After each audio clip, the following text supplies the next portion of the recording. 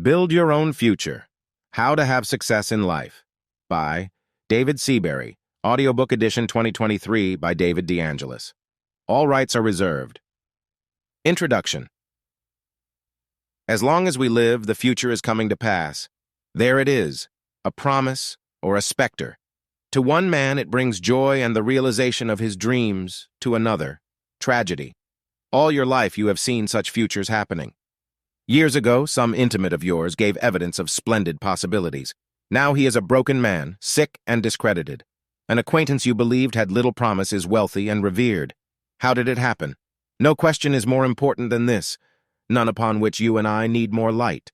Here we are, working at our tasks, trying to save a little money, giving what love we have to our intimates, and hoping, always hoping, for a better tomorrow. But suppose we are working, saving, struggling to no avail. We need to do something about tomorrow now.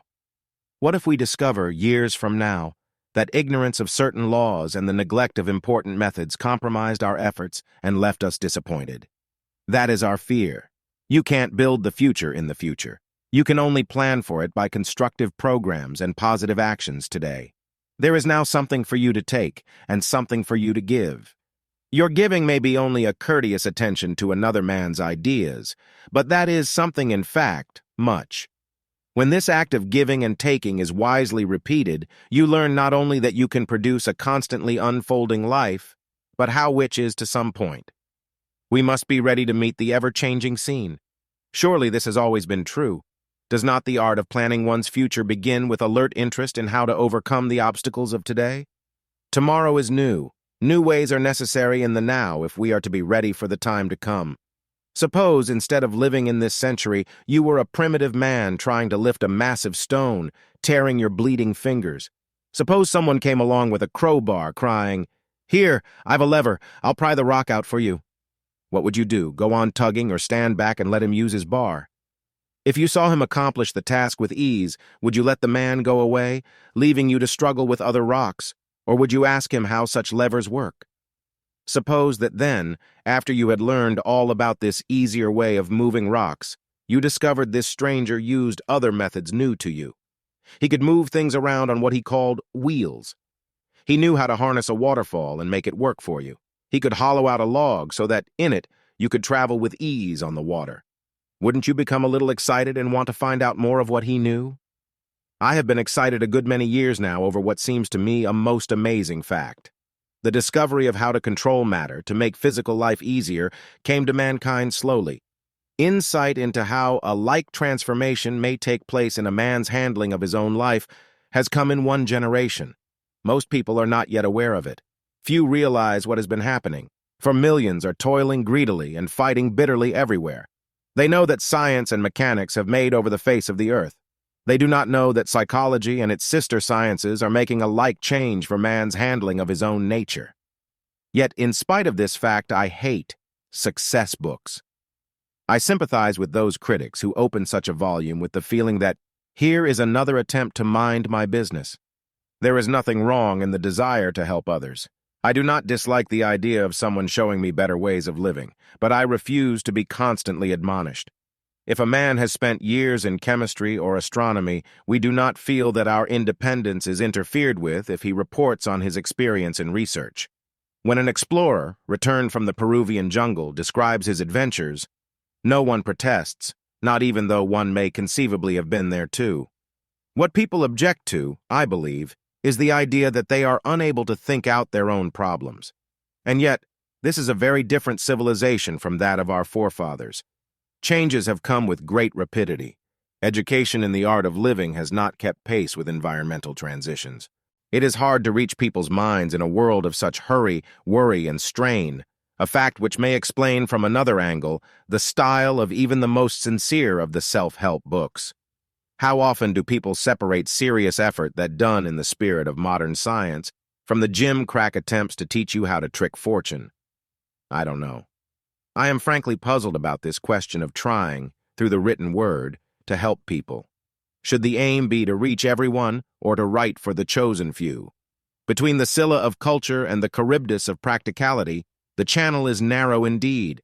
Form and language must touch primary responses in the reader's mind. Otherwise, if he reads at all, he merely admires, commends, and returns to his old harmful habits because the electric switch of emotional purpose has not been touched. Recently, much to my confusion, a top-notcher in advertising advised me to use the very admonitions I hate. We were finishing dinner when he demanded, "Do you know what century you are living in?" "I always thought I did," I answered. "Do you think in the same century you live in?" he pursued. "Think in it?" "Yes, think in its terms. Do things in a way consistent with its experiences." Lots of advice given people these days is put in the same form which Marcus Aurelius used for Roman minds when chariots clattered down the streets and books were scrawled on papyrus. Now you're not living in that age. Airplanes, radio, newspapers, a million influences have speeded things up. We men in advertising have learned that if we want to communicate with people, we must do so in a way consistent with the life they lead. Look here, you speak about designing one's own future. That's a matter of having good plans, isn't it? And getting yourself to see what to do? Why, certainly, I agreed. Well, if you want people to listen, mustn't you try for the same rapid-fire effect we use in selling a new car? Synchronized gear shift. Just feel her glide you stop at the touch of the velvet brake. They hear us warning them about vitamins A, B, C, D. People plan their personal life in tune with these everyday impressions. So I don't agree with your fear of practical phrases. I'd like you to get some new slogans for us all to live by. They should be just as impelling as those emblazoned by the commercial world. We sell toothpaste by pointing a finger, shouting 4 out of 5, picturing an open mouth with bleeding gums. You fellows must cry, "Put your life in order or you'll go insane. Breakdowns are packing our asylums. Stop rushing heart failure is waiting for you." Psychic germs crawl everywhere. Learn to protect yourself against emotional infections. Mental malnutrition is starving men's minds. Millions fail from psychic anemia. Don't accept a diet of old ideas and musty morals. Demand fresh food for your thought. You writers of psychology can't succeed by retaining the literary flavor of the Dark Ages. If you buggy ride your way into tomorrow, the world will pass you in its new V8.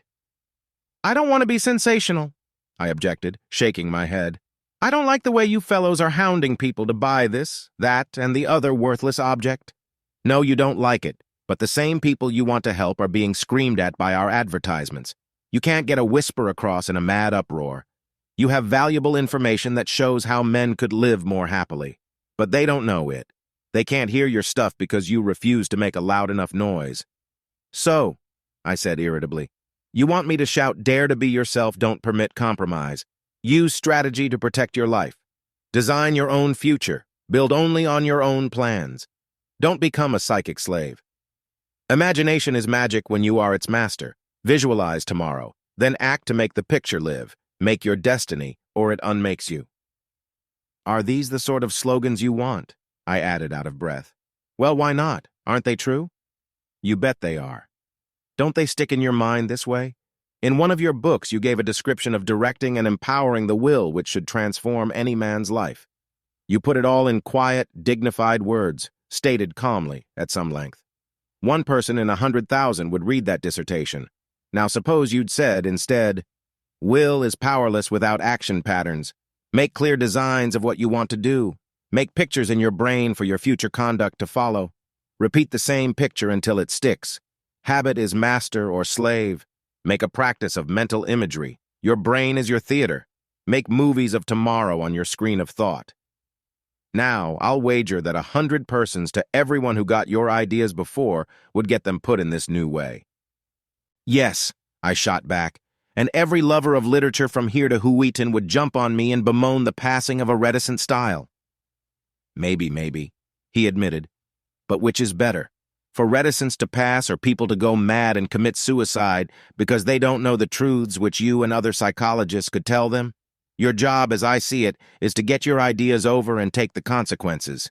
If you're criticized, well, however wise this advice may be, to put what one has to say in the spirit and tone of this century, the essential truths of how to plan your own future were nearly as well known 2,000 years ago as they are today. Truth is never new. Even airplanes fly in obedience to ancient principles. I would like to emphasize also that there is no magic by which tomorrow is made into certain joy. I have no platitudes of plenty or promises of ecstatic poise. I can sing you no lullabies while the drums beat and the riot grows. I can only help you to direct yourself into some semblance of fortitude, some habits of sanity, some conservation of strength, some return to reason, that you may play your best part in the present turmoil and win whatever place is constructive and forward-looking in the great tomorrow. For sometimes when I see the appalling misery around me, the failure, sickness, and suicide, I feel indeed like shouting down all the streets. It doesn't need to be. There is a way. Your life can be set free. Happiness, achievement, a better future is possible. Of course, cynics would only think, he's hipped on psychology. But isn't it tragic that millions suffer on, battered about by fate, when if they only knew and would believe it, a miracle could come to pass in their own lives? Isn't it tragic, too, that if you have enthusiasm for the new discoveries and an ardent desire to help put them across, many people will think you foolishly extreme? If 50 years ago anyone had said that man would soon travel from Los Angeles to New York in the brief time of the last transcontinental flight, he would have been called foolishly extravagant. Would you have listened at the turn of the century to prophecies of the radio? Call me a visionary if you will. I still insist that nowadays knowledge of how to plan your own future can free your life of hardship just as remarkably as mechanics has liberated your physical experience. We do not by any means understand the whole art of fashioning a human life, but we know enough to turn discouragement into confidence, grief into happiness, failure into success, and that's a start, you'll admit. Chapter 1. The Secret of Good Fortune. You can have what you want if you know how to get it. A simple statement, you tell me, too obvious to discuss. And yet, belief in it has changed the face of life and shaped the destiny of nations. Those peoples who thought that what they had was all they could ever have stayed for centuries in a primitive state. Those who were convinced that they could make life easier and happier transformed their surroundings as the effort to find a way produced results. This belief that you can have what you want if you know how to get it is the single most important attitude either a nation or an individual can have. As long as the Australian Aborigines believed that caves and campfires were all the comfort a man could have, they made no effort to secure better conditions. Had humanity continued to believe that lightning was the fireworks of God and electricity useless, dynamos would never have been made. Without belief, there is no effort. We remain handicapped just as long as we think our obstacles inevitable. We do almost nothing to bring about a better tomorrow if we think the attempt is futile anyhow.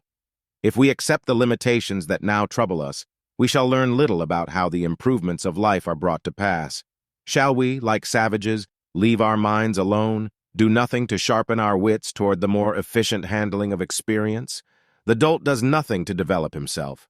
The bushman still makes fire by rubbing sticks. You turn the switch of your electric stove. It will be his fate to rub sticks all his days if he never looks beyond that way of fire-making. It will be your fate to have the same old troubles, anxiety over money, arguments with your wife, worries concerning your children, disappointment in your position, unless you learn how to change your fate. It isn't mere good luck to have a telephone at hand to call the doctor or arrange for a game of golf. One Alexander Bell did something years ago to facilitate the problem of communication. It isn't fortune that brought an amusing radio program into your home. One Guglielmo Marconi had a hand in giving you that pleasure. Nor was it chance that the Magna Carta was signed, our Constitution drawn, or your daughter saved from dying for want of sunlight on her body. Her little tanned back is a privilege that was denied the girls of 2 centuries ago. Men have fought for her freedom, her health, her happier fate. Belief led them to strive for human betterment. Had they let the ignorance and prejudice of our forefathers remain, your offspring might still go into a decline. Nor is this contrast between servitude and conquest found only in the physical aspects of life. You aren't afraid of witchcraft. You don't, if your baby dies unbaptized, think of her in an eternal hell because you couldn't get to church with her before the end. You don't whip your adolescent daughter when she's interested in boys, or revile her for sexual capacity. The efforts of many consecrated men and women have won for her a new fate, a better destiny than came to Abigail Plymouth, her bonneted forebear. If you believe there is a way to get what you want by learning how to secure it, you will organize your efforts to that end, seeking for a more intelligent command over things, events, and yourself. Only the moron who lets his mind alone, wallowing in the ignorance of his ancestors, needs to remain a victim of their limitations. The line between manhood and supine stupidity lies here. Let us look at 5 men in an identical situation. One lives in a mountain cabin, and about him feuds have raged for years. His religion, morals, outlook on life are all narrow, literal, and primitive. Another grew to manhood in the slums. His father was a gangster, his mother a woman of the streets. He has their attitudes and ideals. A third is the son of an arrogant, austere conservative, a descendant of the witch-baiters of old, proud, and sardonic. His ideas were set a century ago. A fourth is a happy-go-lucky fellow whose father was a poet of sorts and something of an artist. He has wandered to the 4 winds and thinks of life as a joke. The 5th man had just as poor a start. He was an immigrant with little background and no education. His name was Joseph Pulitzer. He rose to become a great editor and a constructive influence in American culture. But how? He believed that gaining a better future was, first of all, a matter of knowing how to gain it. Understanding of the way to live, what to take from his environment, and what to give to the people and the tasks in his experience seemed to him far more important than having money, brains, or the advantages of high position. He held the same attitude toward life that characterizes a great scientist or a successful engineer. He treated the problem of winning a brighter future than was his at birth as a matter for thoughtful, organized effort. Failure came to the mountaineer because his superstitions denied him mental freedom. His attitude was a cramped acceptance of fate. Failure came to the slum boy because he believed life was what society had made it appear. His attitude was one of trying to cheat his way ahead. The son of the aristocrat became so frozen and intellectual, he could not also become a man. His attitude made him stand aloof from good fortune. He thought it his by right and would make no move to earn happiness. The poet's son enjoyed his indolence and, like many another vagabond, drifted to nowhere in particular. Among the 5, only Joseph Pulitzer won a better tomorrow. Note, however, that nothing physical marked the contrasts of these men. Brains played some part. But suppose all 5 had been adopted as infants by, let us say, Lincoln's mother, and had grown up in her cabin, under her influence. Would the difference in brains, money, position, then have been as significant? Were not their attitudes toward life the true cause of success or failure in these 5 men? Statistics show that in most cases, it isn't fate that blocks a man's progress. It isn't even himself. It is the attitudes he has taken on. These are no more the man than the clothes he wears. But as if in shoes so tight he cannot walk, his progress is delayed by ways of doing that bind, pinch, and constrict his power. You may have become dissatisfied and blamed destiny because fortune has seemed to pass you by. But probably you haven't stopped to see why good luck runs the other way when you approach. Possibly it makes you angry when someone suggests that your troubles cannot all be blamed on the unwillingness of other people to help you out. You may hate books which discuss methods of success, and you may contest ideas loosely called psychological. If you fail, well, you cry. It's your own privilege. And no one needs to point out what you could have done or how you could have done it. That would have led to a happier conclusion. At one time or another, many of us have risen in righteous wrath to point out what strenuous efforts we were making. Literally, we were straining to the last nerve for that future dreamed of in the past. But there are other things besides laziness that destroy a man's achievement. Certainly, we were not lazy. Concerning the part a man plays in determining his own future, an advocate of the newer ideas is not necessarily pointing a finger at anyone's personal failings. Quite the contrary. We who spend our days presenting the facts of the human sciences are sure that faults of character are not as much the cause of people's difficulties as they themselves suppose. They contest our ideas, expecting condemnation from them. Yet thousands of cynics who believe the psychology of achievement is only sentimental tush themselves indulge in tirades about our moral delinquencies, denouncing human nature in words that would make our Puritan forefathers seem brothers to Freud himself. From the cynic's point of view, our ancestors did not breed a people greatly superior to the apes. The cynics delight to elevate dogs above their immediate associates and sometimes defend cats as superior to the women in their lives. To the cynic, the future of no one is worth worrying about since he doesn't deserve as good a fate as the worst he is likely to get. All such discussions, common as they are in club and office, are quite beside the point. The modern psychologist is neither giving civilization a sheepskin of praise, nor denying that we may sometimes become pessimistic as to the intelligence and character worth of our fellow men. Few settings are what they ought to be, fewer people angelic or in the genius class. For all that, most of us should not trace our thwarted ambitions to either of these limitations. Men can, and do, win good futures for themselves with no more brains, as little virtue, and as great circumstantial obstacles as any of us have possessed. But how? That is what we rush to ask. Why do some individuals push ahead to splendid accomplishments while others, no less gifted, remain in the same drab circumstances where they began the struggle? The answer lies in the frames of mind the achievers brought to their relation between the self and its setting. A point of view is neither part of a man's character nor an objective factor in his situation. It is something between himself and his circumstances, quite as an overcoat is neither part of his body nor yet part of the wind that, but for it, might give him goose flesh and the sniffles. His clothes are on his body. His attitudes are on his mind. Good clothes and good attitudes are essential to health and to accomplishment. When custom put the feet of Chinese girls in such thongs that they could hardly toddle, when the style of the Victorian era bound a woman's waist to such wasp-like dimensions that she could only sit around the house like a potted lily and feared pregnancy like a plague, you couldn't exactly admire what the fashions were doing to her body. Pale maidens of the past who swooned and languished and became wrinkled old women at 40 were quite of the same blood as our sports-loving, tanned young matrons of today with their free-swinging arms and legs. Yes, even of the same biological strains as the radiant charmers of 60-odd years who sprinkle powder and rouge about the landscape. The change comes from a new attitude about clothing which permits natural, suitable dress and normal ways of living. For indeed, attitudes, good or bad, precede all the progress or failure humanity makes. We do not create our destiny, but our achievement within that destiny is determined by the attitudes with which we meet it. Fate may stand like a specter in some lives and smile like an angel in others, but it is far more likely to smile when we are in a constructive frame of mind. Not 5% of humanity understands the word practical. They believe that a frenzied concern with things, about pennies and purchases, is essential to practicality. A man's attitudes they ignore, yet advocate such a burdening of his mind with the 1,000 details of an average setting that his mental storehouse looks like a New England attic. Concern with attitudes is subjective, they scoff, akin to mystical theories.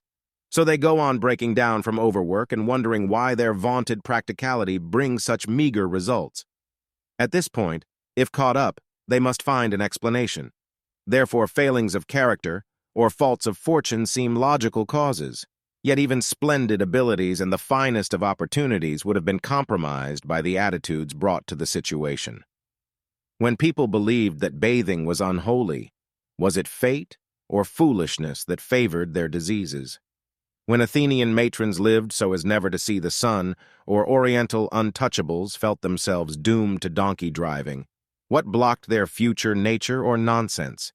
If the chromosomes of a low-caste man in India had endowed him with the genius of an Aristotle, would he ever have been able to realize his future as long as the attitude of an outcast condemned him to the level of toil and degradation? If, as an infant, he had come to believe his lot fixed and absolute, it would have been fixed and absolute, but not otherwise. There might have been social resistances to his advancement if he had stayed in his birth setting and struggled there to elevate himself. But nothing in natural destiny denied him his future. The attitudes which bound his mind would alone be the cause of his imprisonment. Nor are your limitations any less easily traced to whatever frames of mind you, as deluded by your parents and the customs in which they ignorantly trained you, have come to accept as inevitable. What made them right or holy? We give to our constricting attitudes an awful reverence. Not otherwise can we bear them. Not otherwise could our moral mentors have been sure to bind our brains successfully. We were taught to believe our chains essential to our virtue. Hence we fear freedom and contend the cutting of thongs as fervently as those first Chinese girls who shuddered to think of the consequences of having normal feet. Consider the temerity of a taboo-worshipping savage who dares to cross the tribal line, to trespass over which is forbidden by the will of his god. Think how impotent his own human will when it has surrendered its vigor in the worship of a constricting belief. Think of the fearful toll that attitudes have taken, since time was, from the natural energy and power of a man's volition. And in contrast, think of the pent-up possibilities for a future that will fulfill our ambitions and satisfy our dreams, once we accept the importance of discarding such fetters. Rigidity of thought means torpor of the will. The art of living consists in knowing what to take and what to give, how to gain and how to use creative powers. Fear of one's right to life, taboos against it, foolish beliefs that enslave us in obligations make failure inevitable. You cannot exercise your judgment as to what is right for you to take, nor yet know what is your duty or your joy to give if constricting prejudices stand in the way. A boy whose mother holds him in filial bondage is not free to live, grow, or succeed after his own nature. Life is denied him, save as it is filtered through the pattern of her biases. Satisfaction, then, fulfillment, depends on your belief in freedom, for not otherwise can you secure what is yours in the come and go of experience. Every moment of your life is full of opportunity to give and to receive. Many influences play upon you. Many demands are made upon you, and there are countless things in any setting you do not want or need to take. Failure, breakdown, madness results from too frenzied an attempt to give what you have not, do what you cannot, depriving yourself at the same time of what you need and should take, while often striving after what is worthless and should be neglected. The art of giving and taking, then, is indeed the secret of intelligent living, a veritable key to happiness. Consider with me any ordinary life, that, for example, of Edwin Brewer. You aren't acquainted with him, but you know 10 other men so like him that I might be describing any one of them. Edwin was not a success. He was not a failure. He got along with the other men in his office. His salary was not large, nor too small for his family to live on with comfort in Stogville Heights. At times, there was some worry over money, when the doctor's bills ran up for a year or so. Edwin didn't hate his work, but then he didn't like it. He'd have preferred gold mining in Alaska, at least he thought he would, knowing little of the hardship involved. Edwin took out on his family the frustration he felt in his career. You soon learned that he was the head of the household, and Mrs. Brewer kept up the illusion, even when they were alone. It was more comfortable that way. His male arrogance didn't bother her except when he came down too hard on Junior or interfered with running the house. There was not much romance between them, but no undue friction either. Could you have penetrated the masquerade in which Edwin lived, seen below his pretense of power into the confused despair of the man, how great the contrast between his outward manner and his actual emotion. Embarrassed, nervous, he felt inadequate for every aspect of his life. Confidence was only a compensation for doubt of himself, of everything. He clung to his work, his marriage and his home, empty as they were, because, well, there was nothing else to do. He had never known how to live or how to make life any better than chance let it become. Every life has its privileges and its obligations. Reduced to simple terms, there are things that belong to us, that we have a right to take, and duties we must fulfill, things we must give. He who from childhood knows how to upbuild his life with whatever develops and enriches it, ensures his future as certainly as it is possible for one to do. He who has learned what is rightly to be expected of him establishes his human relations harmoniously. Edwin, in his nervous way, often took from others what he had no right to possess: privacy from his wife, freedom from his children. His ego in its uncertainty broke into their play, their conversation, oppressed their purposes, and destroyed their poise. Nor did he give them the love they needed, the sustainment or protection. They knew him only as a provider of food, clothing, and shelter, a doer of routine deeds. He could have pointed to scores of obligations discharged, to money earned and bills paid. See, he could have said, I do what is expected of me. And in his work the same drab picture appeared. He performed his work patiently, faithfully, continually, and that was all. He gave it dutiful attention, but none of the creative interest the task required. Nor was there any likelihood that things could change, for Edwin did not know much of giving and taking, in work, in love, or in life. Failure starts in infancy when no one teaches us how to gain what is necessary to health, vigor, and purpose. Failure comes when we are ignorant of what to do and how to give ourselves with wisdom and fervor. Nor is this a principle of human life only. Every plant that achieves maturity brings each day of its future to pass by, taking the moisture, sunlight, nitrogen, and humus it needs. It must reach for them or die. It gives us nothing if it has taken nothing. It gives, too, according to its kind, from blades of grass to perfumed blossoms and ripened fruits. The art of taking and giving according to its nature is the secret of its life. It is no less so with yours. In every situation, there are things, valuables, loves, knowledges, powers that you can take. In each event and all environment, there are things, sympathies, attentions, thoughts you can give. Only as both these aspects of your relation to experience are developed can you attain a successful future, or even protect the present. For some part of every setting you are in belongs to you. Something from you is demanded quite as essentially. If you do not learn to discover what is yours in your contacts with experience, your will weakens, your mind starves, your body sickens, your spirit wanes. Your future becomes inauspicious and unhappy. Likewise, if you do not learn what to give of yourself and from within yourself of love and wisdom, of service and stimulus, for cooperation and security, your friends withdraw, your intimates languish, your life loses its security, and your future becomes an empty husk. The secret, then, isn't only a matter of knowing what to take and what to give, but how to take and how to give, on the basis of your own endowments. You've been taught to give what was demanded of you, to take what your class, sex, or situation permitted. That way lies ruin.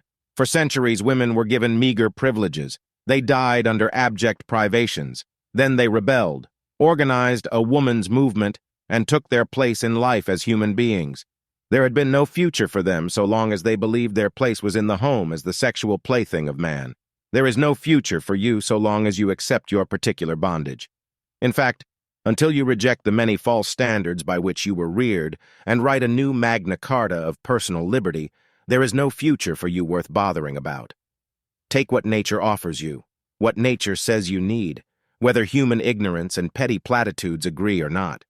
Give only what is natural for you to give, and do only what is true and healthful for your organism, no matter what decadent dogmas stand in the way. Discard now and forever those artificial and inane ideas that compromise your future, else nobody can keep you from following other failures, suicides, paralytics, and the insane.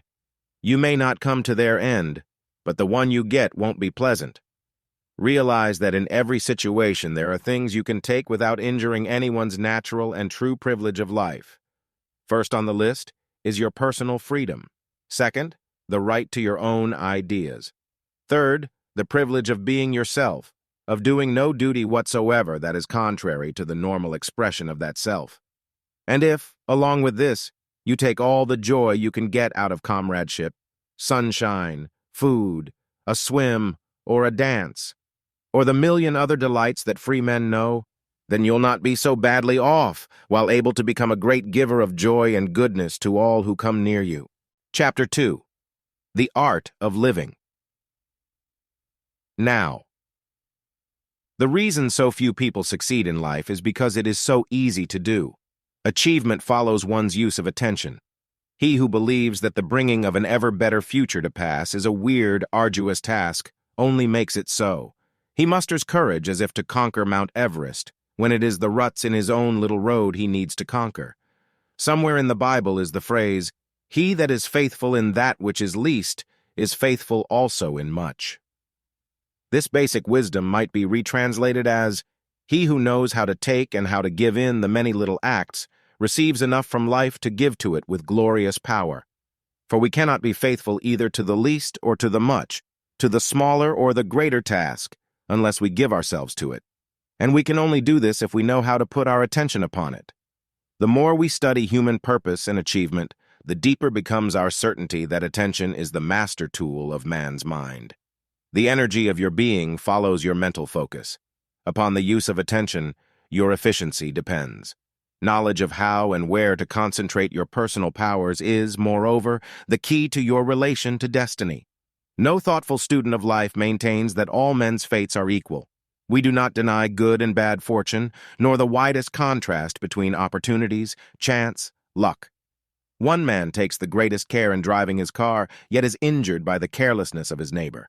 Another puts his whole heart into being a good husband and devoted father, yet his wife treats him with ruthless disregard, while his children run wild and spend his money with callous indifference. There is such a thing as individual destiny, a pattern of fate, that is, we may say, one's life problem. To insist that the newer methods of self-direction affect the cosmic trend of your life would be the sheerest sentimental optimism. You did not determine your heritage. You did not choose your parents or select your birth environment.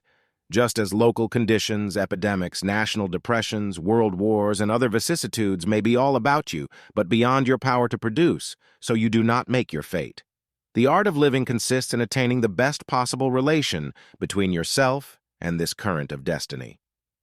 Techniques for overcoming difficulties and handling the crises of fortune become as important to you as strategy to a general in a long campaign. If, when ill fortune arrives, you become angry, timid, or full of childish self-pity, obviously you cannot conquer even a slight disturbance. On the other hand, he who keeps an alert fortitude overcomes many a serious dilemma. There are certain steps in the mastery of one's relation to circumstance. The first was taught long ago by the Romans. Love your fate, they said, by which they meant, take it as your only opportunity for courage, excitement, and joy. Don't pout about it like a petulant schoolgirl. Don't bleat like mother's little lamb. Accept it. If your attention is turned on yourself as the sad and hopeless victim of every mishap that comes along, your doom is sealed. You cannot triumph. You'll have no wits to meet the odds of chance. Only by taking what you get and doing what you can and all you can to control the irritations that beset you, the people who oppress you, the delays that nag you, is it possible to expect a better tomorrow. In my personal opinion, there is no single point so important as this question.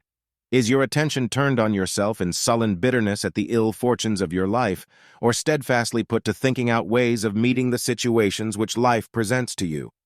The second step is deliberation. As the only thing that differentiates you from the brute is your upper brain, so the habit of thoughtfully pondering your problems is the only way to avoid calamities which the animals endure. They are unable to reason today how to protect themselves tomorrow, to fend off the evils against which they are not instinctively prepared. Birds go south in due season. Primary impulse guides them. They cannot reason on the uncertainties of food in a frozen land. To consider the trends of circumstance is the power of man alone. It depends upon forethought. We can do something after difficulties have come upon us, but less than when we foresee and avoid them. We have skill to meet the shifting conditions of any present turmoil, but more strength when we have prepared ourselves for such emergencies. If you were born and bred in an inland village, you might not do so well if suddenly asked to captain a ship at sea. An old salt handles his craft with calmness and precision, even in a hurricane along a rock-ribbed coast. He who is able, therefore, to look wisely ahead and plan his conduct in his probable future comes to events prepared to deal with them. This obvious and simple truth is one of the most neglected. Adjustment, the third act of good attention, means that in each now, as it appears, you seek for the best outcome you can achieve, applying your skills and obeying the principles you understand, to bring about as satisfactory a solution as the time permits. To this end, you give up perfectionism. If you have no bed, you use a board to sleep on. It is better than damp ground. The petulant egotist refuses such makeshifts because they are beneath his dignity. Through this resistance, he is usually overcome by the passing trial. But the pliable nature keeps his ideals while bunking with a Hottentot, if that is the best way to a better future. Again, it is a question of attention. The keeper-on is concerned with getting through the tight place. He adjusts so that he may continue toward an easier tomorrow. Be willing to accept little when the current of life is against you, but use every constructive element you can find which will help. This habit of attending to the positives can carry you far when the tide of fortune turns. The power to grow depends upon the ability to take. We develop as we receive from life the wherewithal that makes development possible. Not a seed sprouts unless it takes from its surroundings all that is essential to its growth. Winners in life seek all the self-expansion they can get, take all they can get. That does not deprive others of their respective rights. Look around you. There is not a setting, not a moment when light, heat, color, Motion, substance, ideas, people, actions, a million foods for your senses are not all about you. To grow, reach out and consume them. It is your right and your privilege. For out of the energy this psychic nourishment gives you comes a feeling of self-realization. You discover your own attributes because they are stimulated, and the quickening leads them into action. Imagination leaps to life, memory rises to ratify, judgment stabilizes your effort, an ever stronger sense of sustainment produces a feeling of self-reliance and strength with which to meet your hazards. One day, a woman in my office told me that life held nothing for her. Suddenly, I asked her to look at the design my wastebasket made as the sun shone through its wickerwork onto the floor. She stared at me a moment as if I were quite mad. Then, seeing my enthusiasm for the beauty of the shadow, deigned to look at it with me. Within the next few seconds occurred the turning point of her life. She learned how I, at least, wring from each passing moment all that it has for me, how I take with both hands and all my senses every drop of vital fluid the now presence. I am not thereby robbing anyone. I am filling myself so full that I shall have more of life, more of feeling, more of insight to give than I am ever likely to need. And this, as I see it, is one way to an ever richer future. My conviction proved a turning point in the life of that hitherto unhappy woman, peering at the shadow of my wastebasket. Let your wits play upon the life that moves about you. Teach yourself to notice how things go, where they spring from, why they develop. Exercise your attention and imagination on each object, occasion, or impression that consciousness can bring into focus. There has been much debating among philosophers as to whether a man can will his own future. The ancients drew horoscopes. The wheel of fortune had 12 sides, and lo, as clearly as a piece of pie one's fate was served, fashioned by the stars. But your fate, we psychologists say, depends primarily upon your attitudes in life, your efforts in a career, the way you attract friends and avoid making enemies. There is always the next step, up or down, which you are free to take. Plenty of scientific men in every field can give a million reasons why and how our purposes are set for us by a rigid destiny. But there is one thing they forget, one simple yet amazing fact, one thing and one only you can do. The present act. Yesterday's action is gone, tomorrow's effort is impossible today. Now, you are free to do a little better or a little worse. Now, you go up or down. You were born of a certain race, black, white, yellow. Your parents were strong or weak, bright or foolish, healthy or diseased, rich or poor. Your ancestors determine what and who you are and demarcate the intelligence you possess. Granted. But they do not decide for you the next step. You start from whatever level you begin to climb up or down. You were born into a certain age, a certain nation. Its customs and conditions, wars, taxes, strikes, droughts, floods, all play indirectly upon your life. They help or hinder. You eat certain food, use or ignore medical knowledge, confront a jungle or a suburb. In a million ways your fate is handed to you. Granted, but you are free, even so, to give to it more or less attention, more or less effort, more or less planning of how you will deal with its various circumstances. In this little, yet mighty place where you can take hold, there is free will. In this now, always before you free will exists, poised in equilibrium. Wherever a slightly stronger or weaker, a somewhat better or poorer grasp on life can be made by you. To use your now wisely and thoroughly is all you can do. But that is much. I have seen morons grow and geniuses shrink, rich men fail and paupers rise. I have seen cruel men soften and kind men harden, bad men improve and good men deteriorate. All of us are on the move, up or down, forward or back. No matter who talks to you about fate and determinism, he can't deny you sufficient freedom of will to do something with your now. By the use or abuse of your next step, by just so much you conquer or fail. How to employ this precious moment of yours is no profound or difficult problem. In every now are things you need, things you can take without robbing anyone else. Learn to take all you can squeeze out of the now you have, and you'll grow amazingly aware of more and more possibilities in each one. And this, reduced to its simplest terms, is the art of living, the uttermost give and take in the recurrent now of your life. Sad to say, millions struggle and suffer as if this were a vastly intricate technique. Do people ignore a simple truth because it is simple? In their egotism, do they want to make things seem hard, thereby aggrandizing themselves? Does it hurt their pride to learn at fortune's feet so childlike a lesson? Just to do your utmost in each instant. Just to get out of it all you can, whether that be to taste the soup or thrill to music. Just to give all you have, whether feeding the furnace or the baby. To call this a potent secret, to see in it a way to glory, would seem ridiculous to cynics and morons alike. Don't come to me with such callow admonishments, they cry, and expect anything but a laugh of derision. Very well. While they laugh and fail, I shall go on with what for years has been to me the most intense of all beliefs, the profoundest of all convictions, that the way to increase happiness, add power, win success, and a great tomorrow lies in the simple act of giving and taking all I can from my nows as they appear day after day. Little things have changed history. Washington would not have been born in this country but for the upsetting of a gig. Plenty of your petty acts may be significant to the future, for the future is a factor of time. To what use do you put your morning hours, your high noons, the approach of twilight, the splendid evening? Time hangs on your hands if you hang on his. He moves whether you do or not, aging you every minute. Move faster than he does and he'll follow you. Sit and wait and he'll rattle the ash can. When Dickens was asked, "What is a genius?" he answered, "A being who pays attention to trifles."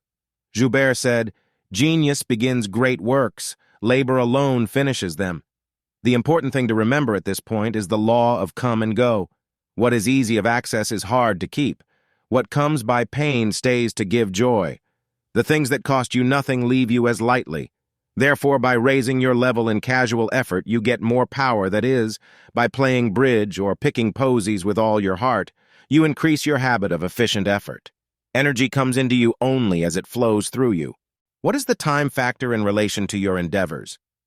If it takes you 5 years to do a task Joe does in 5 weeks, the result should be 50 times as good. If it isn't, maybe you aren't doing the right work, or working the right way. Spasmodic effort is worse than none, for it accustoms one to instability. Better to wait until you can vow to keep on than to jump in and out of your jobs. The rotation of delays in your life, once seen, can be eliminated. What is it you do that causes them? Some influence is at work making things stop for you every so often. After all, your course of action should be measured by the importance of the tasks you undertake. Discovering how to fly was worth years of effort. For the invention of a can opener, a few weeks is enough. Never let yourself get lost in long efforts for small ends. Do the first thing first and the second second. I've known whole lives to be revolutionized just from learning this essential ordering of effort. Every purpose has 3 dimensions: length, breadth, and height.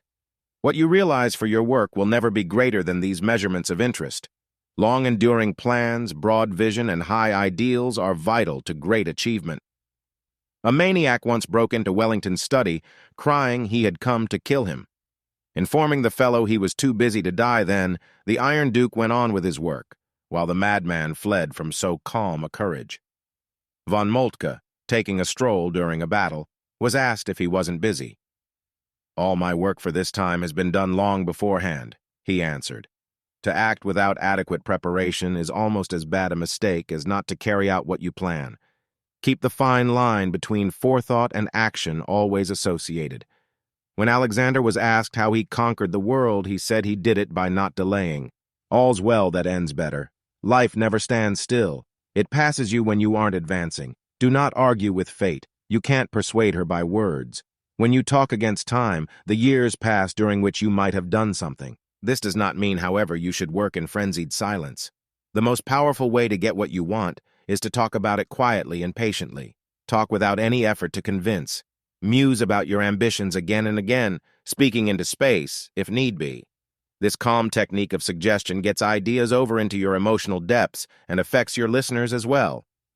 By and by, they begin to talk to you and to others about the ideas you propounded. Don't claim those ideas. Let your associates have them, but help them to grow into the proportions you deem wise. There is no more fertile art than that of impersonal, almost disinterested, heterosuggestion. Most experiences in your life are like voyages to another shore. They begin somewhere, have good and bad weather, and end after a time. If you consider the average lengths of your passage through the sea of trouble, you won't be so impatient about such periods. To dream dreams isn't enough. You must set them in motion if you wish them to be realized. He who makes his vision into causes and his ambitions into urgent purposes sees them come to pass. "I had to do that for you," a man once told me after a great service. "You'd told me so passionately how you hoped someday to have it occur. I couldn't resist bringing it to pass." Never fight a defensive battle. Drive a salient into every delay that confronts you. Think in action patterns. Put your wits into action. Still ideas soon become stagnant thoughts. Chapter 3. Futures Worth Having. Some people like to believe that all you need to do is to exist. Any concern about how you are living life is sheer self-consciousness, they tell you. Perhaps. But so is courtesy, enough to keep from stepping on their toes. Barbarians who remain such, living isolated jungle lives, need not consider how they develop from day to day. At 90, if they haven't died of sleeping sickness, they will still be eating yams by the same hearth. But a complex social order allows us no such purposeless peace. Whatever your belief as to the wisdom of considering the question of personal development, one thing is sure. You won't get ahead by dreamily waiting to get there. It is a strange fact that when most men reach old age, they speak with longing of how they wish they had their lives to live over again, and tell you how differently they would do if that were possible. A still stranger fact is that with this universal insight into the past, we haven't more sense about the future. We don't see, in the present, how to live our lives so that we will not wish in the dim tomorrow to relive them otherwise. If you talk to a man of 80 about his conduct in his 40th year, he'll laugh sadly and admit what a fool he was. But if you talk to him when he's 40, he won't admit how foolish he's being then and there. It is the present that causes trouble. If we didn't have any here, and now the morrow would take care of itself. Yet you build your own future by the foundations you are digging for it today. To consider, therefore, just how we are living life in this emergent moment is not a merely self-conscious and unnecessary act. For instance, are we on center or off base? Do our actions trend toward an unfolding prosperity or a shrinking credit? Among the many contradictory phases of your life, the pulls back and the pushes up, there is a sum total, a balance. Expansion or contraction is at work. You are evolving or devolving, growing or decaying. Picture the years ahead for that boy of your cousin Charlie. He holds gin well, you'll admit, and is gifted at handling a roadster. But where is he going and what will he become? Then there's that daughter of the man with whom you commute occasionally, that girl with the plucked eyebrows and vacant smile. She'll become pregnant in due time, maybe before. Nature makes her a mother. But what is she making of herself? "Oh, she's attending art school," her father tells you. But that's not what you mean. A vocation doesn't give a girl wits, it uses them. You were wondering about her life as a whole, not how well she might someday draw fashion plates. 4 years ago, Quentin Winchester passed his 50th birthday.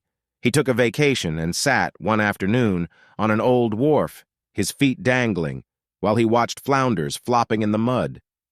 The silver gray of the old oak piles glistened beside him in the August sun. He was too tired to do anything but sit, too nervous to do that. Most of the time he loafed about like a small boy with the fidgets, certain only of the things he didn't want to do. Gradually, however, he grew still, sitting there, still with the quiet of depression. Where was he getting to? Nowhere. He had his dreams, and they weren't extravagant ones. What a thrill to wake up some morning and know that all day and the one following were his own. What a privilege to feel suddenly that he was himself, and not a slave to toil. What a thrill to feel that, even if he must toil, it led out to a few years of such freedom. But there didn't seem to be any ahead worth having, any way out. He had tried, too. The effort he'd put forth during 30 years should have been enough to win him wealth and happiness.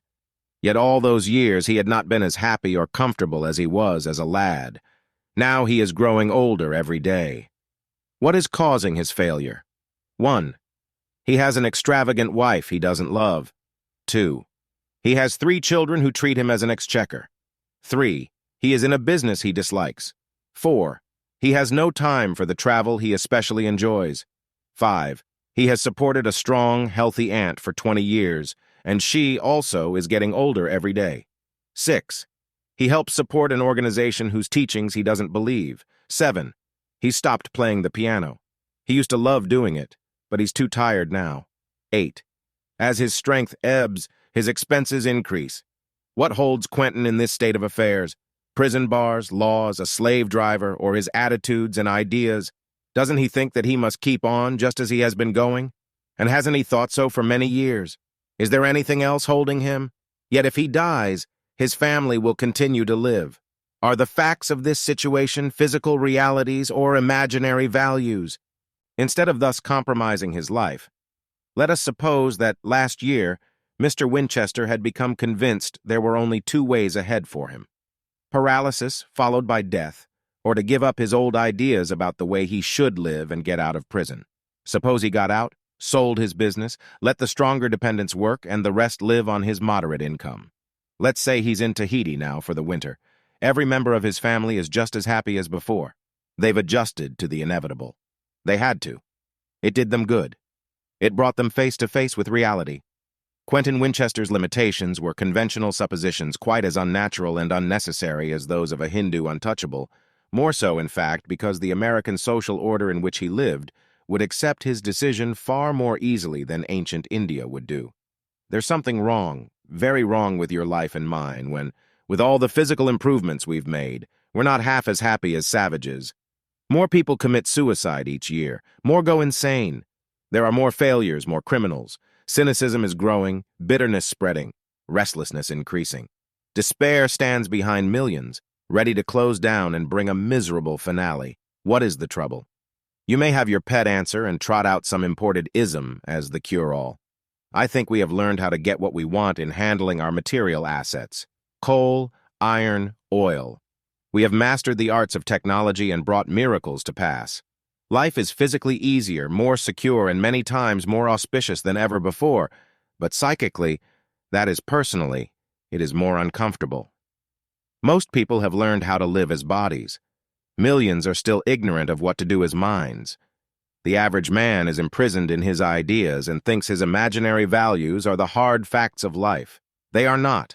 They are the hard facts of superstition. They are the forms of delusion, the barrier of beliefs.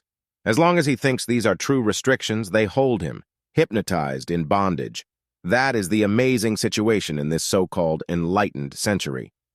For the average man has grown up, as Quentin Winchester did, with the idea that he must fulfill every conventional duty or carry every conventional obligation.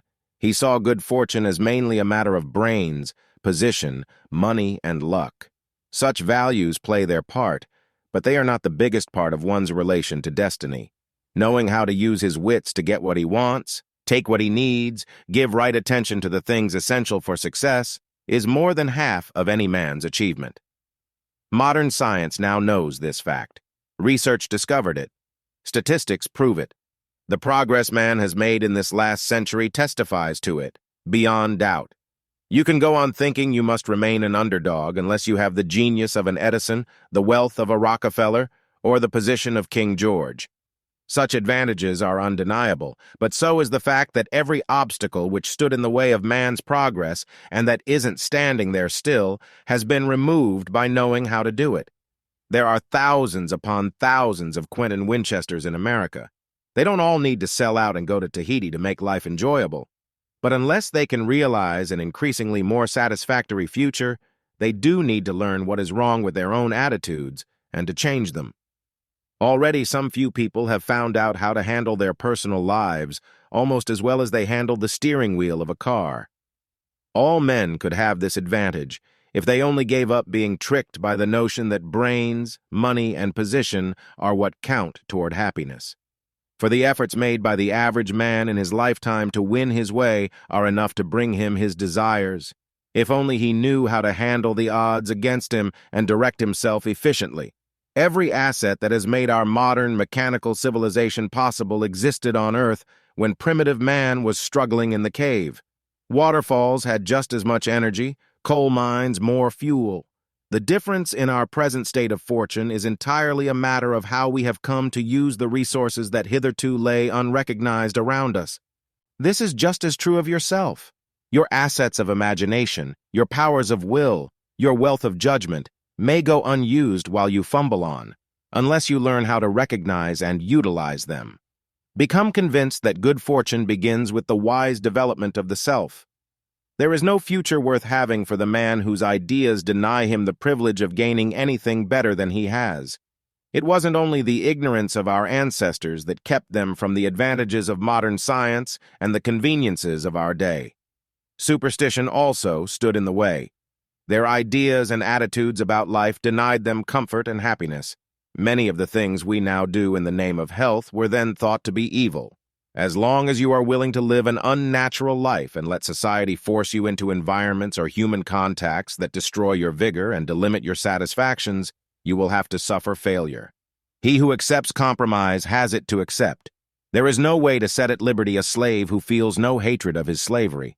Do you believe it was evil for doctors to destroy the Black Death?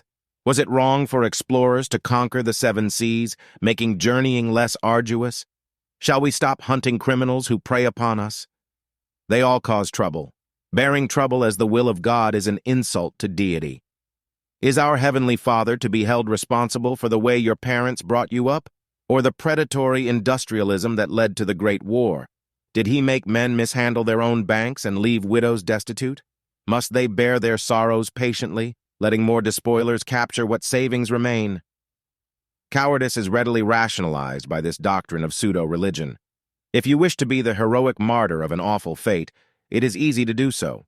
You will then see yourself as the victim of retribution, imagining that God spends His time in thinking up ways to make you miserable.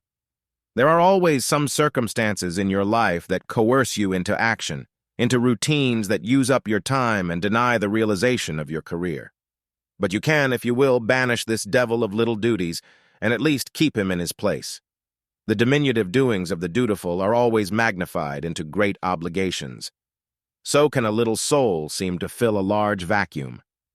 The best way to climb up is to kick away the last ladder. If you make it impossible to go back, you won't have to.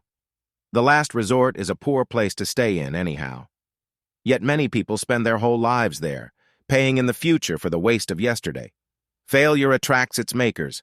As long as you keep to the ways of the worthless and think the thoughts of trouble, those who feel at ease with your inefficiency will seek you out. Nor will you better matters by changing your associates. It is easy to swap new fools for old, and this you will do for just so long as a foolish frame of mind addles your wits. Many a man's whole life is spent in ad interim. More time is wasted in what we call secondary adaptations than in any other way. Adjust yourself to your wife, your work, and your wants. Give attention to your motives, your plans, your efforts. Drop at least 2 non-essentials a week. You don't have to return Mrs. Z's call if she's a bore. What are you living in the world or its social masquerade?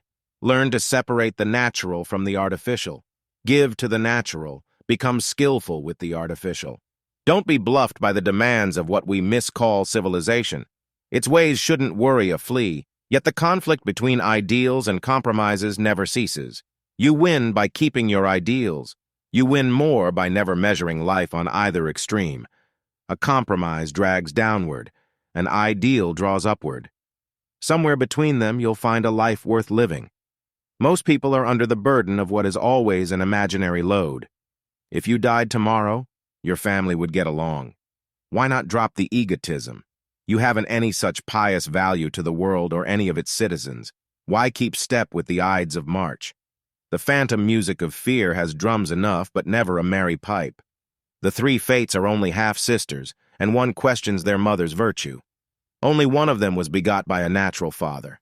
The second is a daughter of artifice, and the third a stupidity. The best thing about any trouble is the advantage it gives you afterward. When you have reached the straits, the way is plain. Go on, then, to your purposes, turning neither to right nor left for any man. Once upon a time, I was faced with no alternatives. The consequences seemed inevitable, so I decided to live all I could until they came to pass. I am still waiting, still living all I can. The consequences forgot to happen. When you are pushed to the wall, it is time to climb. There are 2 kinds of heroes in the world, those who die foolishly and those who live wisely. To find a way out is not cowardice but intelligence.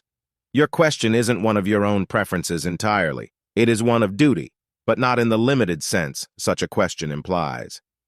To be a slave to relatives is a tradition, much like those practiced in many savage tribes. There is not much harm in it if you want to do it, unless it deprives you of carrying your share of the world's burdens also. If it limits you in the larger duty, then dump self-indulgent parasites. Chapter 4. The Road to Ruin. Again and again in man's sacred writings, we find the teaching that fear brings to pass what is feared, that dread attracts the dreadful. We go toward what we consider and are ruled by the thoughts and feelings that dominate our stream of consciousness. Plainly then, fixation upon negatives makes a man negative. He becomes what his attention engenders. Worse still, in the foolish focusing on the difficulties of a task in hand, in order to get it out of the way, the search for positives is overlooked. Confusion and a weary despair are the outcome. Yet is it not possible that many individuals were born with constructive impulses and would have achieved happiness but for the deforming influences of society? Vida Loring was prepared by nature for a life of joy and accomplishment. Something within her hinted of fields and woods, wind-swept water, and the lift of sunlit crags. Her ardent spirit might have reflected Norse grandeur, enacted the epic story written in the secret centers of her heart. But her parents wrote a nursery rhyme and taught her to recite its jingle, an inane piece which, amid frills and flounces and bowing at teas, might catch a man. She was taught also pretty phrases, clever lines with now and then a humorous quip in the little play. Vida performed her part. On plush couch or satin chair, this mime came to believe herself a helpless creature, aping the folderol of feminine silliness. She learned to fear the vigor of her native impulses and to shun them. She hung a curtain of shame over them, darkened by a screen of guilt that formed about each unfortunate response to her instinctive tendencies. Every day brought some opportunities, some invitation for her inner self to rise and push the usurping influence from the stage. As years passed, 2 dramas were acted out. One, the smart, sentimental farce at the front of the stage. The other, glimmering now and then in the dark region behind a gauzy backdrop, hinting morbidly of burning hidden power. Ever and anon in the flow of fate there came times that demanded removal of the farce, times when even the audience cried out to see the epic drama set free. But Vida shrank from so real and revealing an experience. Then love and marriage brought the test. A man whose nature fitted only into the saga, who could not mince and dance in the one step of the surface mimicry. For a while, under the glory of emotion, Vida's spirit wavered. Something urged her to dare the radiance of freedom, to tear away the curtains, drive the mockery from her life and let the epic trends have full sway. She tried to think, reason, be cautious to see what was logical, and fit the singing rhythm of her native surge to the minuet of her well-mannered masquerade. The contrast was incongruous. "No, no," conscience protested. "You are not like that. You are not a Viking. Life has no right to ask this of you." And so, shrunken, broken, she forced the saga back, forsaking herself, her love, her life, afraid to accept her test of reality. Some may say, but think how hard it is for a woman to get out from under the compromises which society heaps upon her. True, but this is not an experience common only to women. Men meet it also. The opportunity for Lawrence Rawlins came with the World War. Retreat was not inherent in his blood. His very build indicated courage and action. One did not expect cowardice. To give him credit, Lawrence had wanted to join an ambulance corps even in 1914. For a while, he dared to listen to the inherited genetic dialogue of his inmost motives, but not for long, for, "No, no," cried Grandma, Mother, Aunt Susan, and Cousin Mary. Even Edward, his brother, and a curly-headed playmate with a high voice and soft manners all counseled Lawrence against foolhardy desires. And he, who usually obeyed the timid and stereotyped manners of his usurping pageantry, put aside his true impulses and returned to the commonplace, neurotic acting of his masquerade. If, as I have, you could know the intimate life stories of many people, you would see how negativity brings ill fate to... For years now, fate had seemed to be against this sensitive woman. Things always went wrong. She knew they would long beforehand. She could see ill luck approaching. Wasn't she justified to be so depressed? Wouldn't you be, with an evil destiny always ready to pounce upon you? Wouldn't the very strain of it make you ill? Doctors had done all they could to get Mrs. Griswell over her nervous breakdown, but she felt too weak to respond to their endeavors. She was really a sick woman. She felt they didn't understand how very sick she was. In this fact, she was right, because even a malignant disease is not so great a curse as negativity. Nor is cancer, creeping upon one unaware of its dreadful approach, as consuming of life as the habit of seeing only the wrong side of life, excluding every bright and positive angle. There is indeed no sickness so subtle in its devastation as negativity. This wretched blight came upon Mrs. Griswell long before her marriage. Even in girlhood she was apprehensive and began to withdraw from the robust kinds of experience, finding the quiet of her room a reassuring haven. "I can't," became her watchword. "I can't go to the dance, Tom. I'm too tired. No, I don't like picnics, not on the water. Harry boats make me nervous." We may give this pall of fear a series of technical names and make Mrs. Griswell's condition difficult to understand. Or we can say simply that she has turned her mind more topsy-turvy than most people do. Isn't her state merely an extreme one, an intensified example of the habit that has caused 3/4 of your own failures and mistakes, however? Weren't you given 20 don'ts for one do as a child? Weren't you told you can't far more commonly than you can? Weren't you blamed more than you were praised, shamed more than you were encouraged, and made to feel guilty even when you meant no wrong? When we add the threats of punishment that usually accompany the process of destroying the vigor of childhood, is it at all remarkable that how not to live is more widespread than command over experience? Carry this analysis of negativity into your daily life and observe what you and others do to each other, day by day, hour by hour, even sometimes minute by minute. You will begin to see clearly enough why so few people ever achieve satisfaction and happiness. Misfortune presses upon them because their focus on evil can bring no other reaction. Suppose you come to some friend and tell him an idea. Does he go with you into your plan, helping you to find ways by which it can be carried out? Rarely. Usually he expresses doubt as to the wisdom of your undertaking, or points to all sorts of mistakes in your plan. He cautions against pitfalls and brings up a memory load of difficulties which might be encountered. People delight in seeing what they call the faults, and in pointing out the failings. Nowadays, to criticize means to pick flaws. Constructive purposes are usually ignored, while a denunciation of inadequacies is justified as necessary. If life grew by tearing down, and construction depended upon destruction, then such ways might indeed be reasonable. But progress comes through the expansion of positive forces, the pursuit of vital powers. In the worlds of science and mechanics, no one would suppose any good could come or gain be made by such attitudes as we follow in the human realm. Edison was not trying to discover what he could not invent, or how he could not invent it. His focus held firmly to the elucidation of creative principles. As negatives appeared, they were recognized and met. But he did not hope to find the positive centers by perpetually introducing the fears and dangers, difficulties and doubts which might be thrown in the way of effort. An artist, when painting a picture, thinks of his design, his color schemes, and masses of light. He tries to see what he can do to interpret his meaning and represent his idea. Were his focus on what he could not do, concerned with every limitation and obstacle, his picture would never be. Nor was there ever a prospector who sought sand. He hunted for precious metal and thrilled when even 6% of it could be found in the mass of dirt he must handle. Life is flung forward only by positive procedures. The human will receive no useful quickening from destructive processes. Progressive thought and action spring only from how one can, not how one cannot do. In countless books on psychology, you will find the simple yet mighty statement, "Your will obeys mental imagery."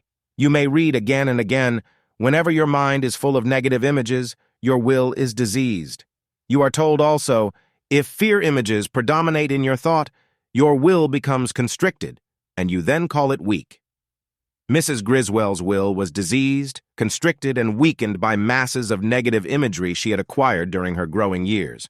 Her power to will a good future was denied. She could only lie in bed.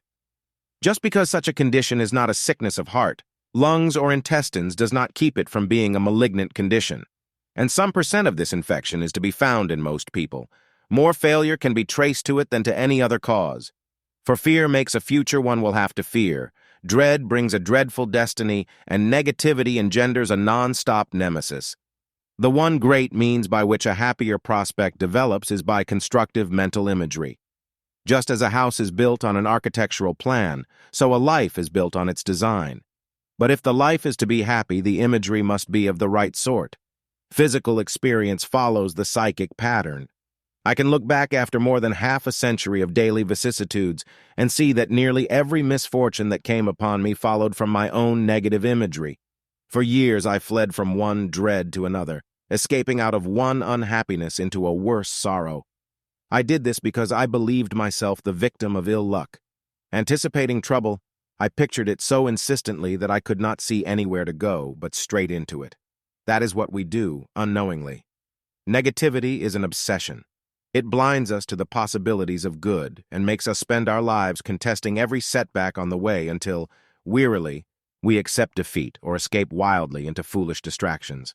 Better conditions appear in a human life when one begins to picture the changes in conduct that bring them to pass. To do this, however, one must give up the habit of visualizing evil outcomes and see how the negative attitude came into being. Consider how disaster developed when Mrs. Griswell was a girl. Ned Hobart, in love with her then, invited her again and again to dances, picnics, the theater. Physically, the young woman was perfectly able to go, and, but for her picturing of things she feared might happen on such outings, she would have gone. But she refused. Ned, who would have made a loving, kindly husband, married someone else. Later on, Mr. Griswell came along, and by then, no one worth having as a mate would have married so melancholy a woman. Mrs. Griswell has now some reason for her misery, though just as certainly as water flows to the lowest level, she brought that misery to pass. So do you. So do I. That is the fact, and one of the greatest secrets in life. The working out of this negativity isn't always obvious. To superficial observers, it may not seem possible. But to those of us who have had a chance to see countless lives from the perspective of the whole background, the rulership of negative imagery is beyond dispute. In an average life, there are few to help, many to hinder each attempt toward growth and freedom. Most advice is fear-ridden and fetish-colored by the disappointed, jealous, and timid envy so characteristic of an industrialized citizenry. A brilliant young boy, let us say, has gained from his college life a mood of futility. He wants money, but is bored to think of making it. After all, what's the use of giving your youth to effort, only to become old before you can enjoy the fruits of your toil? Whatever ability the young man has is counteracted by his cynicism. He cannot will to achieve as long as an attitude of doubt grips his volitional power like the arms of an octopus. An excellent recipe for failure, one that, if followed, can ensure collapse of the best intellect, is to make it a habit to discover all the limitations in everything. If you count up all your ills, you'll never overcome them. Fear invites its own reward. When doubt opens the door, ill fortune enters. The more you are afraid, the more you need be, for every cur in the street smells your anxiety. The stench of it tells him he need not beware. So too with disaster. Guided by your reeking terror, it draws in and closes down on you, its prey, lured to you by your fear. You are known by the company you keep. Is life or death your friend? Discouragement, melancholy, self-pity, doubt belong to death. The pessimist is a psychic undertaker. The cynic is a grave digger, while the skeptic, like a ghoul, robs the corpse to keep himself alive. We make progress by understanding and renouncing these leakages in the channel of accomplishment. If you continually suggest to an individual that he is sick and inadequate, he may come to feel inefficient and frail. Understanding of this negative suggestibility, which we constantly experience from pessimistic people about us, is one of the ways by which we may avoid and reject the sapping of our energies, a depleting of the strength we need for our own better futures. If you systematize your life, organize your effort, and train yourself by constructive image-making, you turn your fear into caution and into skill for the handling of dangers. It is strange, when there is this certain way to a better tomorrow, that people still fume over fear as if its mastery were difficult. Its control is as simple as eating. Daily increase in care and efficiency will drive out any apprehension.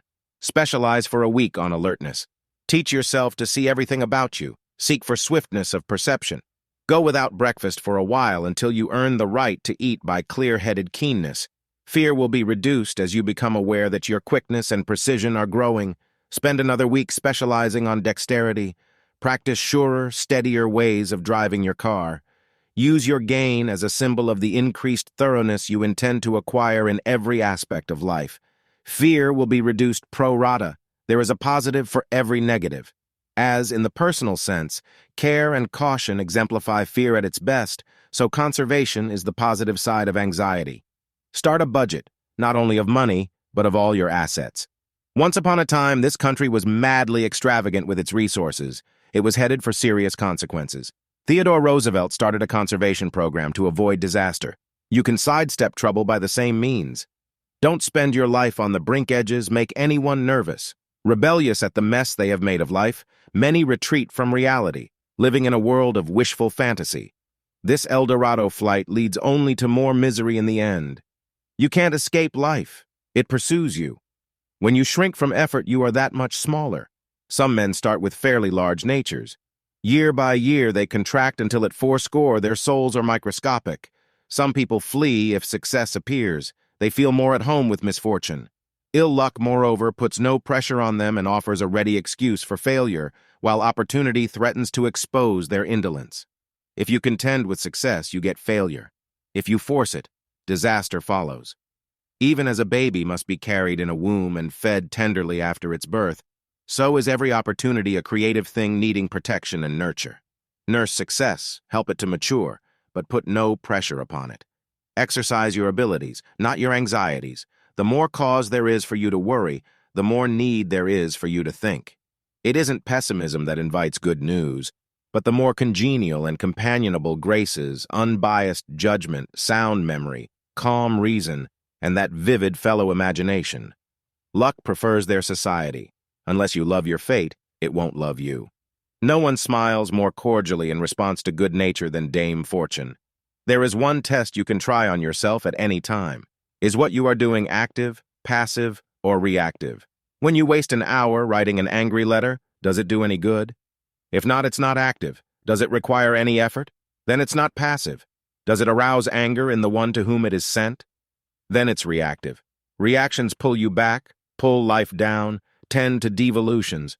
Passive living lets your brain get moldy. Only by activity is a better future assured.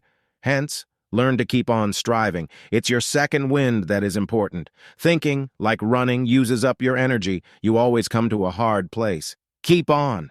Push through it and a new energy appears. Can't is a horrid word, often a stupid one. It has done more to cause failure than any other verb in our language. Impossible is not a French word, cried Napoleon. This is what is known as affirmative imagery, and its power is beyond question. It operates just as strikingly in producing desirable tomorrows as it works to produce misery and torpor in negative personalities. For the principle of affirmative growth or negative contraction appears in the unfoldment of every human life. Your future is largely the product of what you are intent on becoming. It does not lie in a rigid rule of circumstance.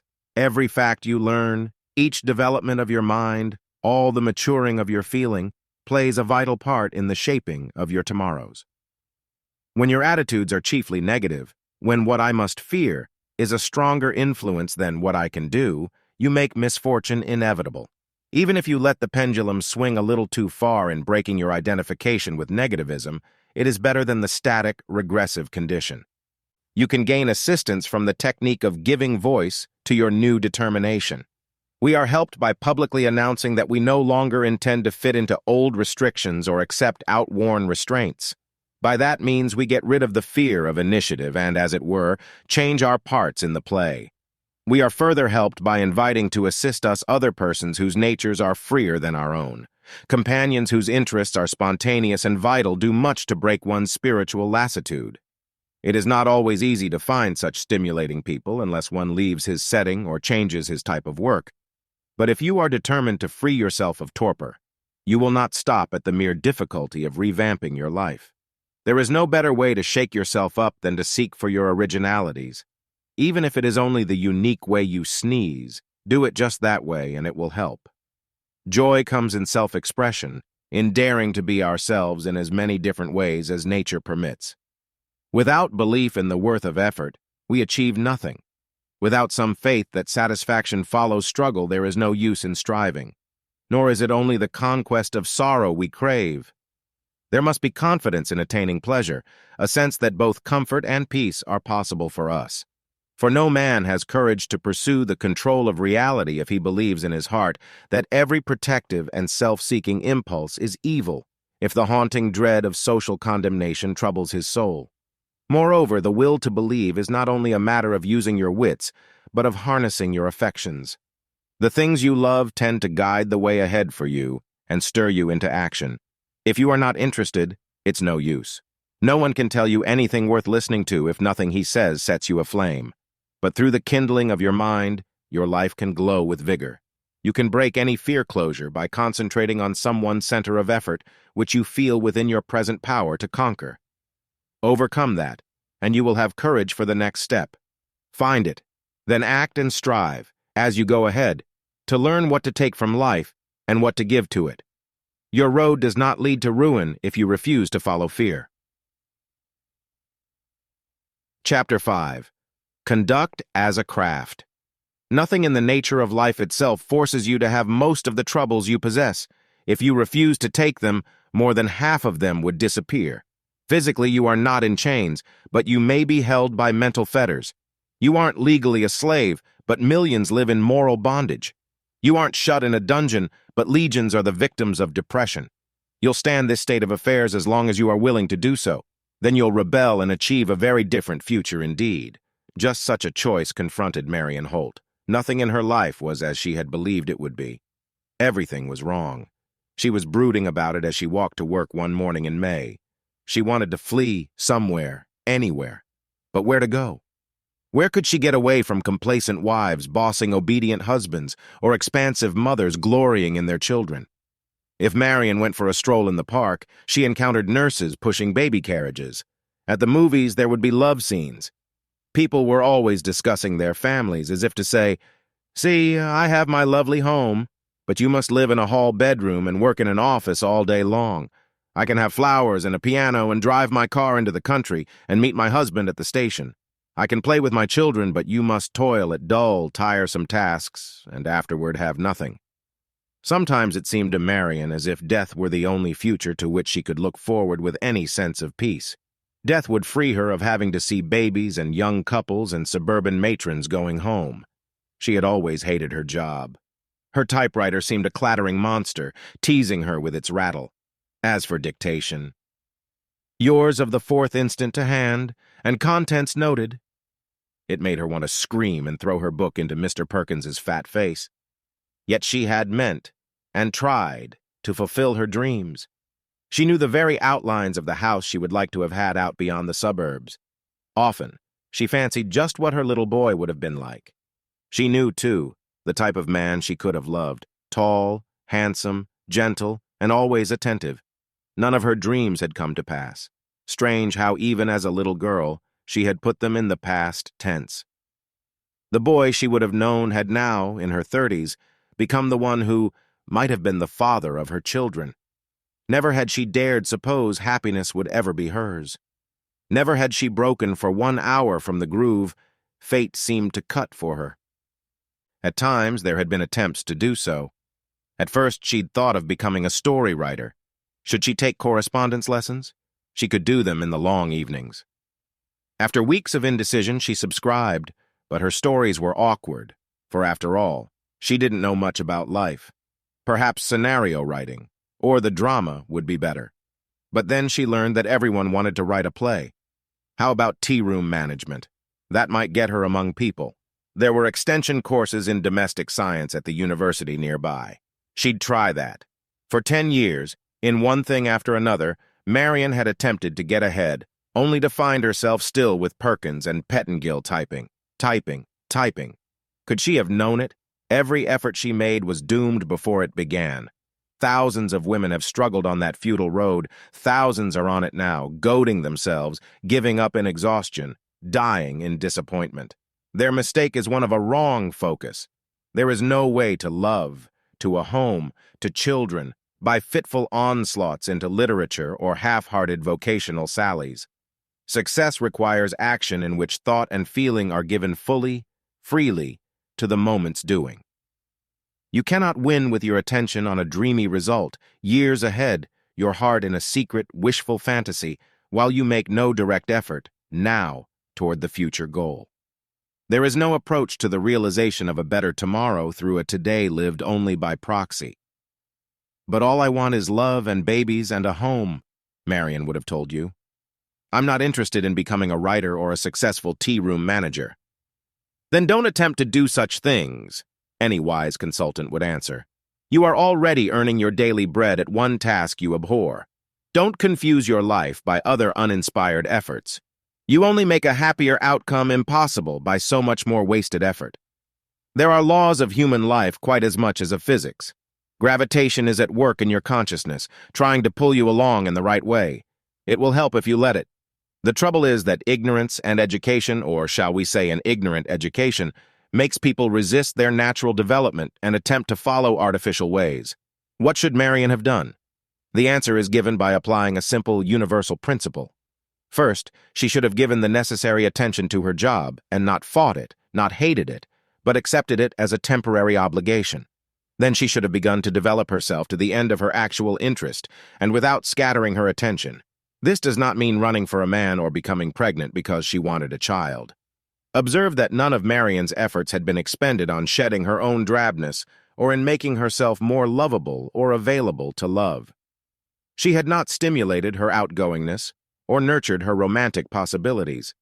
She had done nothing to animate more charm, tenderness, or domestic warmth within herself. Naturally enough, the men she met were not quickened by her lack of gracious responsiveness.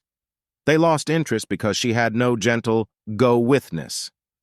Like a scatterbrained parrot, she had only tried to imitate the speech and conduct of various professions in which she had no vital concern.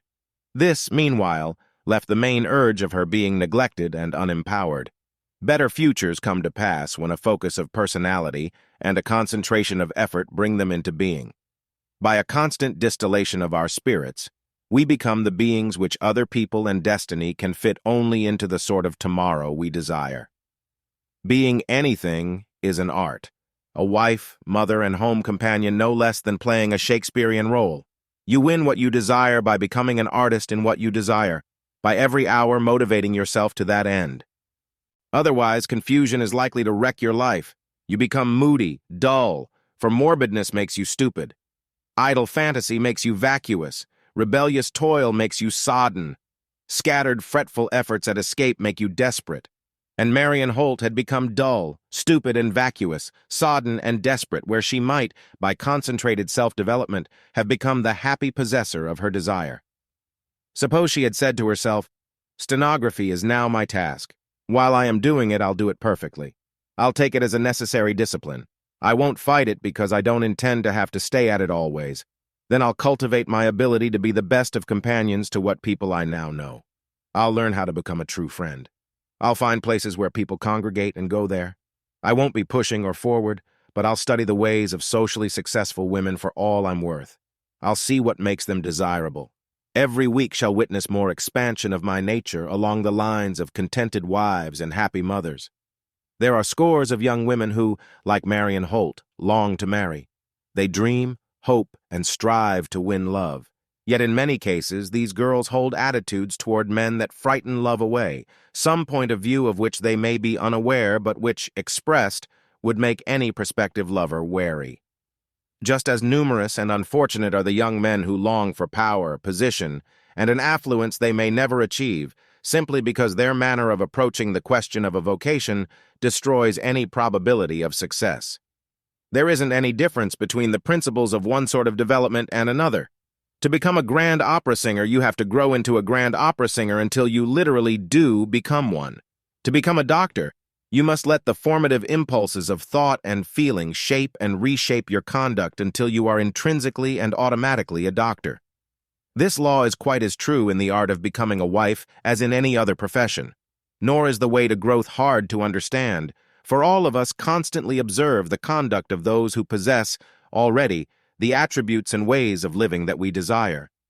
Study the activities normal to one living in the type of future you long for.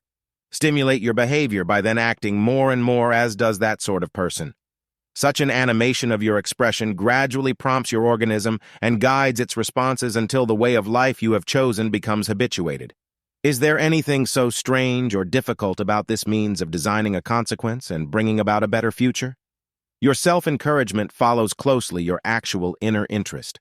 You are motivating your life in accord with your true desires while performing necessary duties, but these are but part of the keeping going process. Thus, you develop into the personality who would receive those responses from life which you crave. That this is no mere theory has been proved again and again.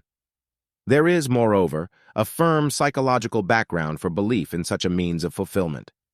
It was discovered years ago by William James and one of his colleagues and is known as the James Lange theory, namely, that the way you act affects the way you feel. If you weep, you are saddened. If you laugh, you are happier. When you decide how a happy person would act and then, yourself, act that way, keeping on, no matter how you feel at first, you soon feel better. And if you continue acting as a happy person does, the happier feeling remains. It is a simple but scientific fact. Your nerves are affected by the way you behave. The flow of your blood, the functioning of your glands, even the action of your alimentary canal is changed. Try to disprove that statement by acting for 1 week as if you had cause for great joy. You have no right to deny it can be done unless you've tested it. And if it is true, isn't it a fact that would transform millions of lives? Or take the use of the James Lange method in the field of endeavor. If you observe how an achiever acts and then persistently act that way, you begin to accomplish things. For example, you listen to interesting speakers, you see how industrious people work, and watch the manners of those socially at ease. Then, like a man who has rehearsed his part in a play, you choose some efficient conduct pattern and not only begin doing it, but stay with it through the hard place. I've seen many an individual use this process of actuating his life toward his ultimate goal, and arrive. But his success is, of course, determined by the way he persistently maintains his focus. William James not only taught us how our actions affect our thought and emotion, he not only proved that wise conduct, if persisted in, stimulates better thought and stronger feeling, but he explained that we have a first and second wind in the release of our hidden energies. If we refuse to stop at the sticking place, we'll get renewed strength and soon everything will be easier. We'll have power available we didn't know we possessed. Some of its flow will become habitual and a mighty step is taken toward more capacity. We've made an advance toward a better future.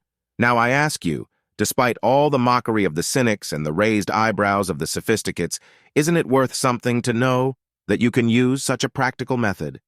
It is only one of a number of goodly techniques that are just as tremendous in their effect on daily experience. I myself owe to it the difference between joyous success and abject misery. Can't I be pardoned, then, for intense enthusiasm and deep ardor for what such new techniques in living will do? For they can teach you what to take and what you must give in life, teach you that the situation you are in is not inevitable if you use such means of better conduct. Seeds were found in Tutankhamun's tomb. They had lain dormant for centuries. Parts of your nature may be as fallow. If certain things are right for you to do in life, you can establish stimulation method in order to do them. Ways, shall we say, of germinating your abilities. If, however, your nature does not respond to such an animation when directed toward a certain objective, then it isn't your duty to grow or to give in that way, all your family, friends, and society to the contrary. Refuse utterly the purposes and demands which others put upon you. The squash and the squirrel are master of this art of knowing what to take and what to give. You, too, can organize your taking and giving into a way of life that belongs to you. Chapter 6. Plan, please. After all the dust of effort settles, there is one central question with which everyone must deal. What, as a person, do you want to be? About you everywhere are men and women as different as angels and savages, different in the beliefs they hold and the values they revere. This contrast is a challenging thought. Which would you prefer to resemble, Rockefeller or Lincoln, Buffalo Bill or Edison? Is the social vision of Jane Addams a quality of being you seek, or would the poetic gift of Edna St. Vincent Millay seem more desirable? Do you want the elusive personality of Greta Garbo, or prefer the courage that must have sustained Amelia Earhart even in death? Essentially, there are for you two great thoughts: your idea of yourself and your idea of life, that is, of the cause, purpose, and creative trend of your experience. These two aspects of consciousness are closely involved, for you and your contribution are one. Jesus had his ministry and Socrates his philosophy to present. Jeanne d'Arc, without her mission, was only a visionary little peasant girl. You cannot separate the nature of Madame Curie from her work, or distinguish between Mazzini the man and Mazzini the patriot. Nor is there any line of demarcation where the personality of Washington ceases and the man, as father of his country, begins.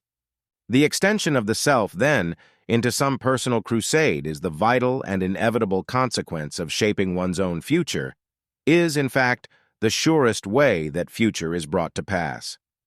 The dynamic purposes of Lincoln moved in him as a boy. These may not, at that time, have begun a career that led to the presidency, but he had started a personal development that would have led to as great a destiny even if there had been no White House to occupy.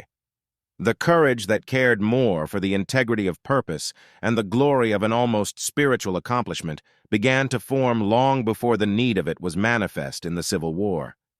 We detect, easily enough, the idea of himself and of his life that Lincoln developed. Its very proportions make it easy to discover. He cared nothing for social acclaim. He was indifferent to condemnation, provided he felt his motives and aims to be true. He had adjusted his interior standards. This is one of the greatest steps in the building of your tomorrow. As long as you are afraid of the future, that is natural to you that future cannot come to pass. The Hindu girl has horror at the thought of going against the customs of her people. The Mongol man believes he should share his wife with visitors. It is an edict of the region. As long as this is his creed, he is denied conjugal loyalty. Every man's future is bound by his beliefs. If you think the ways of your parents are right, you shape a future on their biases, no matter how wrong the rights are.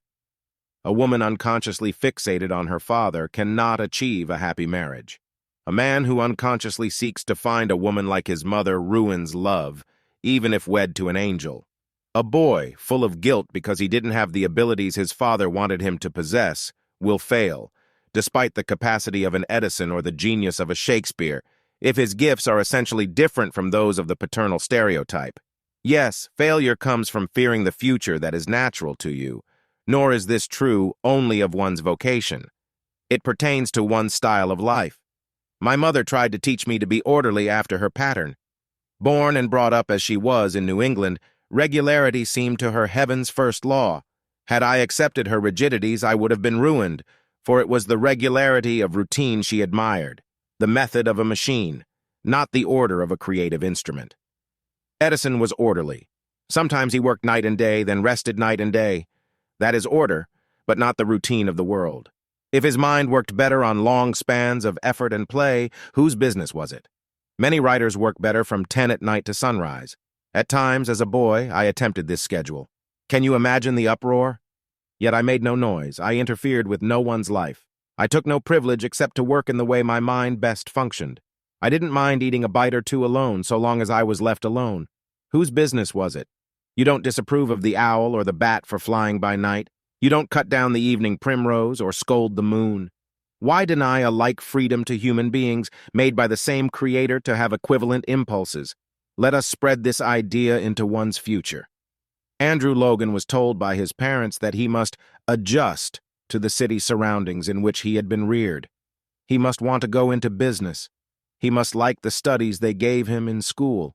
He must prefer the frilly little girls his mother's friends brought to the house. But Andrew despised those girls. He hated his school. He loathed the idea of business and thought the city life his parents enjoyed worse than any purgatory. Had they succeeded in their desire to encase him in their gray tomb of conventional existence, what would have happened to Andrew?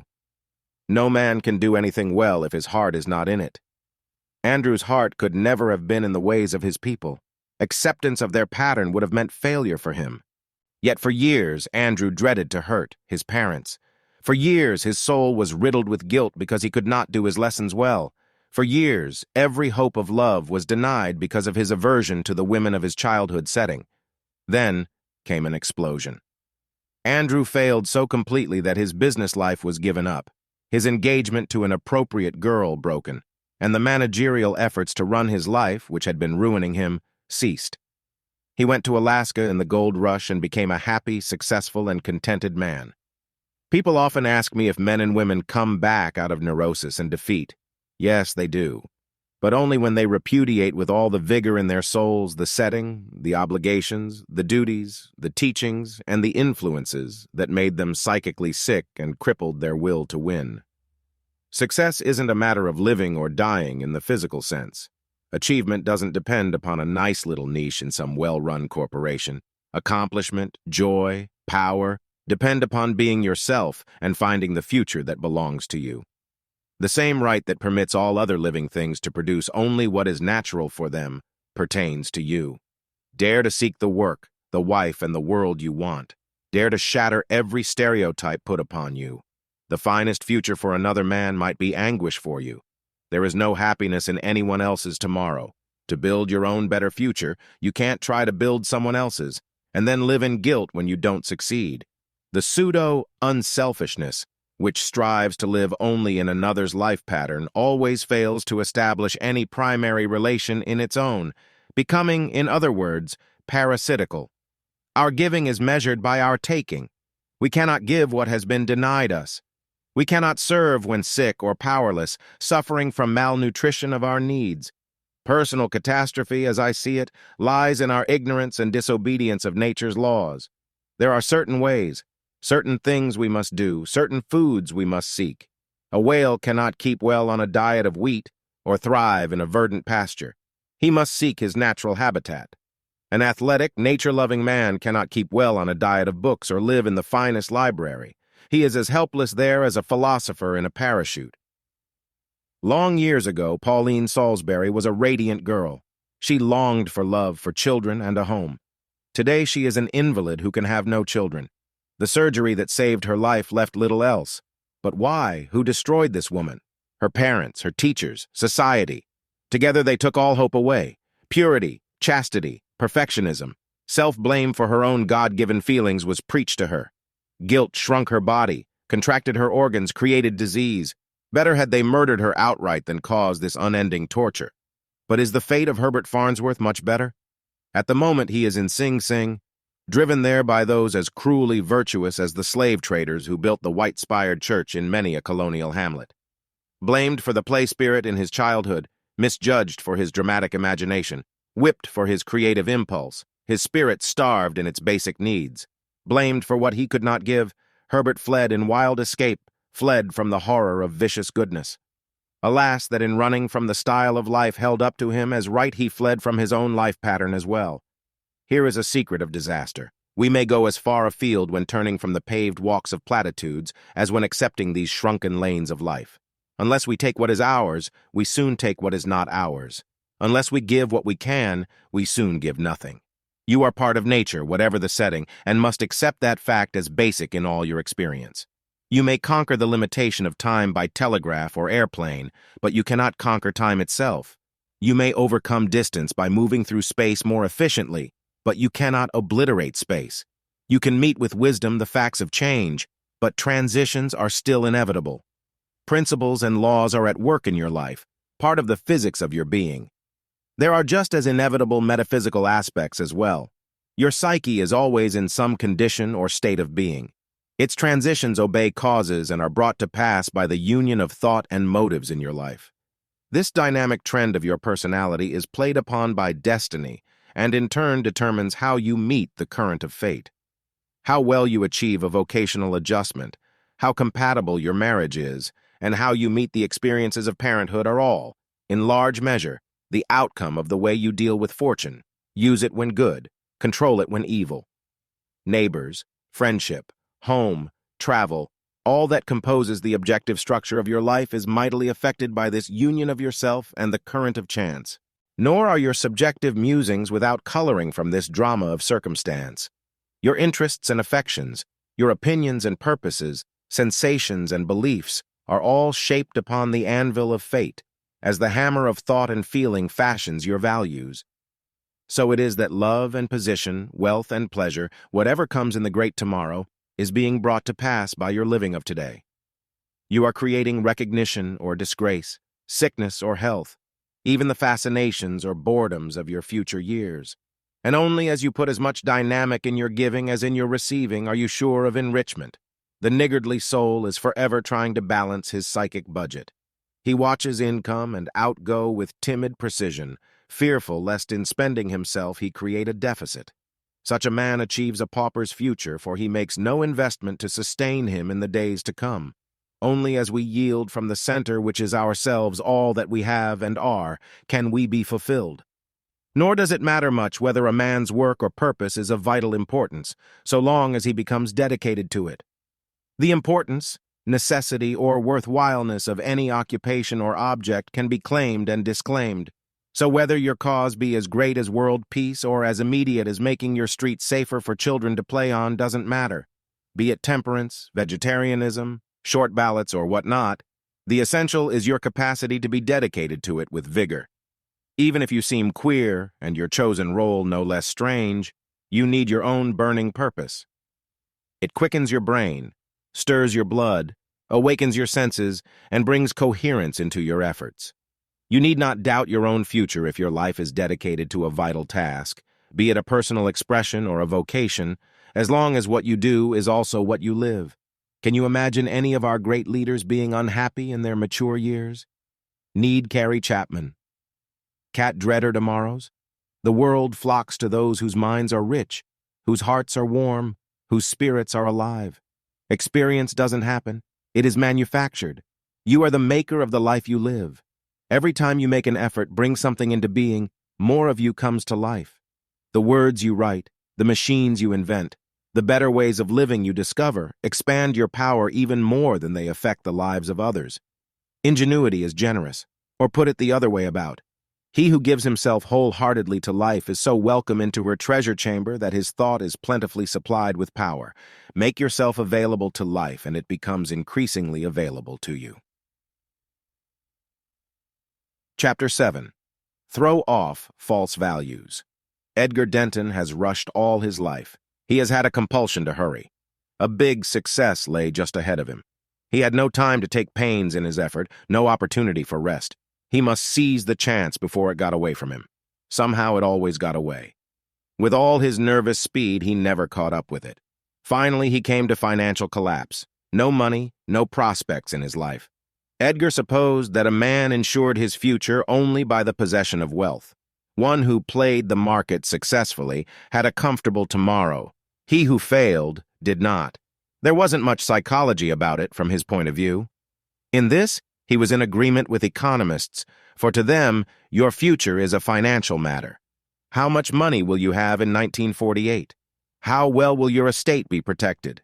They do not ask how happy you may be, or in what measure your domestic or artistic hopes may be realized. If your economics is sound, they assume all else will follow.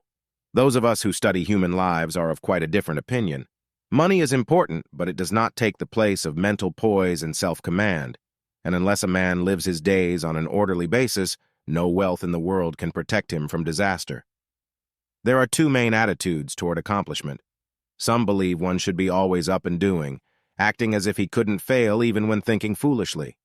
Some are sure that thoughtful planning is essential to any enduring achievement.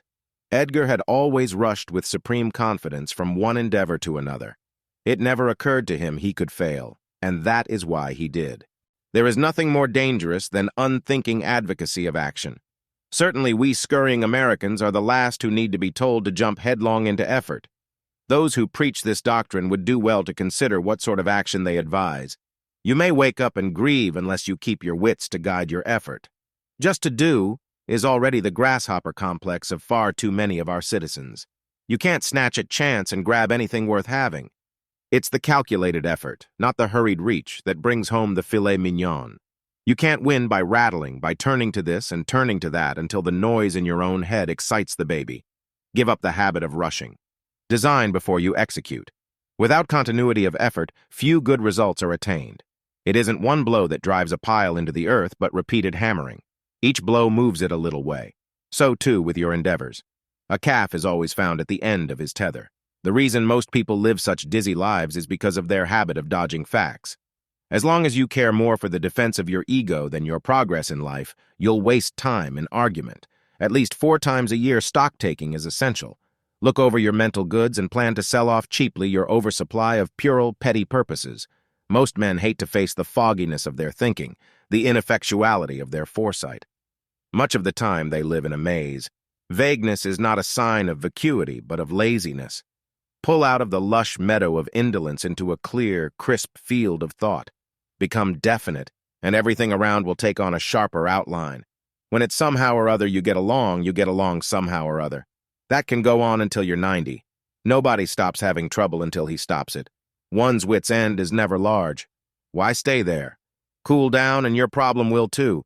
Many people guess at the outcomes of their effort. It's a waste of time. Without tangible proof, don't form conclusions.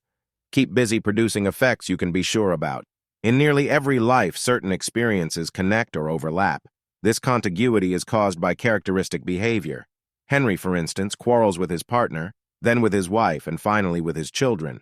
Perhaps you are not as irritable as he, but something causes the repetition of certain of your own difficulties. Whenever striking patterns are established in life, the consequences of them recur at fairly regular intervals. The frequency of particular troubles is a key to what is wrong with us. Greedy natures preparing for war naturally have war every so often. Research proves that most men's ill luck isn't ill luck at all, but the outgrowth of their style of life. Why not list your lucky and unlucky friends to help you see why destiny smiles on some and frowns on others? Indeed, in clinical psychology, we often suggest that people list their typical losses, record their sufferings, and note down who or what brought trouble upon them. After some painful experience, can you turn it to good account on the ledger of life? Most of us are scratched by the cat's paws of chance from time to time, but few such claws sever a man's neck. Successful folk treat their problems as opportunities for growth. To tussle with adversity stretches and strengthens your power. Failure seldom comes unless it starts within yourself. It cannot be foisted on a going, growing spirit. He shoves it off. It doesn't belong to him. Why waste energy talking about problems one hasn't the least intention of settling? Decide first if you expect to act, then discuss. You come to greatness little by little, but only if you use the little with all the greatness you have. Measure your speed by the length of your journey. Is your life to be a marathon or a 100-yard dash? When fate isn't at flood, look for what you can find only at such a time. It's at low ebb you get the best clams. Life is at once eased and simplified when the recurrence of opportunity is established.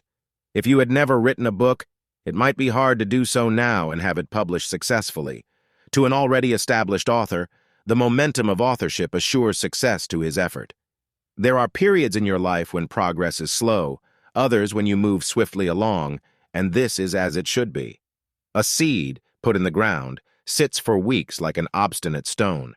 Germination is gradual and much time passes while the root system is established. But things are happening below the ground. Suddenly the plant shoots up, almost overnight. Your life has similar stages of gestation and growth. Fate moves in rhythms. Don't mistake the downward swings and act as if they were the descent of man, or you'll never get up again. One thing you can do is to hold on. Without tenacity, any structure would collapse. Good theories about living are useless if you don't apply them to conduct. The courage of any optimist is dissipated if he collects more debts than he can pay. Too often, man has mistakenly substituted his own ideas for nature's laws, for man, when immersed in sanctions and conventions, is stupid. Nature, in her freedom, is wise. Learn to see and obey the ways of nature by gathering together the prejudices of social conformers and contrasting them with the expanding guidances of life. Become a student of other people's attitudes. Since so many of their points of view obviously mean failure in the person who holds them, you may profit by the display and discard these same wrong tactics, the failure stuff. It may happen that you are in some situation today that denies the coming of a better tomorrow. What shall you do? Ibsen pictured just such a dilemma for Nora in A Doll's House. Nora made her decision. Seeing that her marriage was not real, that her life with Helmer was a desecration of intimacy, and no good future could come from a continuance of that relation, she left, telling her husband she had a larger duty than that which he pressed upon her. And whatever your constrictions, be it the love of parents, a position with no prospects, uncongenial work, a despised neighborhood, or associates that are boring, the way to a happier future is denied unless there is courage to break the present confines. The moralist, of course, sees you as having no rights beyond those of your obvious duties. Whatever your abilities, no matter how your longings surge, you are supposed to want to sacrifice for your relatives, distant or otherwise. Service, service, even if you die fetching this or that for the comfort of those who prefer the dependent life. Culture always disappears where moral obligation enters, just as plagues blight all they touch. The discarding of moralism requires fresh air and pure water on one's mental body. Every now and then one needs to take a psychic bath. That is a primary fact in cleansing the mind of the soot and soil of life. Few people wash their wits. Most minds smell. They are not well groomed. Just as tenement mothers of New York's Lower East Side sew on their children's clothing in the fall, so some of the city's socially elect, whose ideas were sewn on at adolescence, have not taken them off in a lifetime. If you are in a situation of wanting happiness and a richer, fuller experience of life, and not daring to venture in any direction for fear of making some intimate unhappy, there is no way forward unless you come to a philosophy which convinces you that you not only have a right to natural self-expansion and the fullness of experience, but that you injure all with whom you are in contact if you abnormally shape, limit, and sacrifice your life. Detachment thinking is, at such a time, essential. You must become familiar with the new ethical teachings which oppose the sentimental virtues preached by unenlightened moralists until you form the habit of a genuine reaction and can laugh at the stagnant values, the hidebound attitudes that have wrecked millions of lives. This sounds radical, dangerous, but it does not mean that you have to become an anarchist, selfishly fulfilling your desires without regard for others. You can question assiduously what good certain decadent patterns have been, and ask yourself if any human life can go forward with its eyes turned backward. We have discarded most that is archaic in the world of science and mechanics. We do not exalt the means of transportation used 1,000 years ago, or prefer them to modern methods. Try the same experiment in the world of conduct. Make the shattering of the more destructive conventions into a crusade, a fine art. There is no true release from constrictive settings unless you are willing to go contrary to the customs and refuse the social shibboleths. Any success I have ever had has come from choosing, as nearly as possible, the opposite ways from those which my family believed I should follow. I have heard the life story of countless people, and the same principle holds in this great mass of testimony. Youth is told to study biographies for inspiration, to emulate the great heroes and leaders of the past. Look through the lives of all great accomplishers, and you will see that they would never have realized their goals, never would have served mankind with their particular gifts and peculiar fitnesses if they had fulfilled all the regimented requirements expected and demanded of them by their associates. They put that thing first which properly belonged first, that is, whatever pertained to the realization of their natures and the carrying out of their usefulness. They dropped from life whatever interfered. To live life well, you must follow your inner urgings and instinctive impulses about the kind of work, home, friends, and experiences you need. You should be busy toiling for the fulfillment of those aspects of life, looking for them, making them so clear in your mind and establishing their realization so perpetually at every chance that their eventual coming to pass on a large scale becomes a certainty. To this end, you have a right to your especial exemptions. Every sphere of endeavor has its particular permissions, its unique privileges. Find them out and take them. Establish your rightful detachments, assemble your convictions as to what belongs to you, and stabilize this way of being by a continual affirmation to yourself and others about what you intend to do and be. You will, of course, come in for condemnation from the regressive natures around you. Remain undisturbed and unimpressed by the patter and chatter of the bromides who would legislate your life. Those whose moral values belong in the dark ages cannot stand the constructive ethics of this century. If you study their lives, however, you will find their goodness is usually a masquerade. Goodness is a matter of motives. The worst people in the world are usually moral in conduct and punctilious in speech. The upper hells may harbor the criminals. In those below, you will find the mutterers of virtue. It is not what people do, but how they feel that matters. You cannot get a hypocritical nature to see his ugliness, for in attempting to show him how it is injuring all with whom he comes in contact, you are challenging his pseudo-saintliness. Surely your teaching must be evil to unmask his virtue so ruthlessly.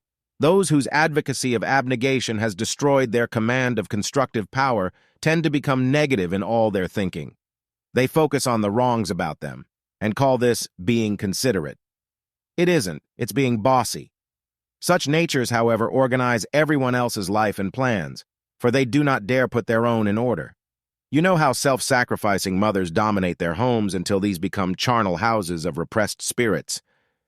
Since they have not had the courage to live themselves, they live like leeches on all who are under their ruthless control. Yet the pose of such persons is one of mental ineffectuality and innocence, after the Victorian ideal, but the virtue in it is small. Innocence without intelligence is idiotic. There is nothing more worthless than a stupid sweetness, for soon its ignorance will do harm. Saintliness without sagacity ends in silliness. Life requires intelligence behind intentions, vigor in virtue, guts in goodness. Whatever your situation, do not let yourself become submerged in its woe. One wonders, as one meets men and women burdened with responsibilities, what life would be like if they had created, long before their duties came upon them, a habit of separating themselves from their attitudes. No man has a sense of honor who lacks a sense of humor. The super-serious believe in their own integrity. Don't make their mistake, for sometime, somewhere, the lack of perspective and blind literalism of the humorless one will let him let you down. Humor is the salve of sorrow. Rub it into your own wounds, for the worse you feel, the more merriment you need. Without the antiseptic protection of a little irony, you become infected with the pus of self-pity. Unless you learn how to keep your emotional biases from clouding your reason and your sentimentalities from obscuring good sense, your future won't be worth having. You live in an age when wits are essential. The more goodness you have, the more judgment you must possess. For if you try today to carry out the ideals of virtue as taught by our ancestors and give the sort of loyal service they praised, somebody will overwork you until you die. Goodwill is as dangerous nowadays as gold spread about carelessly. There is always someone to get hold of anything so precious. Friends, relatives, employers, even people on the street pounce upon goodwill and make you toil for your life in their behalf as soon as they see that you have more worthiness than intelligence. So, too, with earnestness, it's often near to asininity. There are plenty of people waiting to put a pack saddle on you and let you carry the load as soon as you bray about your concern for them. The more serious, conscientious, and considerate you are, the more care you must have as to how you use these fine qualities. Too often, painstaking people take their sorrows with them, and no matter how many admonitions you read about how meticulous you should be, it's a poor way to live nowadays. Once upon a time, men toiled drearily for hours to do the things our modern machines accomplish in as many minutes. If you want to win today, never be endlessly careful. Such endurance is the virtue of a crab. It does no good to hold on unless you know what you've grabbed. You will find, too, that most untiring people are wearisome. They keep on and on and on, while you watch their stupid motions and hear the wheels of their brains creaking. The patience advocated by our ancestors has no place in this century. Brisk, terse, clear thinking, direct, effectual effort, not endless toil, is the spirit of our day. You've been admonished to stick at nothing, but people who do so find that to stop for a decent cause is wiser. Persistence is characteristic of morons. They keep on doing the wrong thing the wrong way, no matter what the consequences. Life gives you many hints and signs. Try sticking at nothing when driving your motor car into a swamp and see what happens. One of the worst aspects of persistence is the way it drives people to finish the wrong task. I spent 12 years in an effort that should have been given up in 12 days. The supposed virtues cause far more damage than our sins. Never go through fire and water when there is a way around them. The old exhorters who alternately dampened your spirits and inflamed you with fanatical zeal like to advocate suicidal devotion to their decadent shibboleths. Indefatigable people make fortune laugh. She lets them drudge on till they die. You can work like a fool if you want to. There will be few to stop you, for those who die in the last ditch are certain to do so. If you're willing to be the victim of circumstances, Something sooner or later will make it inevitable. Only by refusing to believe last ditches are necessary can one keep out of them. These last ditchers, whose will is relentless, never finish anything, however. They are always hanging on to the fag end of some dead experience.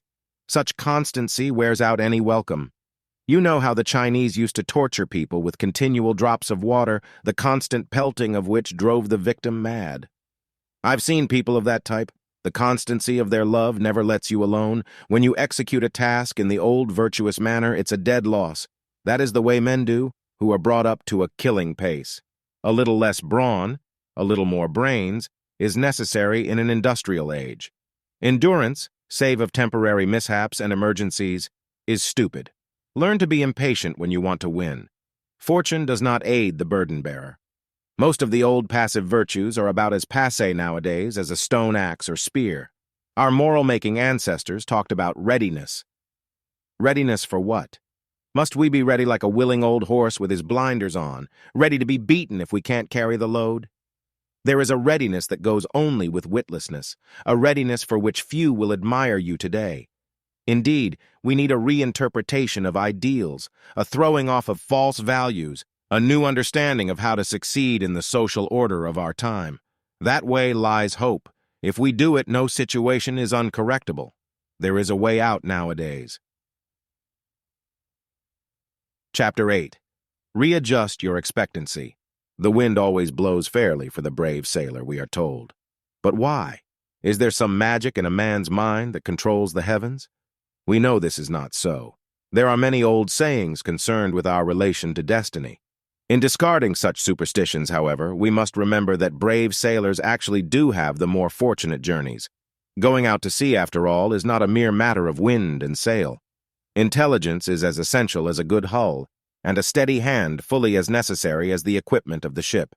Courage releases one's wits. It organizes the will into steadfast purposes. Fortitude allows alertness. Fear denies it. The timid sailor is thinking so much about his safety that he cannot watch the sky. Navigation is more than an art. If well carried out, it is also an attitude. No ship sails well without a port of future call. We steer nowhere unless we steer somewhere. To let tomorrow bring the direction in which the captain aims would leave a ship to each whim of the winds. Yet millions live on this aimless principle and believe in it. Those ruled by fear stay dully on the shore. Those with daring too often turn their courage into nonchalance, letting come what may on their helmless voyage. Bravery is never found in those with such a philosophy. Wind and sea conspire to help the individual whose strength of spirit so steadies sight and insight that advantage is taken of opportunity while danger is skillfully avoided. Life helps or blocks our progress according to the way we greet experience. It gives assistance when we seek and cooperate with its positive trends. It yields its fury when we observe only to protect against its negative forces. For achievement comes from discovering the assets and avoiding the liabilities of fate.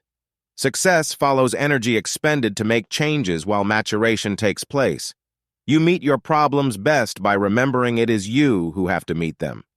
Put your greatest effort on a wise handling of yourself. This is the center most people neglect. What is your idea of fate? Did you ever stop to define it, good or bad? Does fortune come again and again, or knock only once? When you formulate your idea, don't forget that man was given a brain for some purpose. If destiny were absolute, no man would need a mind.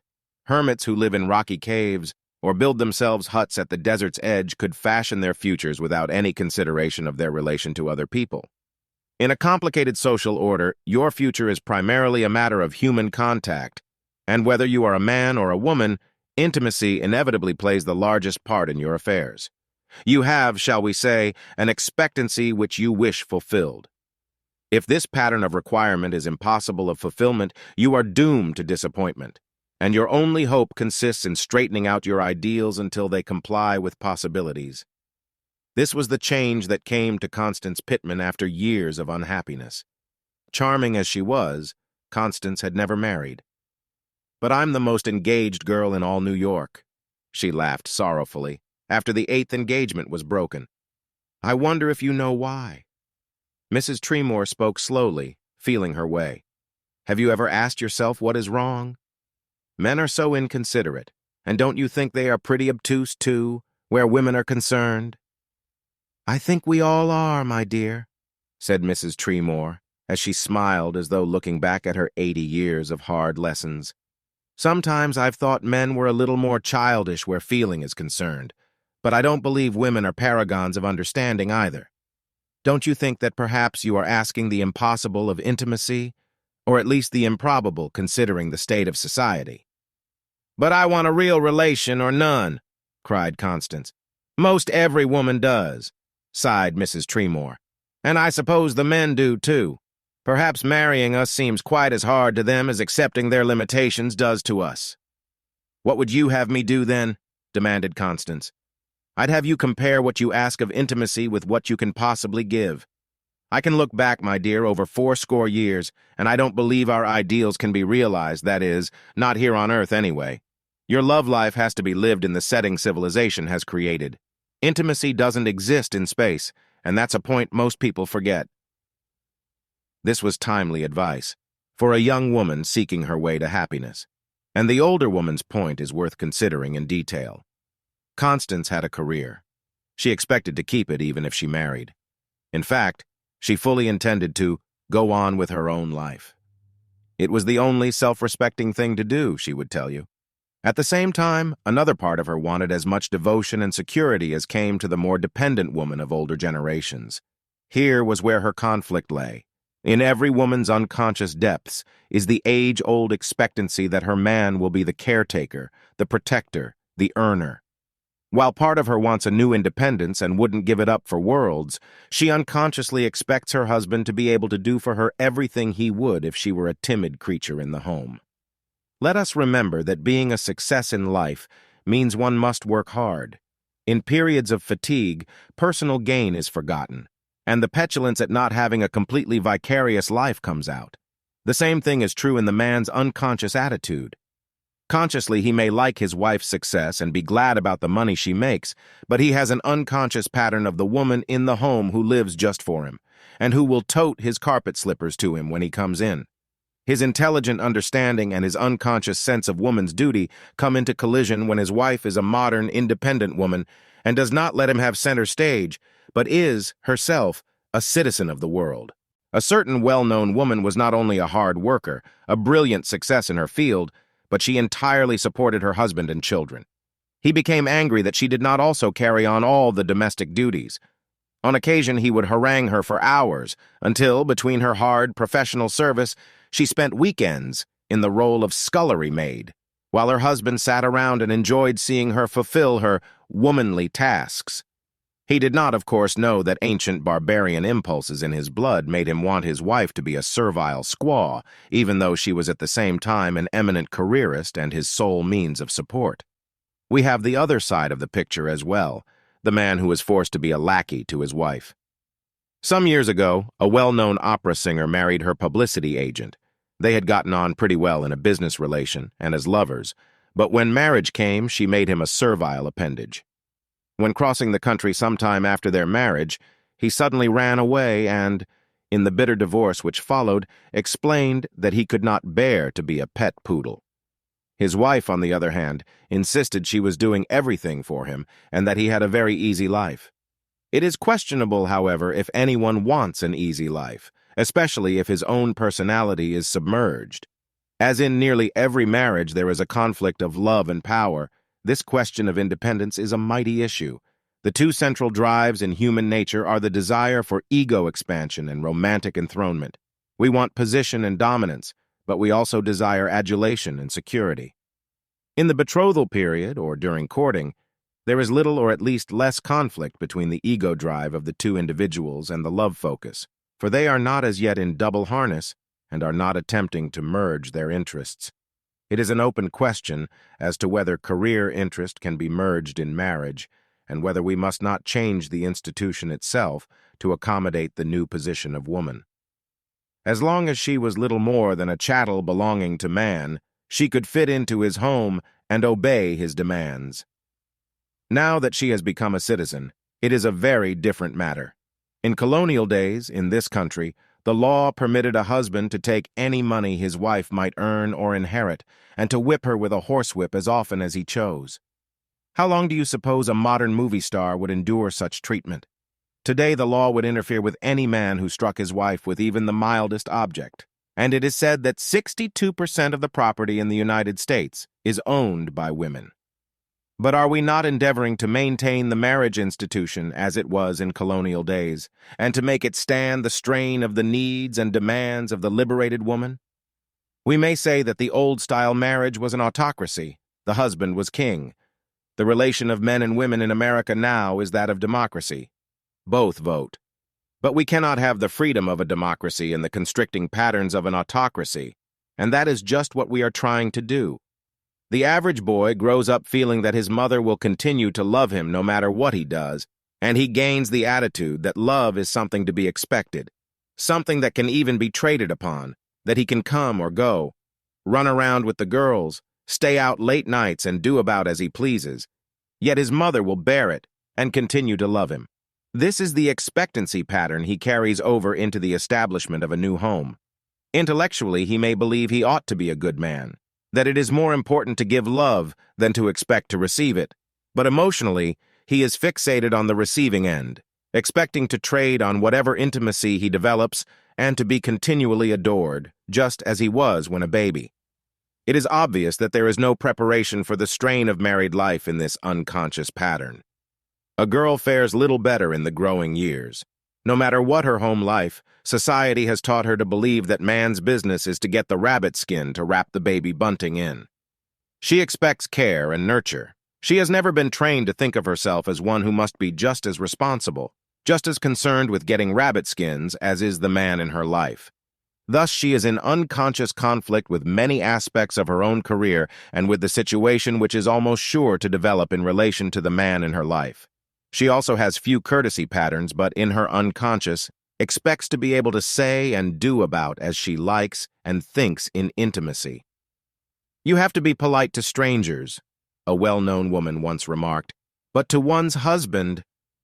And the shrug of her shoulders, which completed the sentence, described more completely than words could do her utter disdain of the need for kindly accommodation in intimacy. During the courting period, there is always romantic protection. The lover puts his best foot forward. When marriage comes, the training patterns of the old home life are brought into play, and, as a result, the worst side of human temperament is released. The shock of bare souls in the domestic scene disrupts what might have continued as a beautiful intimacy. There is, I believe, a parallel between this shattered expectancy pattern in intimacy and that which we bring to many other aspects of life. Many a mother, when her first child is born, looks ahead to the day he will be her devoted darling, clinging to him psychically as avidly as he seeks her breast for the first nursing. Many a young man expects easy money and rapid advancement in his work. Few face life as our ancestors did, seeking what the struggle entails, and most of those who do so become pessimists. Years ago, Rivers propounded the all-or-none law of human response. Denied the surfeit we seek of love, riches, and fame, we swing to cynical doubt and thus destroy our prospects for a normal life. In this tendency to extremes lies the cause of more failure than any other influence. For, untrained as to how and what to take from life, we demand the impossible. Failing this, we retreat in sophisticated indifference, rationalizing our unwillingness to give or to play our part wholeheartedly, because our ideals were not literally fulfilled. There isn't any sphere of life where the old expectancy patterns are more disastrous than in love. Subjective designing, a willing of your own future in intimacy, is a matter of first clarifying your ideals. It is the best protection against a messy romanticism. Most people get into an unhappy relation because they haven't determined not to. Remember one thing: there is no joy in marriage except in what you bring to it. There is no peace in parenthood if you haven't it in yourself. There is no satisfaction in friendship, save as you can be a friend. There is nothing in fame but the chance to do your work. If a woman wants a career as well as marriage, the two must be harmonized and adjusted, or collapse is inevitable. Some yielding of self-interest to the marriage need is essential. Singleness of purpose takes you on a lonely road until you cross the Nevada line. No worthwhile man will stay with a woman of single purpose unless he's the purpose. nor is a man who is absorbed in business so very exciting. Each mate must bend his power to the love need, or there is no love. In any case, learn to give up your utterness. Your ego wants the absolute, admit it. The perfect answer, the complete accord, the utter devotion, the entire surrender. You aren't really content with even twice the response you make to anyone or anything. You demand the fullest subservience. You do this because you are also human. You'll continue to do it until you are entirely truthful about it. Then you'll become angelic. Most of us have seen proof that an incompatible human relation can ruin a human life. We understand how confused and worn two people become whose natures jar upon each other. We know that those who write and preach tirades against divorce are usually ignorant, dogma-ridden, and evil at heart. They are so full of secret guilt for their vile impulses it soothes them to see others kept in misfortune. I care not who they are, from bishop to bandit, such advocates of cruelty are vicious influences in society. Do not let their decrepit values destroy your future. If a wrong human relation is devastating your life, you cannot make anything right by enduring it. A cancer in your breast does not conduce to a happy tomorrow, and no matter how you moralize, it will blight the days to come if allowed to remain. Remember also that if you hold to yourself a person that you no longer cherish, or claim one who no longer claims you, it is not because of goodness but of greed. You wish to hold what you have.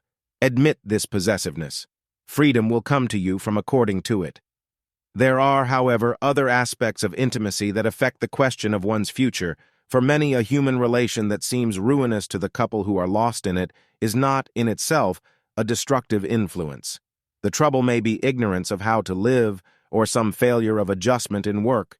One may bring to the marriage relation a compromised affection. Few of us like to believe, when love is not fulfilled, that something is wrong with our ability to be a satisfactory companion. It shames us to admit such limitations in our romantic expression. We prefer to think the trouble lies in the mate, or in an evil destiny that did not bring us love at all. In some measure this may be true, but there is nothing we can do with fate, and little to change the manners of an intimate. He who has tried regeneration on others knows how much wiser is effort expended on changing his own behavior. The surest way to help a loved one is to cease one's own delinquencies. If you want love, learn to give it. There is no stronger incentive than devotion to induce personal change, once we understand how unhappiness may shatter anyone's life. A future without successful companionship is devoid of charm. There is little joy in accomplishment, save as it is shared by a kindred spirit. You know how it is after a hard day. To sit alone, staring at the ceiling, to seek distraction among the motley throng of casual associates, is poor business. The need of comradeship stirs the hardest egotist. We long for the comfort of contact and the delight of demonstration. It is tragic that so much doubt of love should have grown up merely because ignorance so compromises its expression. Unaware that the greatest blight on romantic happiness is the distorted emotionalism with which people come together, they reason that love fails them. The inverse is truer. Man fails love, fails to give himself to love because of ego constrictions in his nature. Your trouble with your wife is not a unique event. Millions of men have had the same dilemma and thought the same thoughts for identical reasons. The social and economic biases, the personal and psychological mistakes that cause your misery, infect marriage everywhere. More than this, they are part of the obliquity out of which man is struggling in the control of floods and the handling of insect pests. It is life we need to know, as much or more than how to handle a particular trial. Most of us have a habit of insulting our intimates. We expect them to respond to us without letting them know how we feel. Pride enters like an arrogant viper, hissing when our desires are not intuitively understood. We are ashamed to let our feeling out and a loved one into our hearts. Yet we expect the same consideration which the baby receives from a tender mother. If you aren't loved enough, be sure you don't permit it. I am not advocating that you pour out your longing with the anguish of an adolescent girl or cry your love to the moon. But you don't need to be afraid of showing your feeling. The whole principle of communication is symbolized by your radio. Tune to the other person's wavelength. Sometimes he knows enough to tune to yours, but only sometimes. Most of the time it is you who must adjust if you wish to make contact. You are the one who is bright enough to adapt, aren't you? It may be that, while your marriage partner is not now the ideal mate you desire, he is also growing and will, in the future, come nearer to fulfilling your desires. Unless you know him, keep in touch with him, communicate successfully. You have no understanding of how his nature is developing. No one is ever still. He is on the way somewhere. It may be up, it may be down, a trend forward or back. Every man is a creature with a few achievements and many intentions. Half of his purposes will never be realized. It will help you to see his motion in life. Consider his foolish wastes, his idle dreams. They tell you about his probable accomplishments. Wasn't it better for those bankers who backed Henry Ford to figure on the sum total of his intentions than to ignore the opportunity that made them rich? Every person has a geometric relation to his future. Having moved for 10 years in a certain way and in a general direction, the probability of his destiny is somewhat clarified. In the newer psychology, we have what we call the evolutionary attitude. We ask a person in an unhappy human relation to face squarely the hard facts of all he knows of the other person's nature, then to describe his own ideals in intimacy with utter clarity. After this, one is asked to estimate the trend of the relation and the rate of its motion. Is it improving so gradually that a lifetime would pass before any vital changes come to pass? Then it is better given up. Is there a marked progress toward a better intimacy, with less and less injury to daily life? Then there is hope. Are rapid changes evident? Then there is assurance indeed. The art of knowing what to take and how to give in intimacy necessitates knowing, likewise, at what stage of development the partner and relation are, and what they will be. We cannot take what is not yet ready. We cannot give when we are not yet matured. Give and take all you can where you are, as long as there is hope and the relation is growing. A shrinking relation will someday end itself, unless you end it before it wastes your life. No future is hopeless for one who seeks actually to deal with his situations constructively. Chapter 9. Futility spells failure. To a socialist, the realization of a satisfactory life is largely a group matter. If society were only in order, he assumes, your life would be. Let us admit that political stupidity and social inequalities injure your prospects and limit the gratification of your desires. But nothing that adjusts the life of man as a whole guarantees the accomplishment of your aims in particular, unless you are also more in order than is society. When life is especially difficult, there are always those who rationalize their non-success. They see social evils with stark clearness, but not the way to overcome them. The increase of this futility has reached dangerous proportions in our time. Many a young man feels as did Bert Lane when he stood alone in his room, late one winter evening. The streetlights cut garish shadows in the fog, and water dripped from the eaves. The young man flung open the window and stared into the dark. Its chill cut his flesh. He shivered. And yet he liked the blurred unfriendliness. It suited his mood. He could not see the rows of windows opposite, and no one tramped on the walk below. That was an advantage, at least. He did not feel responsive to windows and people.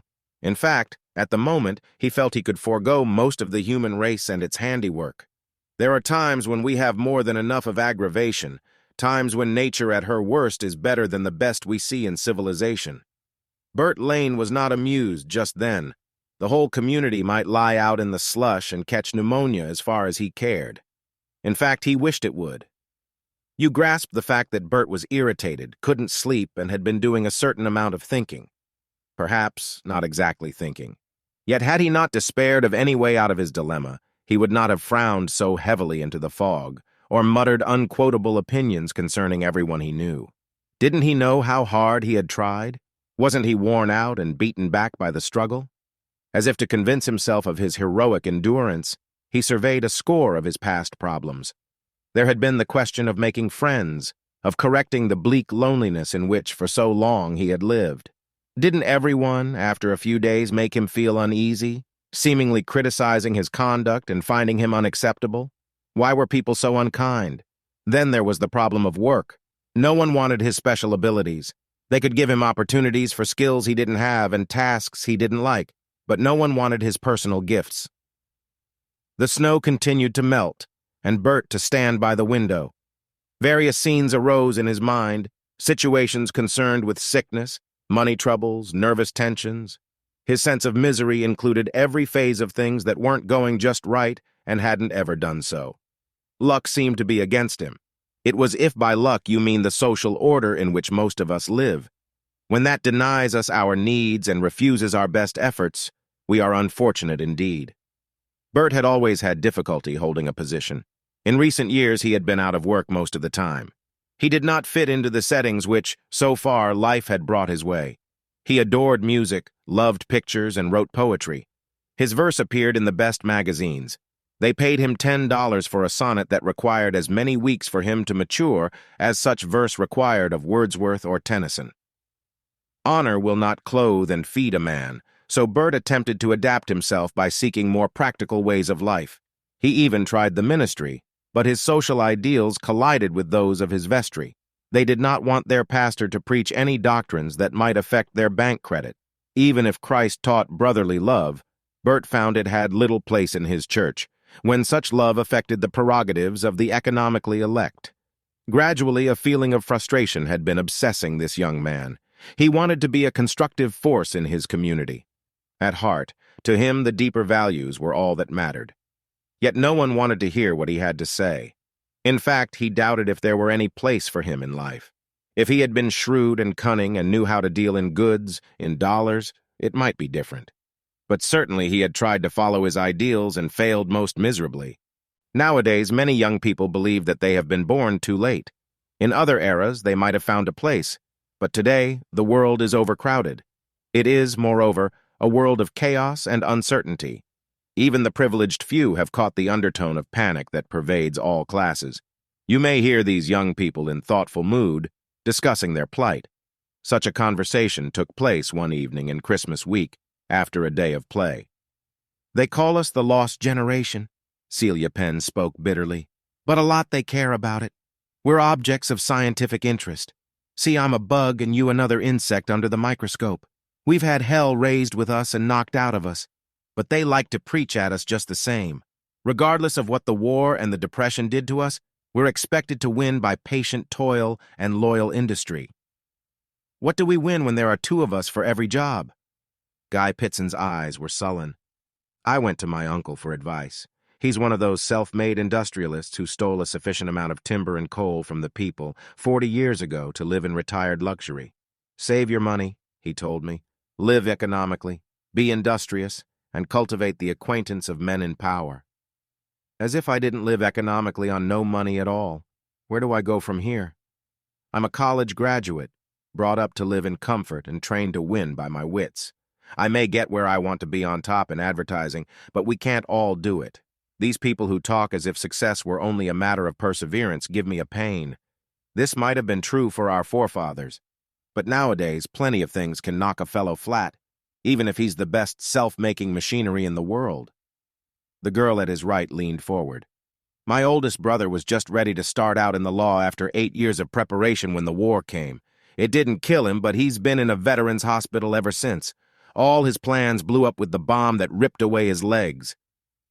"It's not only war either, Betty." Celia Penn's eyes flashed. "My father's business got hit by the Depression, and now it's caught between the greed of other manufacturers and the gang in control of labor. He's had nothing but strikes and sabotage all the year. Yet he's always been fair and on the side of the men." "We're in for some sort of revolution," groaned Pitson. "Then we've a fat chance to get on in the world. I'd like to become a composer and study abroad for a while. But what's my chance of that in an upset world?" Roy Stanfield's long fingers plucked at the couch as he spoke. "What else am I good for? I don't know. Composers don't sell many sonatas and fugues right now, do they?" Celia's voice was tender as she spoke. "When taxes go sky high and living costs are as bad, people don't buy classical music." "I'll say they don't," grumbled Roy. For an hour or more, the discussion went on, everything from the poor market for painting to the crowding of humanity on your privacy, from the passing of culture in a jazz age to the prevalence of mental disease. Conservatives came in for a dressing down at the hands of these younger minds. Prosperity and security seemed to them as hard to find as satisfactory employment. Most of all, it angered them to recall how their self-complacent seniors had preached cheerfulness, faith, aspiration, loyalty, and the other virtues to those of them faced with the hard facts of life. I'll tell you one thing I've discovered. The good folks these days get imposed upon. If they're industrious, there are plenty of people to exploit them. If they're loving, they've jolly well got to be. Your boss will trade on your loyalty. You're expected to have hope and a hovel and charity toward those who are pressing upon you. They don't mean to trick you, oh no. Christian forgiveness is in order constantly. We're all being sold out, I think, cried Celia Penn. And most of us are headed for disappointment if we expect to do anything or get anywhere. They blame us for running wild after pleasure, but deny us anything else. What do you think over there, you mid? You've not said a word the whole evening. I'm afraid I don't agree. Morris Middleton spoke quietly, slowly. You mean we aren't being destroyed by our environment? Guy broke in. We aren't being ravaged by our civilization? We only imagine that wars, depressions, riots, revolutions, no jobs, no opportunities, and a rotten fake of a social order are taking toll from us. Of course, such things are true, but there's nothing new about it. It's hell in a different form, that's all. For the Romans, it was the Goths and the Visigoths. For the Middle Ages, it was the robber barons. We've our gangsters, too, in low and high places. I'm not denying that you spend years getting ready to do something, then get done in yourself by a war or something. But life's always been difficult. Clearing primeval woods and fighting Indians wasn't so hot, and England taxed us plenty once. Hasn't mankind always had a devil of a struggle? Sometimes it's national, sometimes personal. If they had all given in and taken to gin and bitters, we'd never have been born to fight the greed and graft of our day. What are you going to do then? Celia demanded. I guess I'll laugh at the tommyrot my elders like to prate, keep free of their ideas, take an opposite course from their example, and try to fight on with each difficulty I get. When I get knocked down, I'll get up. I'll refuse to take blame for the conditions an older generation has caused, and I'll keep my wits in as good order as I can. My ancestors fought in their day. I'll fight in mine. They fought nature and raw circumstance. I have to conquer human nature and a stupid civilization. What's the difference? Silence greeted the young man's onslaught until Guy Pitson cried, You win.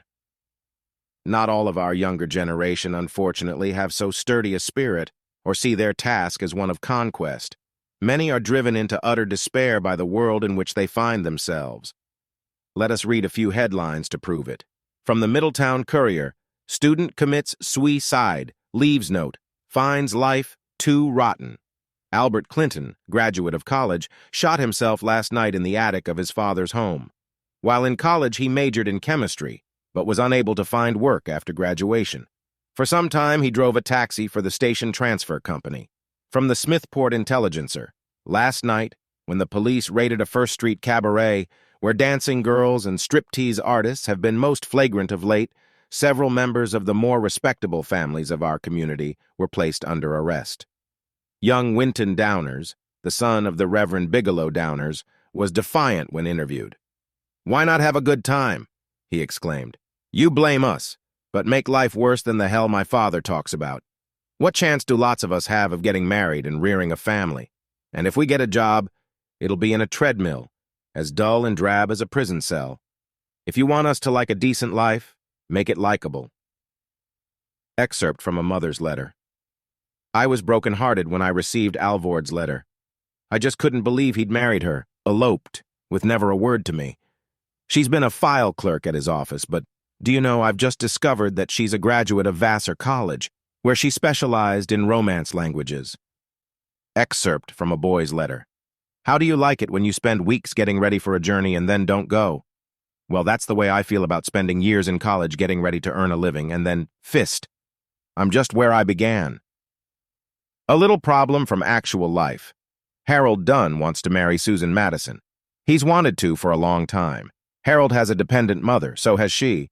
Harold is college-trained, so is she. Harold can't find work that uses his years of preparation. Neither can she. Harold, for some years, was patient, industrious, hopeful, and virtuous. So was she. Harold neither broke over by drowning discouragement in late hours and drink, nor by sexual indulgences.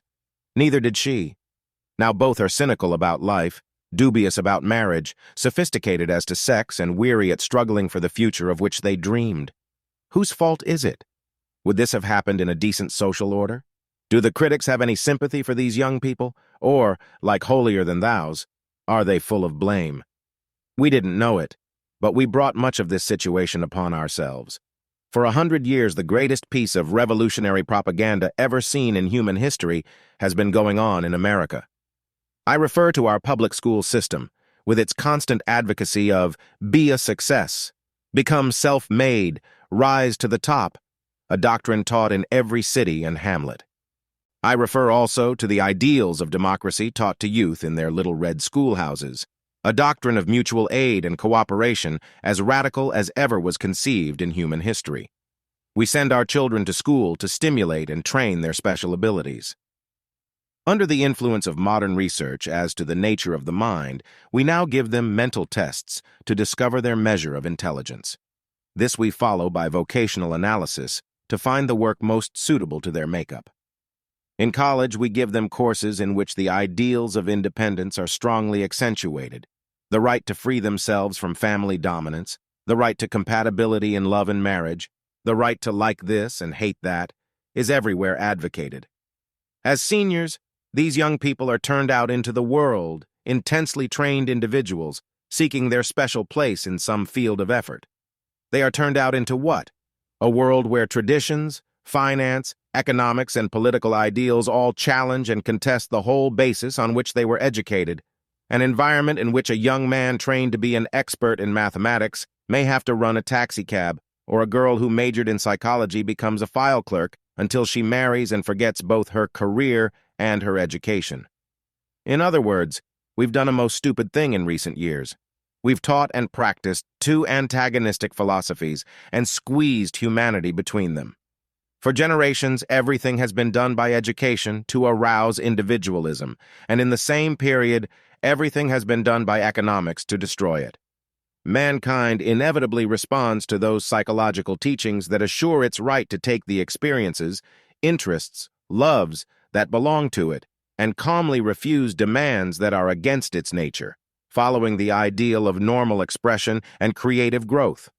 The world, quite as deeply, responds to the ideals of herd welfare and group action.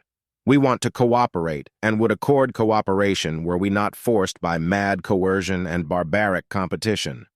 Pressure is pressure. There is little difference as far as personal welfare is concerned, whether the depredations are communistic or fascistic, the outgrowth of socialism or capitalism. Whatever infringes on liberty, fraternity, and equality destroys individuality. There is war today, war to the death, between the natural impulses of humanity and the predatory greeds of savagery. Evil exists, both in blatant individualism and fanatical collectivism, and bankers as well as bandits are sometimes the destroyers. It is astonishing to realize how two such contradictory philosophies have grown up side by side. On one hand is modern psychology, built as it is on the teachings of biology, advocating in no uncertain terms the importance of individual development and a freedom of action for the personality never before considered in history. On the other hand, a score of social creeds, from the totalitarianism of Mussolini and the militarism of the old guard, to the regimented ideals of the followers of Marx and the worshippers of Stalin. In practice, there is little difference between one regimentation and another, as long as independence is denied. It isn't new, this conflict. Trouble there is in life today, but how you meet it is still the important question. Fate, it seems, is human also. When we are full of dreads and doubts, they bring to pass the woe we feared. When, on the other hand, a masochist gives up his self-pitying attitude and decides to greet any and all experience with affirmative vigor, it gives the sadist no satisfaction to taunt him. Likewise, does fate ease her depredations when we cease to invite her to injure us. My father used to say to me years ago that if I did not absorb myself with all the can't fate would let me find the cans. He explained that a constructive attitude removes the hollow in consciousness into which trouble can be put. A mind that is full of affirmative vision can hold no destructive feeling. I recall how he used to put his fingertips together, with his hands pointed downward. In this V-shaped cavity, he would say, one can put all sorts of evil things and they will lodge there. Then he would suddenly turn his hands up with the fingers still together, making a V-shaped roof. Now, anything that strikes on this triangular pyramid, he would say, will roll off. It cannot stick. Your attitudes are like that. When they are negative, they are like cavities into which troubles can pour and remain. When they are pyramids, those positive attitudes present a sturdy front to experience, and evil things cannot get into you. Here, put as it was for a boy of 6 to understand, is a secret of living that all men need today. When you meet experience in a creative manner, seeking for a dominance of can-dos, and keeping them organized while you deal with the can't-dos, you move with precision toward a better and better future. Your will is quickened and encouraged. Your intellect keeps alive. Your senses remain alert. This is because the triangle, or pyramid principle, does not allow life to overload you with the dead weight of all the details of circumstance. But when your approach to life is built on futility and fear of conditions and circumstances, you soon become so burdened by the clutter that no spring remains in your will. Psychical and physical exhaustion then take their toll. The achievement of healthier, happier times is automatically denied. You build your own future successfully by one of 2 courses of action: either become ruthless, cruel, greedy, dishonest, or else, seeing things as they are, treat conditions as you would the natural obstacles and evils of a more primitive society, keeping yourself free of infection while struggling heroically forward. Chapter 10. Adapt to Today. 5 decades ago, in planning one's future, the goals, hopes, and wishes were stabilities. Today they are complete uncertainties. It would be sheer faking to use them as factors to an intelligent ambition. The subjective, rather than the objective outcomes, make up the pattern of tomorrow for thoughtful people. It is not what you will have in time to come, but what you will be that counts. Even in a social revolution, to be healthy, alert, mentally trained, emotionally mature, and loved by loyal associates would make a vast difference in your happiness. Such values could not be taken from you. But a conventional wife, unruly children, a suburban home, a bank account, and a clerkship in a corporation are not certainties. In discussing ambition these days, we need to revalue our words. Your future is within you. Your future is of yourself. What is to be the soundness of your reason, the efficiency of your memory, the scope of your imagination? How are you to develop your abilities, to master skills and awaken your senses? What is to be the power and precision of your personality? In any future ahead of you, these are all that can be depended upon, nor can you, save by self-reliance, gain the things you want and need in the life around you now. There are several centers in the average person's confusion. He is puzzled about the questions of intimacy. Sex, love, and marriage are uncertain issues. He is bothered over the winning of position, gaining power and achievement. Seldom is his vocation a means to these ends. Money is an ever-present problem. He can picture no happy future without an abundance of this wherewithal to food, clothing, and shelter. Yet no tomorrow is worthwhile devoid of play. Recreation, travel, or some other pleasure is essential. Nor can we ignore his castle in Spain, his estate with the special things about him that make him feel at home in an otherwise strange universe. If he has some measure of these primary needs, he still seeks to understand life, to enrich his mind and expand his personality. Most of us know what we wanted our lives to be like. All of us realize what came to pass. How little of all we desired was ever fulfilled. But why? That is the question every man wants solved. Yet he finds the answer only when he learns his own rights and adjusts his duties. Consider, if I am mathematically endowed with a strong mechanical bent and a native skill with my hands, no one should require me to become adept in ethnology or master the noumena in Greek symbology. If I am a potential Shelley or Corot, no one has a right to expect me to excel in trigonometry or enjoy chemical formulas. Attention cannot be forced. Only the appearance of the thing is made by pressure. We perceive and comprehend only when we are sympathetically drawn to the subject before us. This is not done by a violent external process. Man's evolution on and upward is a leading, not a driving of his nature. Coercive efforts infringe upon his basic sense of independence and quicken the brute in him. He rebels just as the donkey balks, and this resistance interferes with his capacity for perception. Life is full of instances in which parents and teachers have forced attention against an inherent self-protectiveness and then been baffled by the blind emotion which rises within their victim. Under these conditions, any child finds it difficult to understand, even when he would, and is incapable of perceiving obvious facts because of emotional turmoil. Again and again, in the offices of consulting psychologists, fumes of rebellious feeling come to light which have been blocking the ability to think.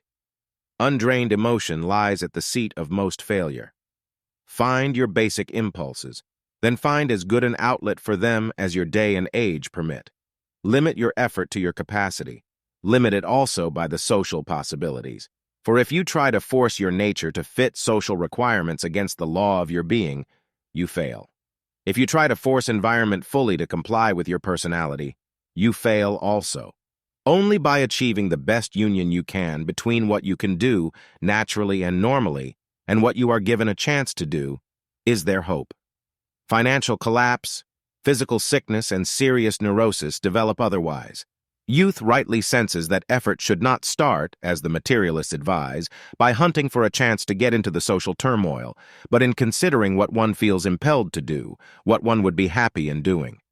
Moreover, people still talk of accomplishment in pseudo-idealistic terms, yet what you can do is the important question, not what some hypothetical genius might achieve.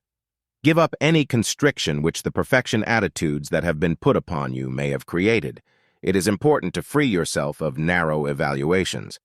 Only by the development of differentiation and the expansion of individual power is human progress possible. Not otherwise have we any true concept of normality as opposed to the leveling standard of the average. If, in an endeavor to create an image of perfect balance, we should take the commercial powers of Ford and combine them with the financial gifts of Morgan, the inventive talent of Marconi, the musical gift of Rachmaninoff, and the artistic faculty of Rodin, the literary penetration of Galsworthy, and the dramatic insight of Shaw, the resultant creature would be a congenital idiot. The art sense would fight the commercial capacity, the musical emotion would conflict with financial astuteness, the dramatic power would contradict the scientific talent. There would be less than the ability of a moron for active expression. The inner battleground between the forces would need an asylum to restrain it. Such a perfectly normal person would be utterly abnormal. A man is normal when no measure in his nature is so low as to deprive him of self-directing power, and when no high development of his mind conflicts with a contradictory capacity. The total endowment will then measure within a general average, though its extremes may be far from the usual. Success is in being what you can become. That is its first principle. Pull may put a man forward, but unless he is dishonest, it will not keep him there. Persistent discovery, tracing, and application of one's abilities, on the other hand, and a constant bringing together of interests, are immensely powerful. Concern yourself with beginnings. See what you can do with things close at hand. Then attempt to merge what you get started with one coherent effort. A general sends out exploring parties. The small groups test the enemy out. A point of attack is discovered. Troops are concentrated at that place. A salient is driven into the opposing ranks. This is a strategy for life experimentation. Gather your forces at one point and counteract the swing of misfortune by being so organized and persistent in aim that disaster has no chance against you. Victory lies in counteraction. Your persistence produces a flank attack against ill luck. And don't wait until you find just the right opportunity to begin seeking what intrigues you in life. There is no perfect job, but only a most suitable one. Loose thinking is common in regard to personal fitness. No individual is born to a special task. He has endowments that are best adjusted in a particular day and age to some particular form of expression. Achievement is a union of the personal powers with the present opportunities. Lindbergh was not a born aviator, but it is probable that only through flying could he have achieved as great a success as came to him in so rapid a time. His particular nature was especially suited to the opportunity. Success or failure hangs on this question of adaptation of ourselves to the opportunity and vice versa. In these days, a businessman finds life well suited to his commercial power. In the days of feudalism, the businessman was an itinerant peddler. In the South, before the Civil War, no gentleman considered taking up a commercial activity. In the days of Shylock, the banker was a moneylender, and people looked askance at interest rates, calling them usury. In the last 100 years, a banker has had special prestige. We may come again to the time when he is thought of as a moneylender and again look askance at his usury. In an industrial age, the artist is viewed as something of a freak. He is called impractical. In the days of Phidias, he was exalted. Culture existed as a reality in those days. Its financial sustainment was not dependent upon and limited to the opinions of movie-made minds. Success, then, is a matter of adapting the endowment to the circumstance. He who would be an artist in the 20th century must sacrifice much that might come to him as an industrial leader. Indeed, success is more than a question of ability, and failure is more than a denial of capacity. Each is affected by the measure of adjustment between the person and the social order. To be sure, in the days of the early troubadours, one might have been happy as a musician, but he did not have the same opportunity for popularity and riches which the radio age gives our singers. Nor, in his time, could Shakespeare make a fortune from a novel or a play. A cash register consciousness has entered our present. We think of writing as worth so much a word. There is a vast difference between the opportunity of Temple Bailey and Washington Irving in the winning of material success. The significant fact is that changed conditions call for different temperaments in the field of letters. Once upon a time, it was the privilege of men of science to be outlawed or burned at the stake. Today, the scientific man is the leader of thought. True achievement, however, is not necessarily a matter of success or prosperity. Jeanne d'Arc had neither, yet she became great. We cannot think of the ministry of Jesus in such terms, but as an achievement, it reached beyond anything in human history.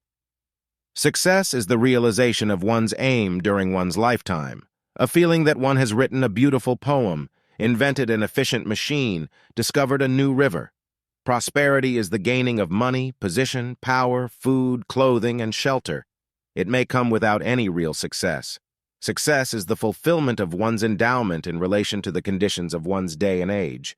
Sarah Bernhardt, Bernard Shaw, Madame Curie, General Foch achieved success. Croesus, J.P. Morgan, John D. Rockefeller achieved prosperity. Obviously, there are two kinds of success: that without prosperity, such as Emerson's, and success with prosperity, such as came to Edison. There are also two kinds of prosperity: that which rewards real usefulness, as that of the Mayo brothers and Alexander Bell, and negative prosperity such as was won by Jay Gould. In general, neither success nor prosperity is possible unless adaptation to the day and age develops without congestion of the personality, as in the life of Marconi. If the individual urge includes a strong concept of prosperity, one must balance in his mind what he also seeks in life and how much he desires to reach beyond prosperity. I remember a Paris banker who achieved great wealth but little of the sense of fulfillment, which comes from adjustment without compromise. When this is denied, even prosperity will not compensate for the feeling of displacement. Nor will success bring happiness unless there is a feeling of achievement as well. To be recognized as having served and won fame is not enough. Only he whose accomplishment merits his own respect, who has won to his own goals, knows creative joy. Achievement is the fruit which was promised by the seed. This alone brings satisfaction. Prosperity and success are failures still, unless they meet these requirements. Failure, we find, can usually be traced to bad habits and attitudes taken on in childhood, which deflect the normal attention of the personality and cause cynical resignation. This frame of mind may consist in a feeling of personal inadequacy or anarchistic, unadaptable images of superiority. It may also arise from perfectionism, fanaticism, indolence, or futility. There are several types of failure: those from hyper-ideals, which lead to ineffectually; from wishful indolence, where little effort is expended to put the ideals over; from the lack of establishing ideals; and from caring only for position and prosperity by whatever means they may be gained. Also, there may be failure because of neurosis and psychotic influence, for failure is in proportion to the blockage of one's growth from personal conditions or from the overpowering forces of environment. A law must be recognized in this relation, a law that justifies in some measure the pessimism of our younger generation.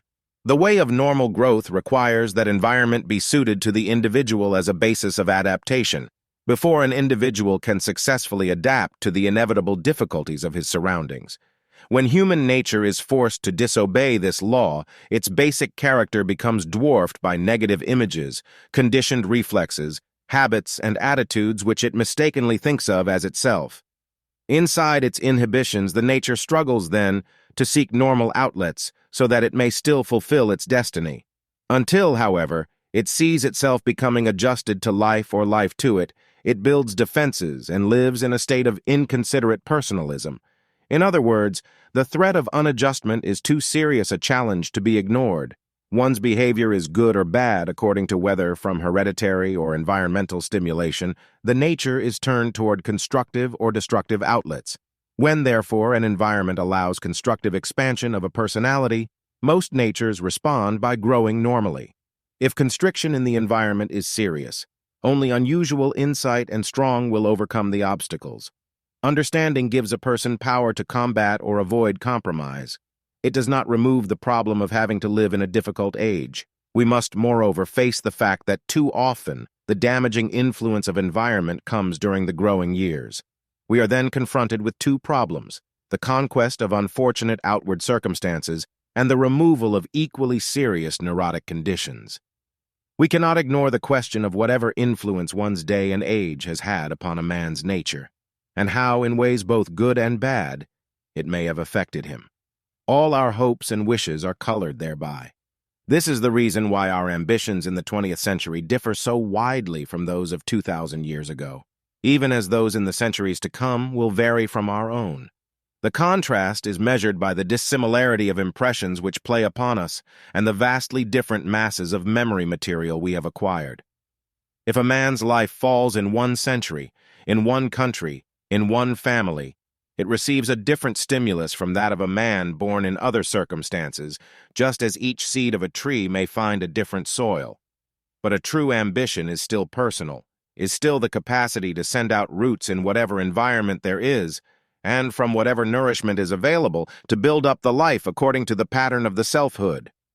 Ambition in its integrity can fashion only according to the plan of the nature, even as the formative instinct of the palm can develop only that type of tree, and not an oak. An individual overcomes failure when he organizes his life on a reality principle. You may be blocked in becoming a financier or a senator, for scores of objective factors, and a competitive civilization make your goal difficult.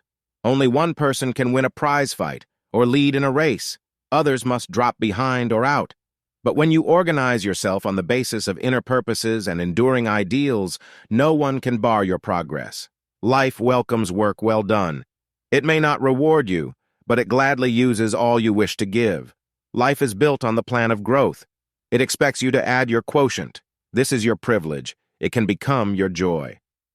Man exists for culture, wrote Goethe, not for what he can accomplish, but for what can be accomplished in himself. If failure continues to haunt you, it is important to resurvey your goals. See how your abilities and opportunities are harmonized. Only the tyro would claim that faithful effort expended in a direction socially unacceptable would produce as successful results as when we are striving for those fulfillments that normally belong to our personalities in our day and age. It is doubtful if Emerson would have made a good engineer, or Thoreau a military leader, and probably both would have failed as aviators. One does not feel that Daniel Boone would have excelled in interior decoration, or Swinburne in guiding an exploration party through the Andes. They would, of course, have done better if imbued with constructive purpose, but the art of life designing requires some systematized effort, some awareness of the forces of personality that are to be used, and of how and where they are to be used. Self-expansion is the measure of a person's drive and adaptation of his fulfillment. Partial failure is typical of many individuals. They achieve a certain success though they fail in prosperity, or a certain prosperity though they fail in success. They achieve a certain social success and have wild children, or an unhappy marriage, or have a happy home and no position, no financial security. Whenever there is neurosis, there is partial failure. Somewhere in all the chaos of life, there is a point of achievement for each of us. We can do according to our endowment. There is a law of unfoldment, a natural destiny we should follow. We may not achieve this in the full, but if we respond to every normal stimulus that comes our way, make use of each capacity we find, we will shatter whatever neurotic blockage is in our way. Adaptation does not necessitate compromise. There is no whittling of the peg to fit the hole. All life must learn to relate itself to other forms of life to avoid friction and antagonism. We cannot shape the individual to environment. Adaptation is built on a normal relation between the pattern of the self and the pattern of the environment. This process, in many instances, may mean a change of both. Animal and vegetable life adapt to conditions. The pine tree does not grow in a desert, the cactus in the Arctic. The hummingbird does not adapt itself to the sea, nor the gull to the jungle. Each seeks its own environment, and there performs many miracles of adaptation. Food, clothing, shelter, even protective coloring play a part in the process. Through the centuries, this principle has in large measure determined both the nature and efficiency of living forms in their expanding evolution. For man, through the power of deliberation, has much more freedom of choice, much more capacity to understand himself and the fitness of certain settings to his nature.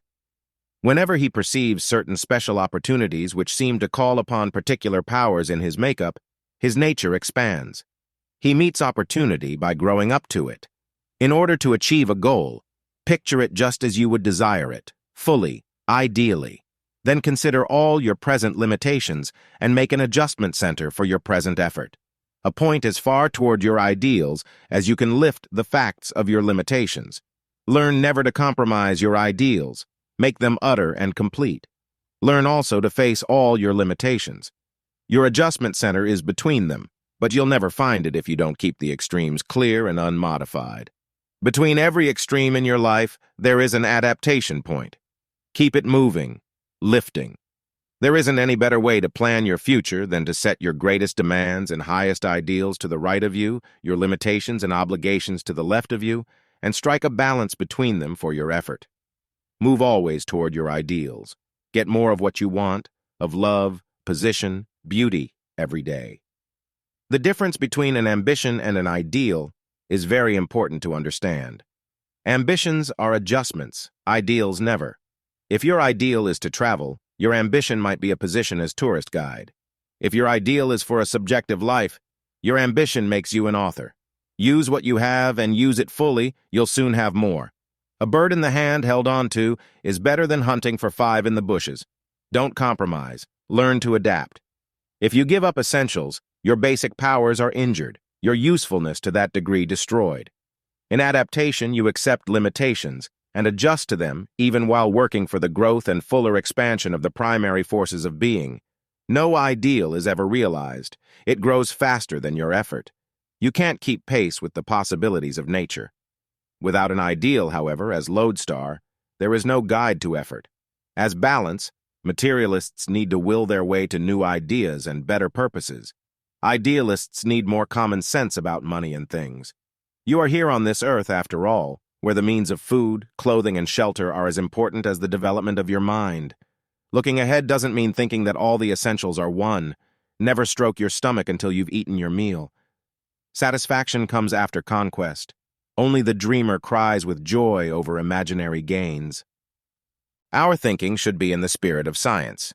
If we keep searching for truth, as do the chemist and the physicist, we move increasingly toward success.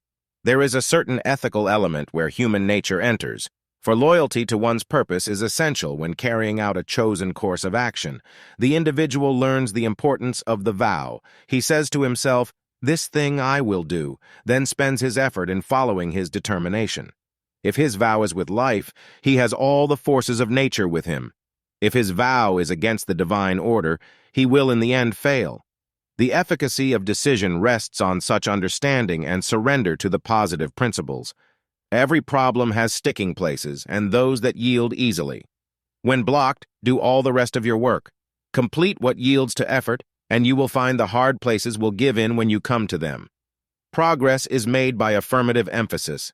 Keep your eye on the efforts that succeed. Hunt for the positive centers of action. A chess player does not look for the move he should not make, but for the one that will win. Plan both your starts and your arrivals. See yourself beginning, going, getting there, in the big activities of your life. It isn't what life asks of you that counts, but what you have for it and how much that is worth. Indeed, you can carry coals to Newcastle if they're good enough. Aptness is an art, dependent on looking to see what is apt to happen and what you're apt to do if it does. Plenty of men win through for a while, but only he who takes time to consolidate his winning keeps it. One doesn't have to become a sober conservative to be careful either. It's one thing to gain one's ends, another to have them. You seldom get anything you want just as you want it. You'll as seldom do anything perfectly. As the years go by, learn to surrender your absolutisms, in fact, but keep them in purpose. Chapter 11. Keeping the Past from the Present. One of the most interesting audiences in America gathers at Macmillan Theater, for people come to Columbia University from every corner of the globe. After a lecture, they have a way of coming up to chat, as if you had been a next-door neighbor in Manila, Budapest, or New Orleans. From them, you often hear amazing little stories hurriedly whispered in your ear while the janitor jangles his keys and watches the late stragglers moving toward the door. I had noticed the eagerness of this last member of my audience even before she came up to speak to me. One felt that she had somehow found a radiant peace and could not keep from telling of what it meant to her. "It won't take long to give you my story," she murmured, "but I think it's an unusual one. You see, most everyone who comes here to study wants only to learn, and that's all he gets from university life. But I came here as a miserably unhappy girl, and now I'm made new all over." "How did it happen?"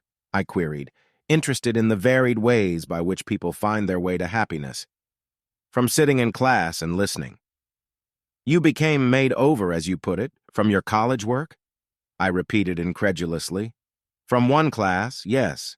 I've been studying psychology with Dr. Hollingworth, and I didn't do very well at first. You see, I used to be hypersensitive and self-conscious. I got my feelings hurt if anyone pointed a finger at me. I felt as if everyone were watching me all the time. I couldn't use my mind, I was so embarrassed. And of course, there was no hope of my succeeding in life with such nervousness. Then I learned about redintegration in my psychology course, and Dr. Hollingworth referred to it again and again, until he made me see how it was ruining my life. Why isn't everyone in the world taught about it? It seems to me it's just the very greatest and most valuable knowledge there is. They honor Freud and all those foreigners, but to me, this discovery of redintegration makes all the rest of it unnecessary. It's the most important truth of all." "I think it is, too," I agreed heartily. "People wouldn't need much psychoanalysis if they would get the past out of the present by learning to recognize and check their redintegrations." "I don't know what would have happened to me if I'd not found it," continued my companion. "Learning why and how my past troubles could upset my present effort was, I think, the greatest experience of my life. Studying the process became my consuming passion.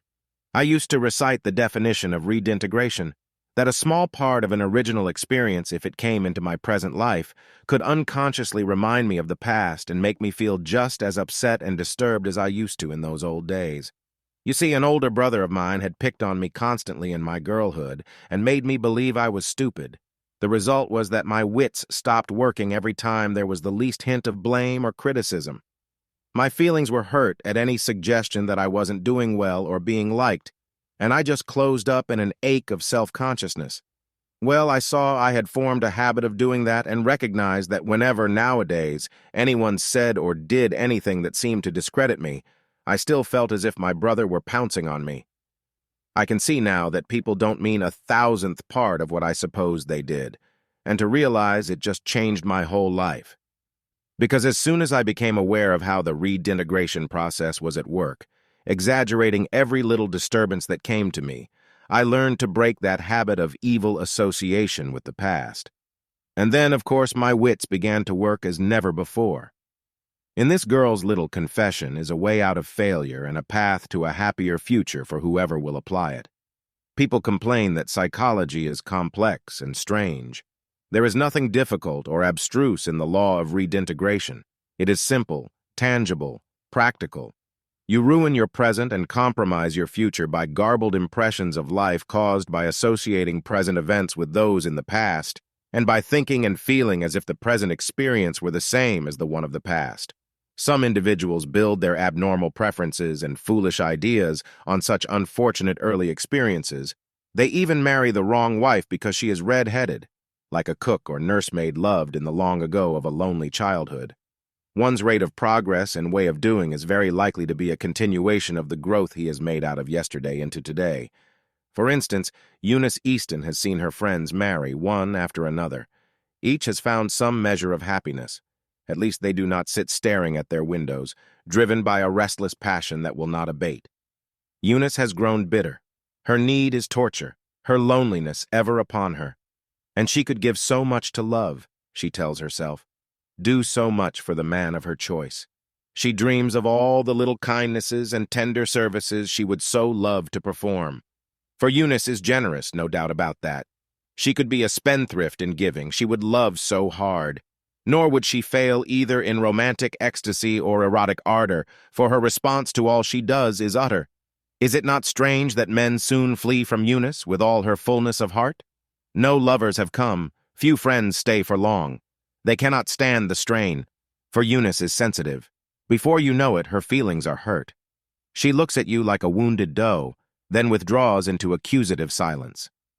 Sometimes the trouble isn't in what you do, but only in the imperfection of your best endeavor.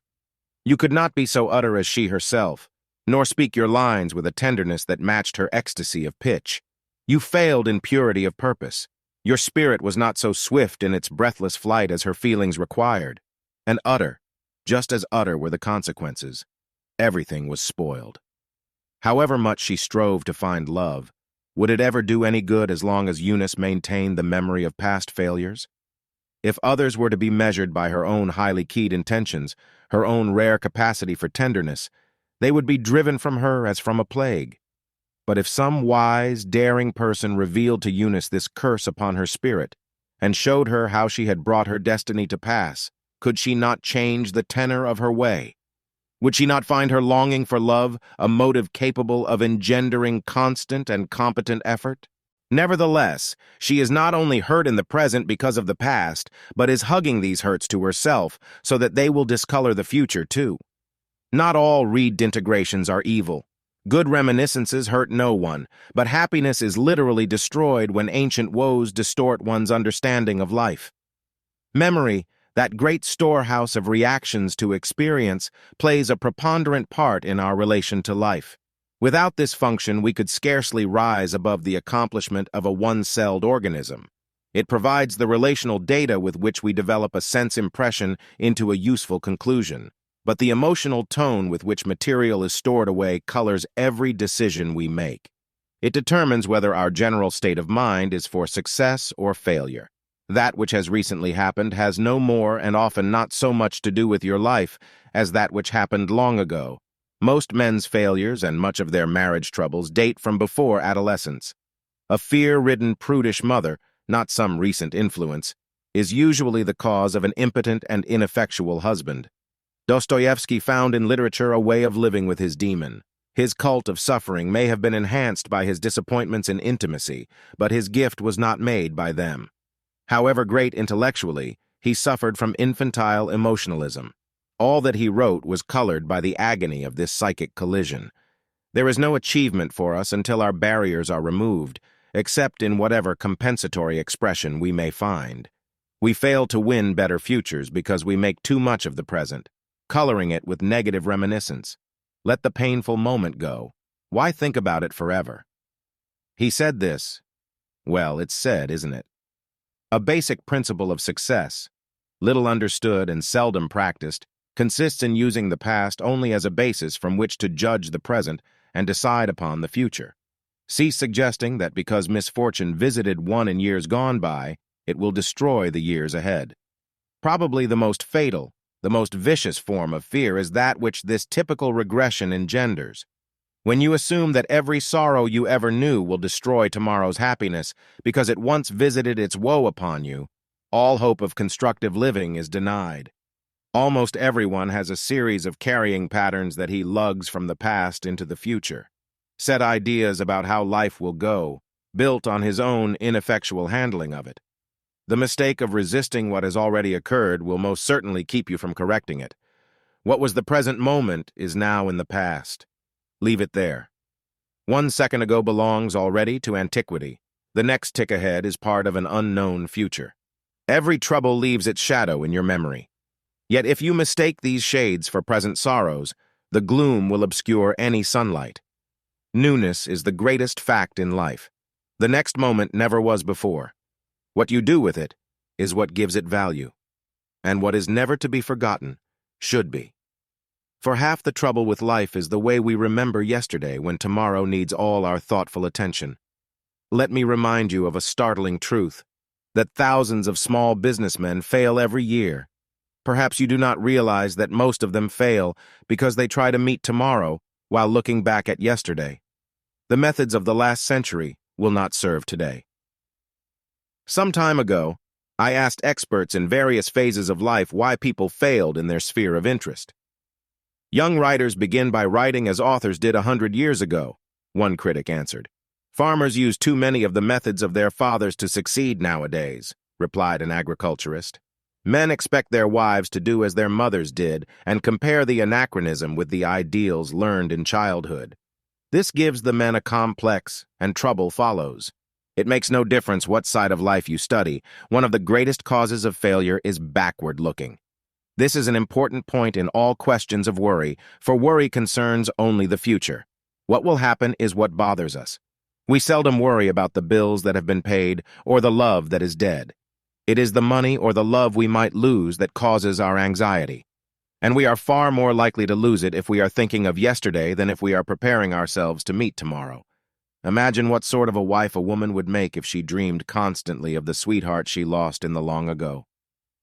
When you worry, stop to discover in what direction your focus of attention lies. Are you concerned lest your wife does not love you just as your mother did? If so, you'll come to no solution until you give up comparing the present with the past. Expectancy of failure brings failure to pass. This is why the early metaphysicians made so much of what was called an affirmative attitude. They understood that belief, not only in the efficacy of psychical procedures, but in the outcome of their use, was an essential. It is natural that each creature should have a unique and individual understanding of his relation to phenomena, but it is important to know if this is really his own, not colored by the influence or coercion of others. Some psychic masquerade is found in almost every one. Frida Little was nervous and tense. She had a habit of sucking her underlip, and her eyes revealed her struggle with sleeplessness. Years ago, when she came into my study, she entered timidly and sat down tentatively on the edge of a chair. She was 36, she said, but despite the tension lines, she had the immature look of a girl of 18. There wasn't anything highly dramatic about her situation. The doctor had told her she was on the verge of a nervous breakdown, but there was nothing physically wrong. Her indigestion was due to strain, her whole condition to anxiety. What troubled her? Her husband was an actor. They were deeply devoted. Their married life had been happy beyond the ordinary, but he had been out of work, hadn't had a part in 2 years, and had begun to drink very heavily. Already he had lost one opportunity by being drunk. He couldn't be roused from his stupor to see a manager who was in an emergency. One might think this was not a neurotic case at all, merely one of misfortune and economic pressure. But a number of seemingly little things revealed the fact that the wife was in a state almost of terror about her husband's drinking. In describing his failure, she herself had taken it on. She was so one with him that she was a failure also. As she talked, one felt that no man or woman could achieve who was in an intimate relation with her. She was so vicarious that she must, inevitably, add to his load. Frida's childhood situation was as follows. The family was in moderate circumstances. There were 2 children. They all lived with a grandmother. The father drank. The earliest recollection of this girl was a sense of blame and guilt. She felt disgraced and wondered what people would think. Her mother evidently leaned on Frida from the time she was 4 or 5, and she was the kind of child who is called old-fashioned. She took responsibility. She identified herself with her father and was ashamed because of his ways. She identified herself with the mother and worried because of her suffering. This was the inside story of her life until she married at 18. She was asked to recall, as fully as she could, her memories by free association, that is, to open a book or pick up a newspaper, choose a word and give her reaction to it. The following illustration is an extreme case. White flower wedding anniversary. Pain, ugh, hate that man. Equally significant is this further record of her recall. Grandma and Mama talking. Remember them talking low, and I wondered what it was all about. Talk of money in the house was all I could make of it, always knowing that there was trouble and that Mama was upset all the time. I would go off and cry by myself, clench my hands and shake. Never asked questions, just wondered and wondered. One day comes to my mind. I was sitting on the kitchen floor cutting paper dolls. Mama was washing, and every time she went to hang up the clothes, I saw that she would stay out in the yard and cry. I felt sick all over because this awful thing was hanging over me. I heard folks whispering about what a shame it was and how my poor mother suffered. Sometimes they took me out of the room so I wouldn't hear the talk. But always, all the time, I felt as if something dreadful were going to happen, and I wondered what would become of me. This whole childhood picture centers around the misery of the mother. Frida recalls going somewhere. The mother felt ill, and the child had almost to lift her in and out of the trolley at the age of 5. Another time, a relative took her with her little brother to see another relative. They were slightly delayed, and Frida was almost frantic, as I knew Mama would worry. When they got off the ferry, they were met by an uncle who said the mother was nearly crazy. When they reached the house, the mother fainted. On the child's first day at school, the mother cried all morning and said her baby was gone. Frida went to school weeping and frightened and never did like school. This whole background is of a terribly selfish mother, a scene maker, one who was carried by her own mother, the grandmother. Frida's parent told her trouble to the neighbors and to the children, and Frida, from her earliest recollection, took the responsibility for this weak, whimpering parent. She had no childhood. At every point it was apparent that this girl had carried her mother on her back and was still carrying her. The mother lived near, called up daily, expected frequent visits. The daughter had never been herself, for she identified herself so passionately with the mother that she never had had a contact with herself at all. When things were right, she feared something might happen. If Mother was blue, it was Frida who would put in a melancholy day. This state had reached such intensity that when Frida's own husband began to drink, there was a complete redintegration of her childhood. She lived it again, husband now in the role of father. But as was indicated by some of her answers to such words as duty and obligation, a deep rebellion at her load was gradually rising. Frida became indignant as she told all that was expected of her, and began to blame her husband, not only for his drinking, but for all the drinking her father had done. The purpose of retrospective analysis is to get the past out of the present, to drain off experiences as well as to understand them. We must finish our cycles.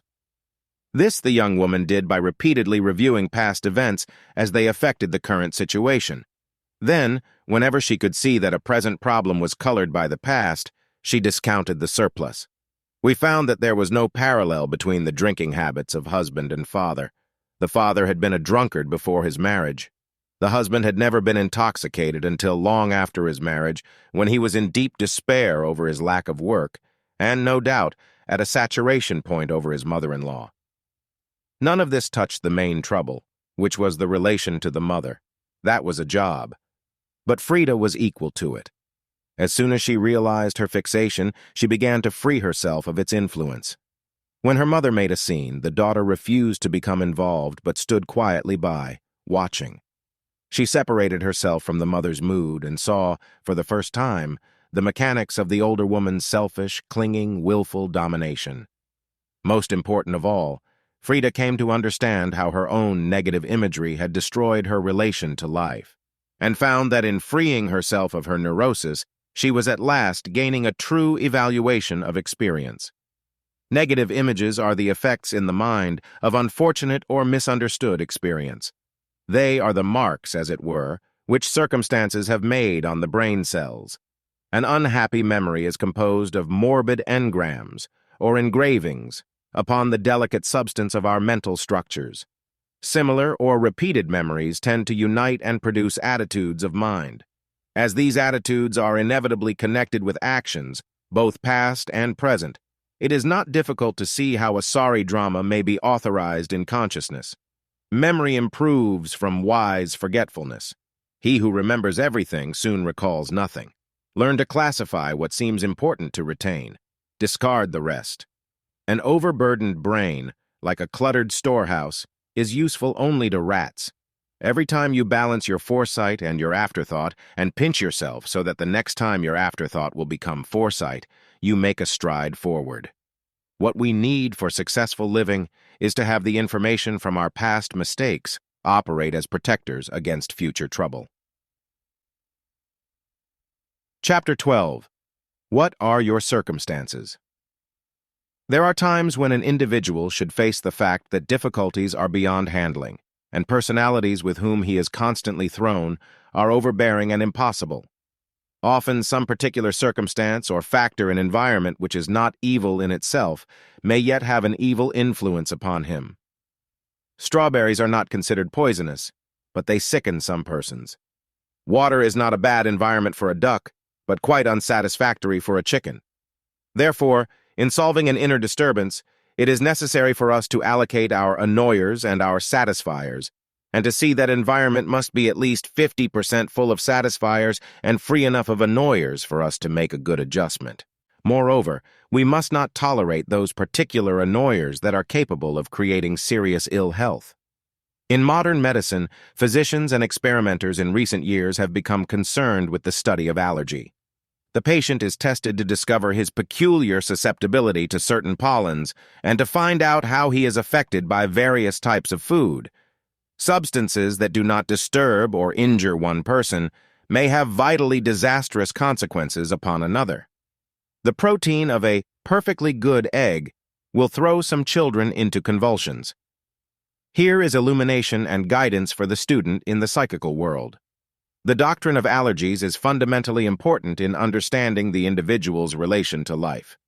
Mr. Jones or Mrs. Brown may be splendid persons, but their influence upon you or upon me may be irritating in the extreme. Face your circumstances then, and confess to yourself if there are people or things in them toward which you are allergic. This is not only true of individuals, but in the subjective world as well. There may be types of ideas, of manners, and thought which are injurious or distressing to your particular personality. If too long exposed to such influences, you are bound to experience injury.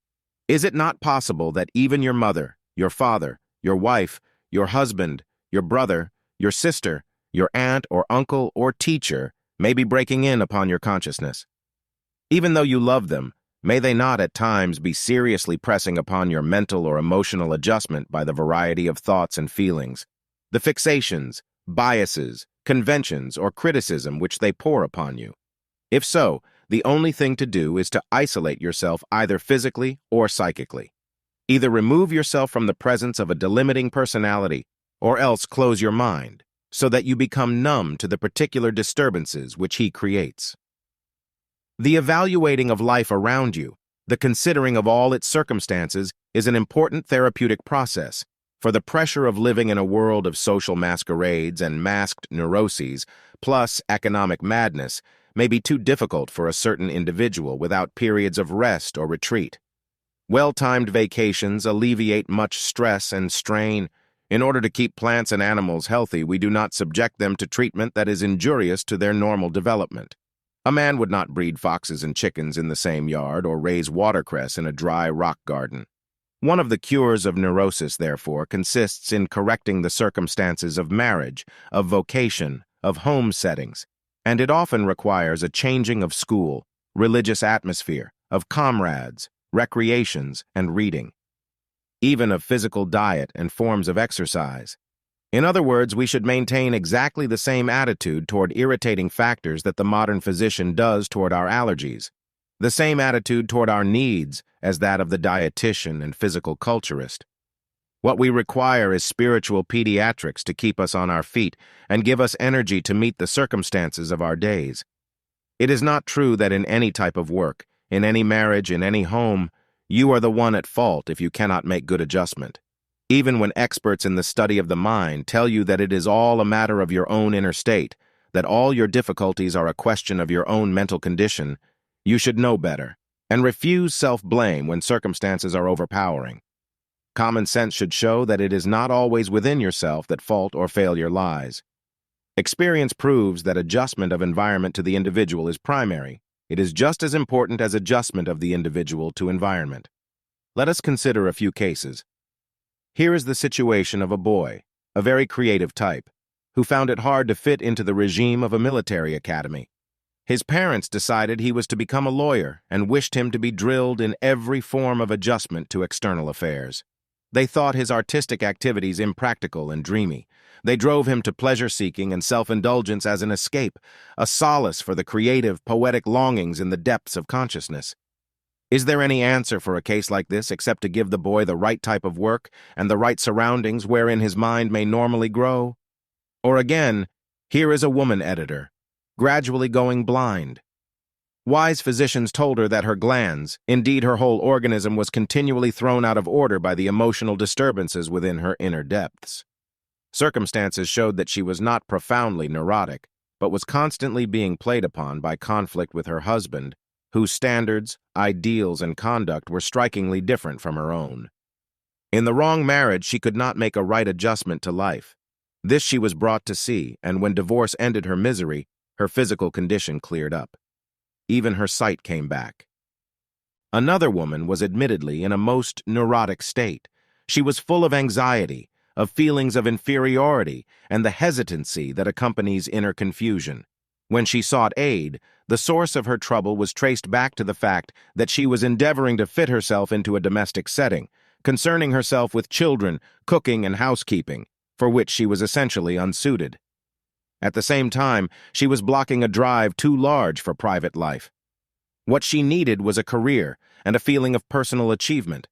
When she found her proper vocation and, from her own earnings, was able to secure a governess and a successful servant, the neurosis soon disappeared. She became a well-poised personality.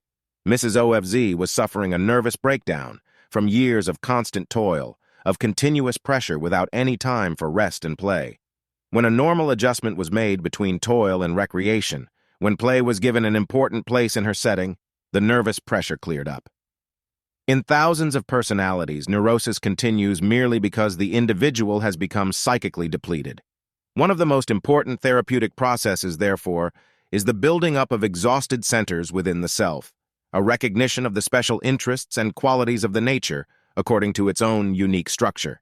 This is not difficult to do, provided the individual gets the moral foolishness out of the way that keeps him from feeling he has a right to those things which are satisfying to him. There is no adjustment to life for the person who insists on living with an overbearing number of annoyers and who will not turn to seek his satisfiers. As long as he believes this change is selfishness, there is no hope for him. You cannot live healthfully on an insufficient diet or with the wrong food. The same rule holds with your psychic constitution. You cannot live well on an insufficiency of mental and spiritual nourishment. You must have environments suited to your needs, otherwise frustration, disappointment, and inadequacy within your personality will lead to more serious consequences. In facing the facts of an individual's relation to environment, it is necessary to realize that none of us is perfect. No one is a Hercules in strength, and few are geniuses in mental or emotional power. Perfectionism in dealing with this question produces hopelessness. It is necessary for us to learn that we have a right to protect our constitutional weaknesses and to avoid undue exhaustion. Mental health is only to be understood if we recognize the functional picture, see how the paths of our minds and bodies play and interplay. For everything we do with our minds tends to react upon the physical organism. Lack of correct nourishment, interference with sleep, physical strain, all tend to react upon the mind and produce psychical torpor.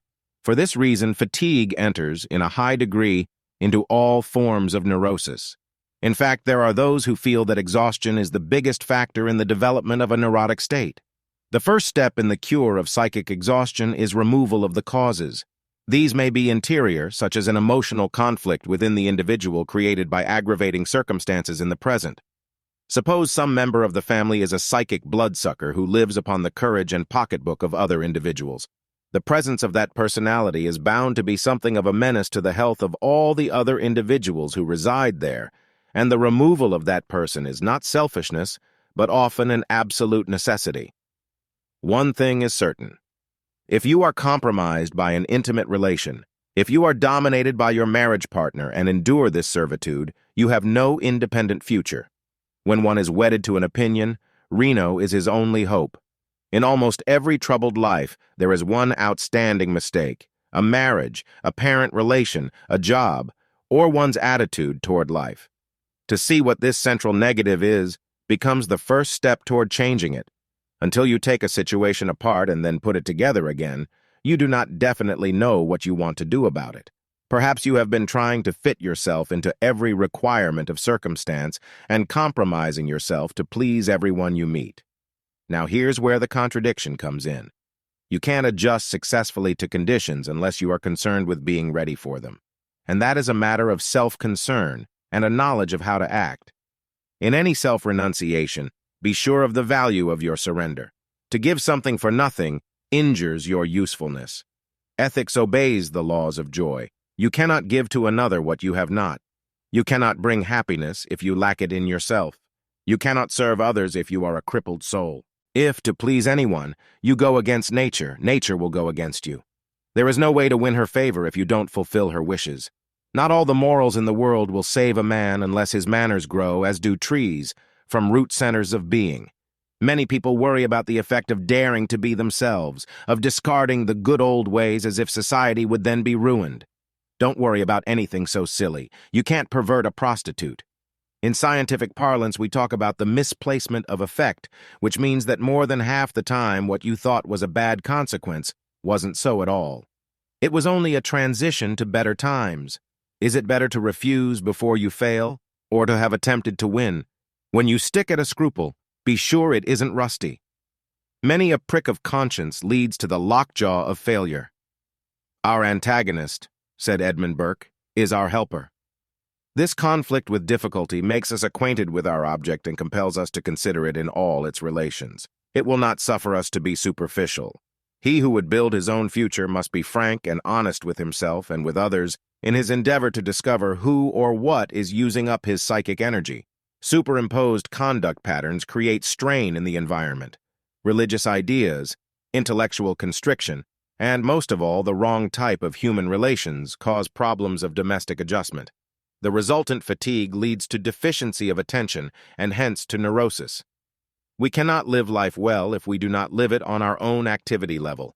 If you are asked to hurry when a slow feeling ahead is essential to your task, or if you are not allowed to push on intensely when your nature is strenuous, conflict and fatigue result. To race with a plow horse or plow with a derby favorite would produce serious consequences upon both animals, one can imagine. ALW was obsessed by a sense of inferiority and occupied all his spare time in drink. The cause was not some deep neurosis. He held the wrong job. The cure consisted in taking him out of a city environment and sending him to a ranch where he belonged. LDY lived a varietistic life. Many thought him a victim of sex neurasthenia. There seemed to be a compulsion neurosis which kept his attention upon erotic matters.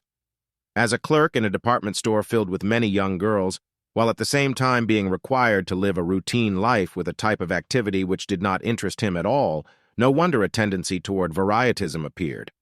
A vocational analysis showed LDY that he had every inclination toward medicine. He was encouraged to finish his college course and become a doctor. As a wise and efficient gynecologist, his neurasthenic traits disappeared. His interest in sex had been turned to a constructive use. Whenever you see a lackadaisical young man who seems to have neither drive nor energy, do not decide that he is necessarily lacking in vigor. Did you ever notice how weary you feel when fronted with a task for which you are entirely unsuited and which, for that reason, you fear you may not do well? Fatigue is often a warning that an individual has reached a saturation point and cannot safely stand unsatisfactory conditions any longer. This is particularly true of human contacts, which may not only retard the cure of a neurotic state, but may themselves create one. In many cases, such situations leave no psychic energy. This does not mean that members of the group may not, in themselves, be perfectly satisfactory personalities. It does mean that the combination can be seriously destructive. There is more than one kind of exhaustion, but that which comes when one's whole nature is misplaced in life touches and blights every part of the organism. Picture a young girl we will call Helen Hewing. She was pale, anemic, nervous, and without apparent energy. Effort of any sort seemed to tire her. An examination revealed a deep mood of frustration, a torpor of anesthesia, together with fear of many phases of natural phenomena. Further research showed her to be an idealist, fond of poetry, beauty, and music, yet placed in a family who cared nothing for the finer aspects of life. All the girl's friends were those her family contacts had established. A noisy materialism ruled the environment. Helen had obviously retreated into exhaustion because she saw no way to make life worth living.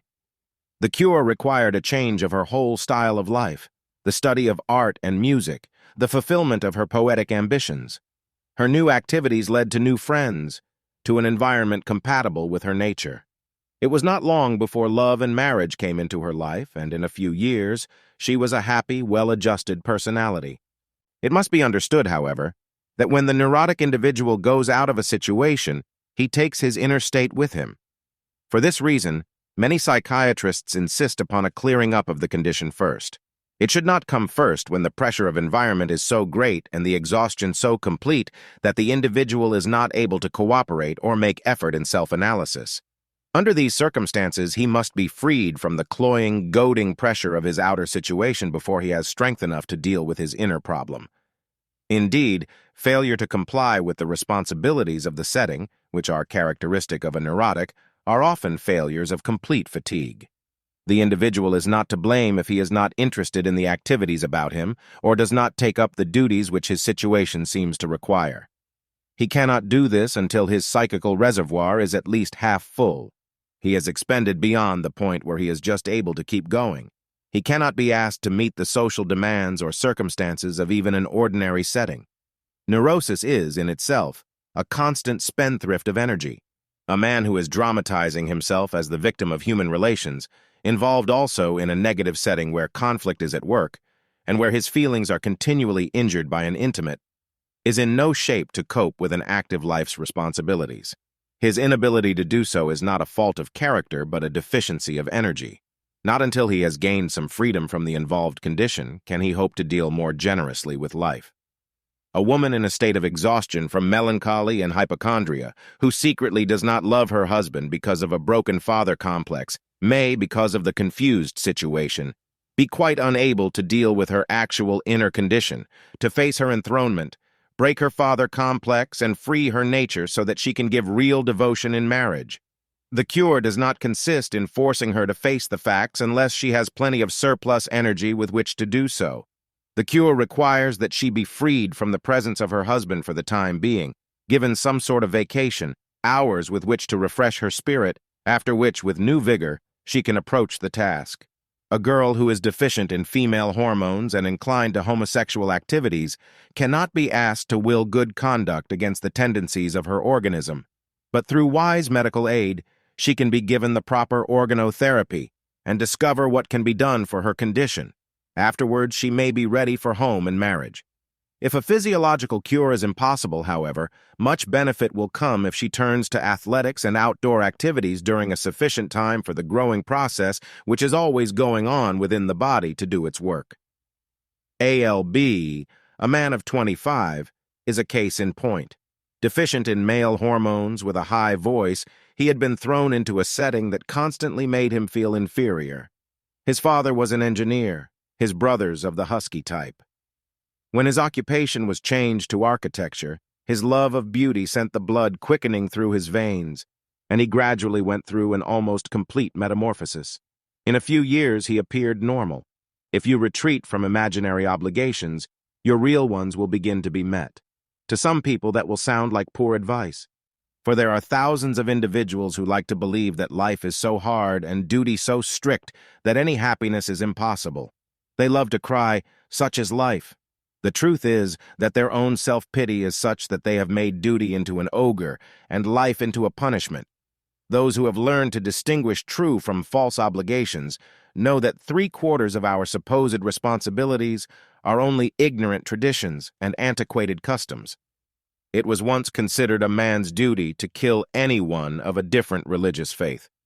Korean girls believed they were required to kill themselves if a foreigner happened to brush their garments in passing.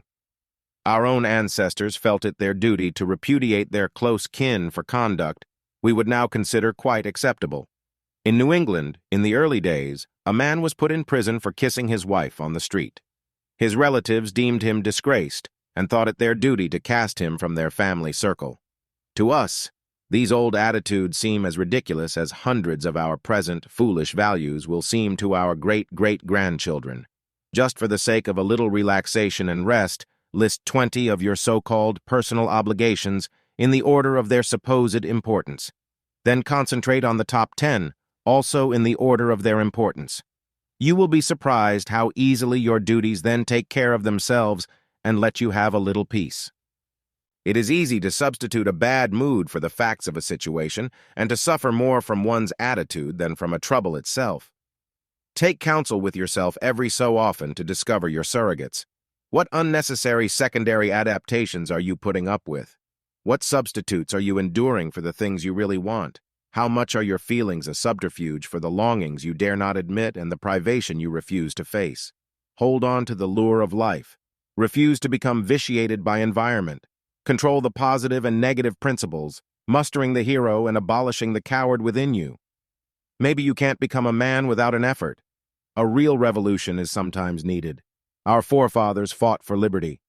If you respect the patriots of 1775, why not follow their example at the Bunker Hill in your own personality? Without liberty, there is no manhood, no womanhood, no success for anyone. Is this advocacy of freedom a ruthless doctrine? Many have so believed. Whatever you think about it, don't forget that it is many, many times the ruling factor on the inside of a problem, the really important matter to decide. Whatever we may say against war, the draft in 1917 sent many young men from home who might otherwise have remained mother-ridden. If you need to leave maternal protection now, you should set a date as definite as a departure for Europe. Decide when you will leave the nest and go on that date. It is hard for strong men, used to sturdy conduct in the rough and tumble, to admit the neurotic limitations and infantile moods that hide in their secret depths, preventing adjustment to life. The teething pains of many an adult are harder to deal with than his actual difficulties. Babies of all ages need weaning. It does no good to keep on with the bottle after 21. The milk of human kindness sours if nothing else is consumed. After all, a man or woman is not an adult, except in relation to a child. A declaration of independence is often essential. Would you like our United States to have a mother complex on England asking her permission to do this or that? Would you like our Atlantic cables to become silver cords binding us to that dominating dowager? If not, be sure you have good reason for your own 4th of July. No man is worth a fizzle in marriage, friendship, or a career until he is utterly and forever weaned from the influence of any and all of his blood kin. The more they were good for his infantile days, the less they benefit his manhood. One's point of view toward himself is of great importance. We use our wits and develop power from wise self-respect. Self-neglect injures one's usefulness. It is obvious that if sacrifice destroys the self, it lacks every virtue of unselfish giving. As ordinarily understood, self-denial means an increase in nervous pressure and a decrease of social usefulness. But control and inhibition need not be treated as synonyms. True control is a phase of guidance, of direction, and not of repression. As such, it leads to constructive ends. We must remember also that as long as an ancient conflict remains, and guilt, shame, and inferiority feelings are at work in the depths of the organism, there is a constant expenditure of energy in the psychic drama taking place in consciousness. Not until ancient conflicts are given up is there a real conserving of inner power. For this reason, the cure of neurosis often releases a sense of new and added strength. Yet until this change comes to pass, there is the necessity of economizing action, which often causes egocentricity. Many people suppose that egocentricity is the cause of neurosis. This is not the fact. Neurosis is the cause of egocentricity. If too much conflict is going on in the self and a psychic fatigue makes one feel that he has no energy left for activity beyond the mere living within himself, then a closing of doors on outgoing expression is inevitable. There is the necessity for economy, for a period of psychic rest, which is equivalent to a rest cure where physical exhaustion has occurred. The individual should practice a psychic thrift, discovering how much energy he can expend in essential activities and refusing all extravagance, thereby allowing time for his psyche to fill up. This may mean an avoiding of excitement as a factor of cure. The individual cannot stand much strain, and this he knows well enough. Even the strain of joy may be as dangerous as that of sorrow. This is the significance of the retreat from effort that is commonly manifest in abnormal states. The making of an expenditure pattern, therefore, is always important. Take time to balance up the facts of your life, day by day, for a few weeks. Find out what strength you waste in anger, fear, or other emotional disturbances. Do not forget that rest is the restorer of reason. Every tension-reducing device that you can discover is a help. Every hour for relaxation plays its part in the better health of your mind. He who hates what he does should stop doing it. Nor does it matter what you despise. You waste time, energy, and the chance to grow when toiling at incompatible tasks. Somewhere in life is work to which you would thrill. In doing it, you pursue the way to satisfaction. Failure follows the toiler in a hated job. Indeed, one of the greatest keys to success is knowing when to fail. It is delightful to realize, I can let that go. It is better to give that up so I can follow my true development. If you don't drive matters to an extremity, they'll drive you there.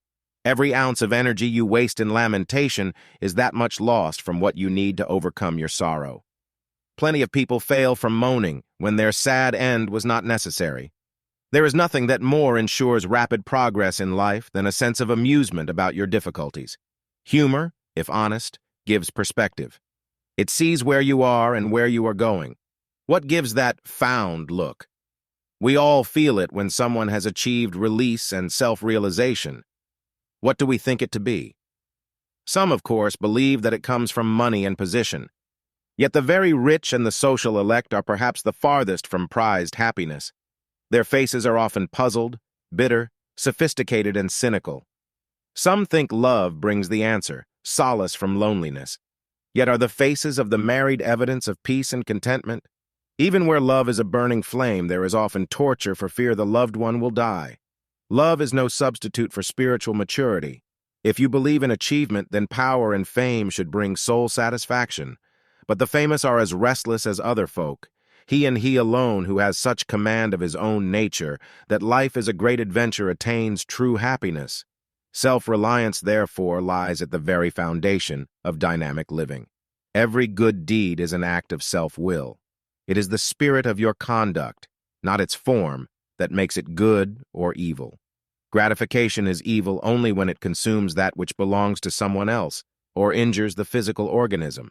If I gratify my love for beauty by feasting on a sunset, I am fulfilling an act of worship. I take nothing from you. The end of all art is creative expression.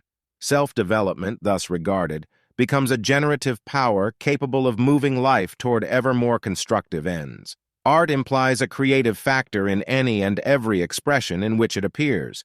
It necessitates a controlled and directed effort and the acceptance of limitations that are conquered by adaptation. True adjustment requires the refusal of compromise. Essentials are entrenched, the unimportant surrendered. All the great captains, said Napoleon, have performed vast achievements by conforming with the rules of true art, by adjusting effort to obstacles. And effort, obviously, has self-concern for its means, a wise expression of the creative principle. The ethics of personal growth is little different from intelligent agriculture. You don't put seeds in any sort of soil at any time of year. You yield to nature as the wisest way. So does anyone who seeks true self-preservation. He who best preserves himself by such obedience does most for others. Chapter 13. Debunk Your Inherited Attitudes. The faculty, claimed by certain people, of knowing all about how you should live is perhaps the most common blockage to achievement. Millions fail because of the overlay of a superinduced pattern made by some loved one, be it mother or father who has built so strong a coercive concept of what Junior should be or do that the power of his mind is repressed. A wife who has a hero image of her husband, believing he ought to be a success in this or that field, and who constantly prods him to become a veritable Hercules in order to satisfy her pride in marrying so great a personality, may obstruct his power to attain any goal. Certainly, she will deflect his attention from the accomplishment of what he can do with his native capacity. All false values, whether donated by parents, friends, or marriage intimates, produce pernicious perversions of the personality. Consider a man who is unsuited for commercial routine, yet believes he should follow in his father's footsteps and manufacture toothpicks. If his real drive is for scientific research, he becomes a half-hearted and poor businessman, earning less money than would come to him even as an instructor in physics. He justifies his failure as brought to pass by an unkind fate, which did not give him a show and required him to spend his days in mercantile endeavor. The truth of the matter was quite the reverse, and if he came to see that a false goal which was ruining his focus had first to be given up, great could be the change in his current of life. It is wise to understand this point and not forget that there are many flat tires on the road of everyday experience. If you let the influence of empty minds destroy your confidence, you will soon become deflated too. Some people live by taking the wind out of others. They wish to keep you flatter than they are. You do not have to let them do it. Even if it be your nearest kin who is a puncturing personality, you can refuse to let him set an example or tell you what to do. Try this experiment. If you are in constant contact with one of these deflators, first admit the fact. See how negative and empty he often makes others feel. Then note what he says.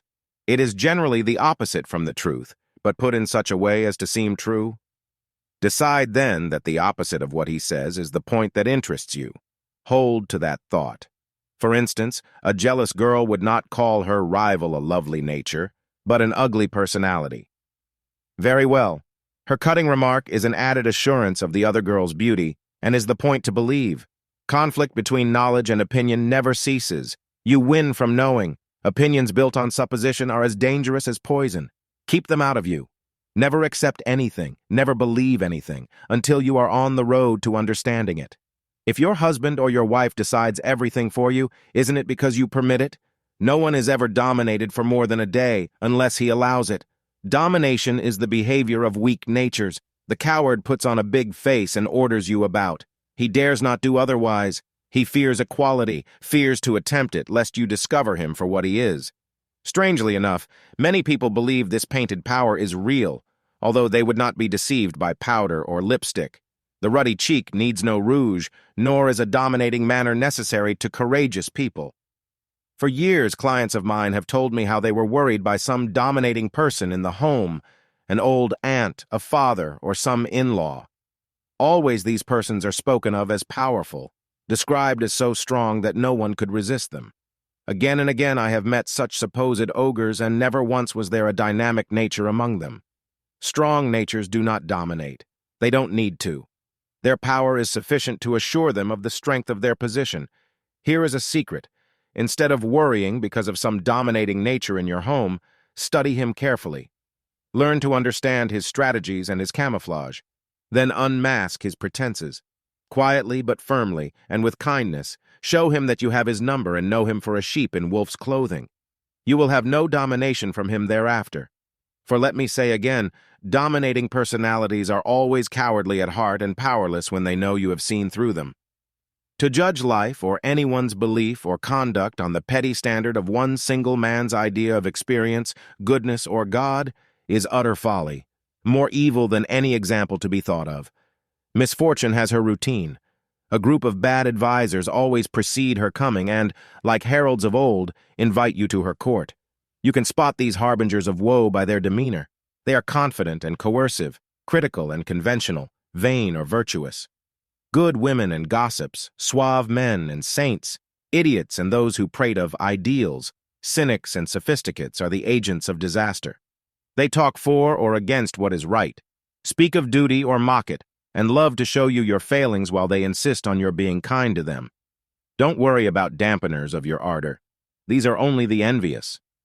If you keep on splashing in the sun of your own enthusiasm, people will soon leave you alone. No one throws cold water on a fountain. One of the better strategies is to tire out your troublemakers by keeping them waiting.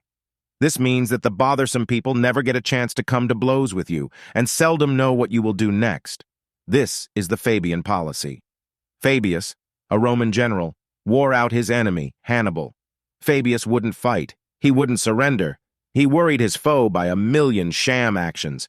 Try this method. It works. Those who insist on having the last word argue forever.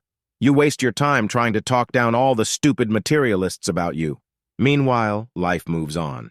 Did you ever notice how often those who overwork their mouths underwork their brains? The surest way to failure is through contentious cleverness. After all, there is no exact truth, that is, not as far as you and I are concerned. It does no good to reason forever. A philosopher's stone won't sharpen your axe. The emery of common sense is essential to the keenness that cuts its way ahead. Every so often in life a man comes to his Rubicon. Tradition denies him the right to cross it. If he remains on the left bank, his doom is sealed. "The die is cast," cried Caesar, wading into the stream with his legions. "Select some problem of yours in which tradition and the old ethics deny your freedom. Break it. Cast the die. Follow Caesar across your Rubicon. If you do not keep your own life in order, you are destined to become a burden on others. All activities that deny or destroy your physical, mental, emotional, or spiritual health are short-sighted and unwise in the end. Write out an honest analysis of the needs of your body, mind, and spirit. Ask yourself the following question. If I were God, would I put these needs in the nature of anyone and deny them protection and fulfillment? If you do not consider it godlike to torture people by denying their natural needs, then you can believe that God doesn't, and that it is only personal and social ignorance that so deprives and sickens you. It behooves a man who wishes to realize a comfortable future to survey all his points of view, that he may discover those that contradict his deeper purposes. Suppose Horace Bell soliloquizes to himself about his circumstances. He has failed to find happiness in intimacy. It may be that he and Mrs. Bell are hopelessly mismated. Perhaps he is in the wrong vocation. Very possibly there are attitudes in Horace that would deny happiness, even if his wife and his job were as suited to him as his own skin. At least his act of marrying and his conduct in his work are overpoweringly affected by the points of view which rule his personal will. Looking back into Horace's life, we see that he never recovered from the adulation heaped upon him by his mother. She gave him a kingly attitude, and he saw other people as his subjects, almost as servants to his pleasure. Unknowingly, he chose Martha Brown to be his mate because she never did or said anything to challenge his right to the throne. Her ego seldom lifted up its head. Moreover, her attitude toward life was that of endurance and service. Sacrifice, an ideal of her father's, became her spiritual burden. She worshipped it with all the abnegation of an idolater of juggernaut. Under this blight, Martha's abilities shriveled. She became colorless, unable to give anything but servitude to Horace. There was no will left in her for the doing of interesting deeds. Once Martha had been so impish and impulsive a creature as to frighten her austere parents. They used to tie her with a rope, for her buoyant energy made her a runaway. In time, they tied her soul in the thoughts of sacrificial insensibility. Her will was like that of a broken slave. Situations such as this in which the Bells found themselves are sometimes considered inevitable, the result of a conditioning in childhood over which the individual has no volitional control. None will gainsay this fact, but that is not all the truth of it. The only reason the Bells were, as adults, the victims of the experiences of infancy was because they did not understand the attitudes each carried from those formative years' attitudes which should have been discarded. This man and woman were not bound, save by imaginary values. Their feet were not dwarfed or their heads misshapen by parental thongs. Had they known and understood about their emotionalized attitudes, they could have discarded these frames of mind through which they judged each other. A tribal maiden who has faith in the power of the medicine man will die of fright if the priest draws her figure in the sand and strikes it with a spear. But her death depends upon her belief. There is no potency in the symbolic punishment unless she thinks there is. If it so happen that the man she loves is a student from a nearby mission and hence free of taboo, imparting his nonchalance to his sweetheart, she will then witness the ceremony that kills her sisters, while herself remaining unharmed. So too with the Bells. They bring a tragic future upon themselves only because the faith within them is misdirected to a neurotic credulity. Had they no awe of their early training patterns, had they no heart in their points of view, the forces which destroy their marital happiness would become as powerless as witchcraft on the unbeliever. Many of our ancestors trembled upon passing the hut of some supposed worker of the black arts. To us, she would be a toothless old woman mumbling harmless oaths in her senility. Your life is being made or ruined by your beliefs. You affect everyone about you and determine how they treat you by your attitudes. The getting of $1 million and fine houses full of servants is not so important as to discover whether you are looking at life destructively or helpfully. Yet this, one of the greatest truths in the world, is treated as if it were a casual and unimportant fact. Let us assume that Horace Bell begins to study himself. Through persistent questioning, he discovers he really does not want to succeed, or rather, that once upon a time he wanted to fail in order to gain his mother's attention. The competition of his two older brothers was too much for him, and to achieve any position in the home, Horace had to become the little darling who needed constant watchful care. He exalted himself through weakness. This old habit formation he must now face in order to succeed, and he must see his inverted egotism that masquerades in the garb of humility. His wife Martha has long believed she was stupid. She did not attempt college and never considered a career. She hadn't the brains, she tells you complacently, but she, too, begins now to understand herself. It is a long time before she is willing to acknowledge the laziness which simulates mental inadequacy, or to admit that, in the early years, she had discovered how neatly one was taken care of if he traded upon the privileges of blood kin. We each have our special methods of maintaining our infantile behavior. Most prevalent of these is shame at being conditioned, and great is the change when an individual becomes impersonal about it, and as interested in seeing the unconscious patterns of his abnormality as he would any other curiosity. Mrs. Sands has a Pekingese who runs into the corner every time the door is opened. His mistress has taught the little beast to be afraid of drafts. He also growls if anyone but his mistress pats his silky head. She, of course, keeps her bejeweled hands painted and powdered, and this has become to her dog a badge of cleanliness. Do we not know yapping human brats conditioned to the same unnatural patterns? Max Alderdice is a hypochondriac of the first water. He has never amounted to anything because all activities exposed him to contagion. And what would Mother do if I died, he asks you. To see the supercilious imagery that creates such a mental state until disgust shakes the whole being is the only answer to such a condition. Max's mother had been afraid her child would die and taught him from infancy that he must never leave home. He dreads the very idea of marriage, for his wife might not be as careful of his health as his mother has always been. Self-deception is always evident once inner sicknesses come into being. At such times, we do not act for the reasons we suppose. Livingston manifested a desire to explore darkest Africa, but his true impulse was for solitude to heal the neurotic misery his infancy had wrought. George Sand, in her love experiences, was apparently seeking romance, but in reality she strove to penetrate depths of the human spirit, to cross the barriers that shut her from producing great literature. She gained neither. Had her purpose been for love, or her latent impulse become clarified, the urge might well have brought fulfillment. There is little difference between the denial which a fever sets on normal thinking and the influence of a neurotic state. Until the germs, physical or mental, are removed, we cannot deal with life efficiently, and the trouble usually traces back to infection that antedates any present cause. Here is Bruce Bitterman, sick with exhaustion. His doctor tells him he will not get well until he learns to relax. His wife believes Bruce's sexual inhibition is his real trouble and thinks he should be more natural.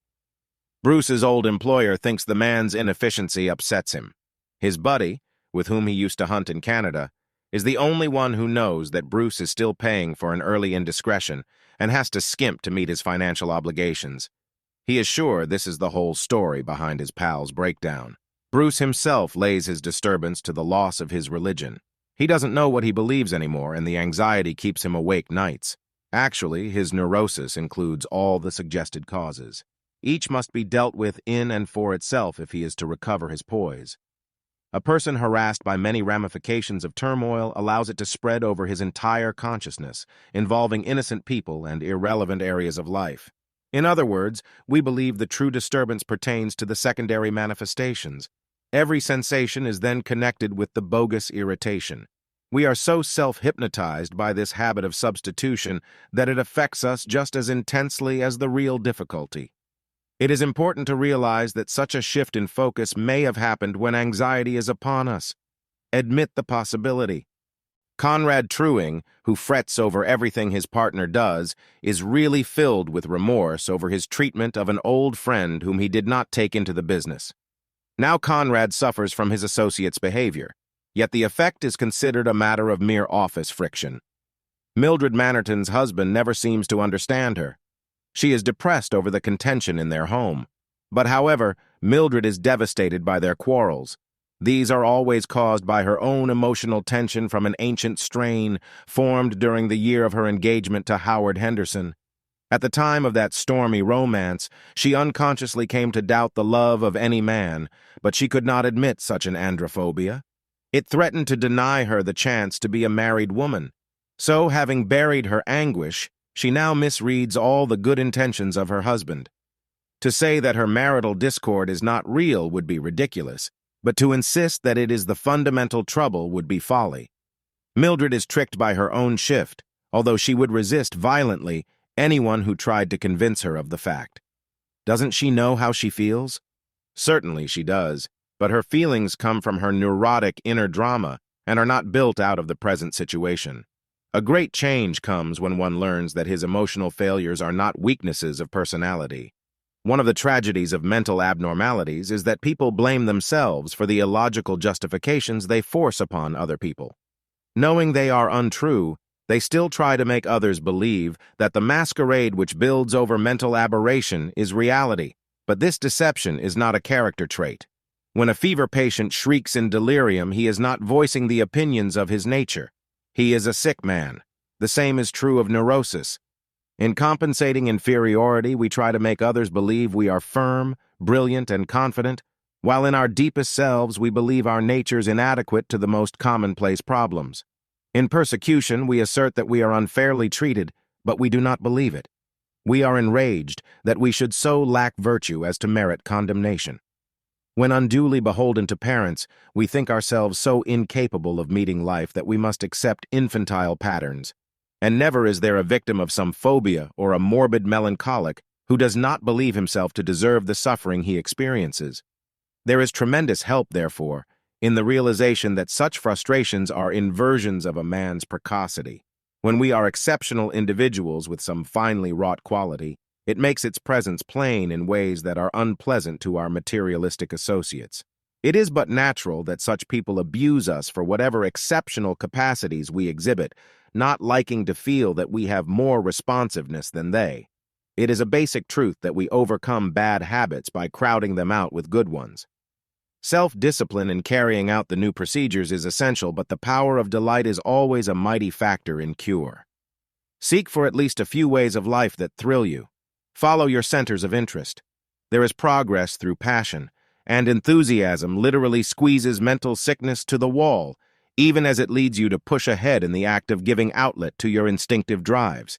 Formulate first your social creed, and decide what your participation method with others is to be if you have not heretofore had normal human contacts. Make an energetic program and then stick to it. The law of similitude is always a safe guide. Those phases of life that seem compatible to you but not to your neurosis are safe to follow.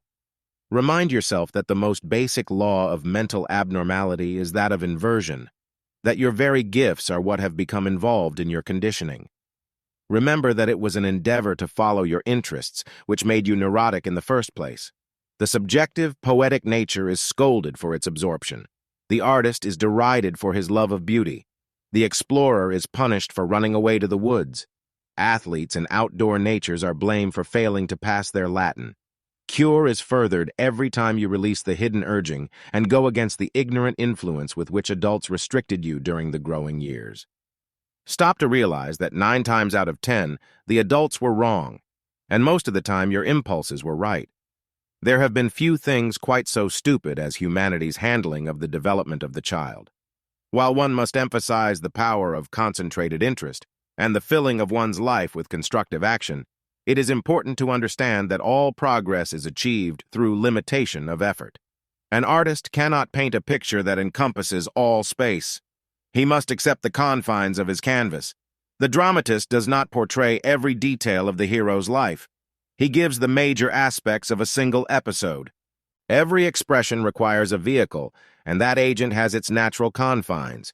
He who accepts the opportunities that are available and makes the most of them finds an ever-increasing chance to live his life with fullness and power. Chapter 14. The Fear of Desire. In Rising Plants and Animals, mankind studies what each genus and species desires, and as carefully as he can, supplies the need of each variety of living thing. He does not scold an orange tree because it will not produce fruit in the north. He does not abuse apple trees, which are barren in the tropics. The family cat is not forced to eat oats, nor old Dobbin kept to catch mice. The natural desire of these living creatures is obeyed. When it comes to the inner guidances of men, however, stupidity, prejudice, dominating egotism, and insanity appear to contest both the will of nature and the God-given impulses of the human spirit. Mr. Norman is worried about his son, Oscar. The lad spends his time in idleness. My boy has no ambition. We've tried to get him interested in something, but he just wants to play.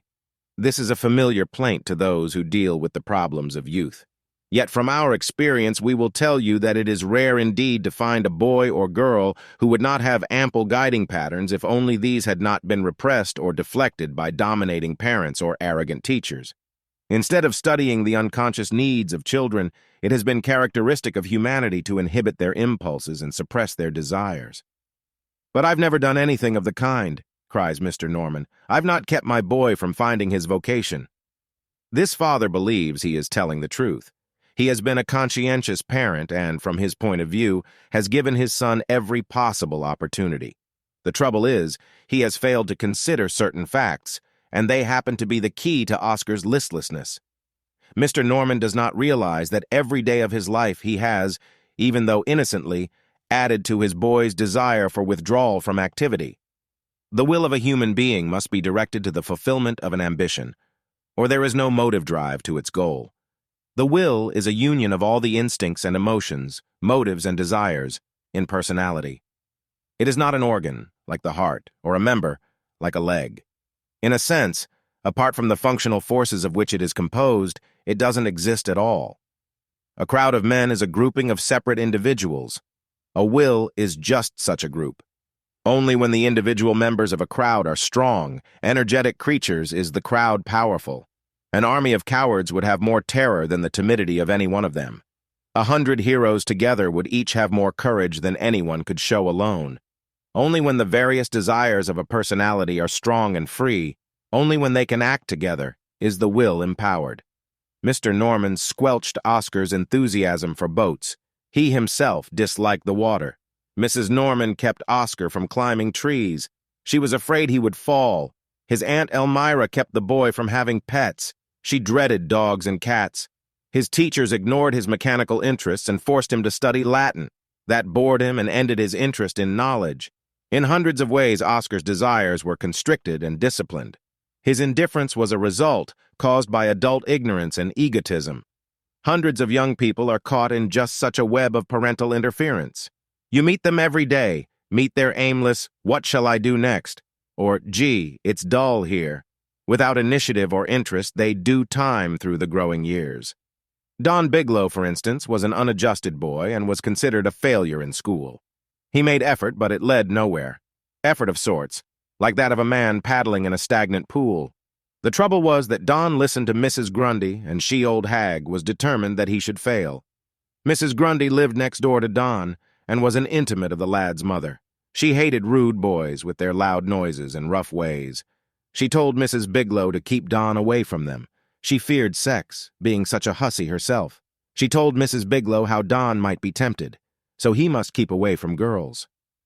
This state of things went on for a long time. Don's 25th, then his 26th birthday came and went, while he frittered his life away. His father endured the situation until he saw that his son was being ruined. Then he put his foot down and literally pushed the young man out of the home, securing for him a very menial position with a group of men bound on a survey job into Alaska. It was several years before the boy returned, and when he did so, his old associates hardly recognized the brown, muscular creature with his hearty laugh and his firm handshake. The forthright ways of the surveying crew had been a magic medicine. Back to nature is not, of course, the only answer. Ethel Rellington has long played at being an artist, but her tight little drawings elicited no response from those who understood creative expression. Rebellious at seeing her granddaughter wither in her 20s and become fixated on her good but conventional father, Ethel's grandmother decided to take a hand. She was one of those rare old war horses, younger in spirit than the most radiant debutante, a rebel against the patterns she herself had once persistently followed. She decided that she and Ethel were going to Paris to study. She took pains to see that the venture would be of long duration.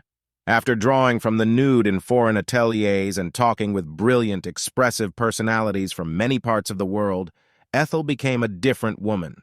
One cannot always expect such fortunate opportunities or such changes of setting as these, but the reorientation of mental attitudes and the new emotional values that came out of Paris and Alaska give us some hint of the transitions that can come to pass for anyone. The turning point is a change of mind. It is not so important for us to know how some actual situation occurred as to see the subjective rearrangement which developed. Self-fear in Fred Small had created a retreating inferiority that shut him away from social contacts. His turning point began when he was advised to take dancing lessons. He went to a dramatic school and finally took up tennis and such sports during his summer vacation, all little acts that would bring him into contact with people, and they brought to pass a mighty change.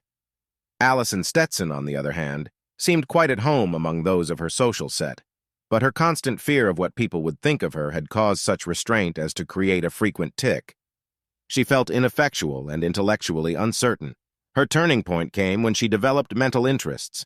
In the study of physics and chemistry, she found great joy and is now a teacher of science, vigorous and expressive. Her friend, Jane Bruce, experienced an almost parallel release, yet hers had never been an intellectual suppression. Indeed, Jane led her class in college, but was unduly arrogant and emotionally stiff. Sex fear shut her from the companionship of everyday people. A clinical psychologist suggested that she take up nursing, and this led to her becoming a research worker in biochemistry, specializing on analysis of the intestines. There was little opportunity for perfectionism in the natural frankness of the laboratory workers with whom she associated, and she became ashamed of the limited outlook she had once had on life. It is as important, of course, to develop release through amusement as through effort. Play is an innate tendency throughout the whole animal kingdom, and no life is normal without recreation. There is a tendency among inhibited people to disparage games and to dislike entertainment. It challenges the continuance of their stiffness and threatens their masquerade of sterner virtues. But laughter is a curative experience and a fundamental requirement of the physical organism. If you cannot by any other means achieve gaiety, determine on a sufficient number of parties and other festive occasions to break the monotony of a restricted state. It is well also to allow yourself a feeling of willfulness. Decide to be temperamental for a while, and develop a few special preferences and whimsies. Liking and disliking are normal, and without their guidance, love, vocation, and all the other primary experiences of life are thin and sterile. It has been amazing to see the change in Henry, a social worker writes, since he has taken part in group activities. Not only have the social contacts shaken him out of himself, but he seems to have much more intellectual capacity, and I really believe he is going to find something he likes to do at last. Unless you are a man in a million, or one of those women who had the rarest of childhoods, your innate desires were imprisoned in countless ways. Almost every little girl in decades past was cast into the female stereotype without regard to her native energies. The little man complex was pressed upon the boys. Marriage ideals, vocational patterns, moral sanctions, and social manners were made the templates of one's future, despite the will of nature or the guidance of truth. As long as thongs are still bound around your mind, your future will, to that extent, be compromised. Every way that normal tendencies or natural forces are restrained and distorted, your power is compromised and your destiny perverted. Success and happiness depend, in large measure, upon the repudiation of more than half of the influences of your growing years. A violent hatred for every dwarfing of your nature, for each sanctified idiocy defiling your will, is the surest way to a return of your strength and a resurgence of your abilities. You cannot will a future worth having if you do not release your will to accomplish that future. You cannot set your dynamic nature free if you do not eradicate the inanities that delimit it. How can a savage accept civilized ways until he discards his barbaric taboos? How could he worship an invisible god until he was no longer in dread of his wooden demons? How could he mingle with white men if he believed them bewitched? How could a savage girl find love if she believed herself an object of barter? As long as fear of natural desire is in control of anyone, the will to normal fulfillment is denied. Seek, therefore, your repressed longings. Return to your native impulses. Re-establish your ambitions. The influence of adults who brought you up was, in all probability, thoroughly consistent with those teachings that have caused such an increase in insanity, neurosis, suicide, divorce, heart failure, and cynicism. The ways of the past have failed. The social chaos of the present is proof enough of that. Moreover, those who repudiate the perverting doctrines find happiness, peace, and new energy for accomplishment. The revolution we need is not political. It is ethical. No communism, fascism, or Americanism can succeed if the men who direct it are as mad as most of those who now rule the world. There is no solution to life, no way to a better future, unless you relinquish the superstitions that will enforce a bad one. How could Oscar Norman hope to build a better tomorrow unless he first learned to rediscover his desires and stop fearing them? How could he have energy for accomplishment unless the longings that make energy were set free? How could he have endurance to win his way ahead if his motives were inhibited? Hunger is the power that makes man move, that spurs him to act, that quickens his ambitions and arouses his purposes. There is no effort without appetite, no drive without the urge for food. That food may be psychical as well as physical. Man hungers for love, for beauty, for excitement. He craves his interests and thirsts for his satisfactions. He is weak and devitalized when his hungers are starved through fear. His will is utterly dependent upon his appetite. But there is more to normal achievement than this. Instinctively, man's brain creates psychical patterns of his desires. He sees in his mind the things he wants. He impresses images of what he hungers for upon his will. That is the way his being works. When this imaginative activity is uninjured, when he sees with vividness what he craves, the will responds with vigor. Mind and body move. He works to get what he wants. This is the simple way to success. When this pristine process of image-making to fulfill the hunger purposes is interfered with, failure, sickness, and neurosis result. The best way to a brighter tomorrow is to evacuate the negative imagery and to release the natural patterns of your innate desires. Your will is a generator. Regeneration is essential to your happiness. If a person flings himself into life, he will inevitably have his primary emotions played upon. Rage, sex, and wonder, in particular, when stimulated, tend to break our personal blockages. Allow yourself to feel irritation, to be swept by passion, to thrill with awe at the wonders of nature and the glories of creative expression. Determine to let yourself go when you dance. There is constructive value in excitement, and many a suppressed person has broken his confines through the pitch of high emotion roused at a theater or when reading a novel. Feeling is the driving force of life. It is essential, if you wish to succeed, to seek situations which play upon your emotions. In other words, there is a definite value in exposure. You would not expect a hermit in a cell to become aroused and affectionate. There is nothing to quicken him except his fantasy.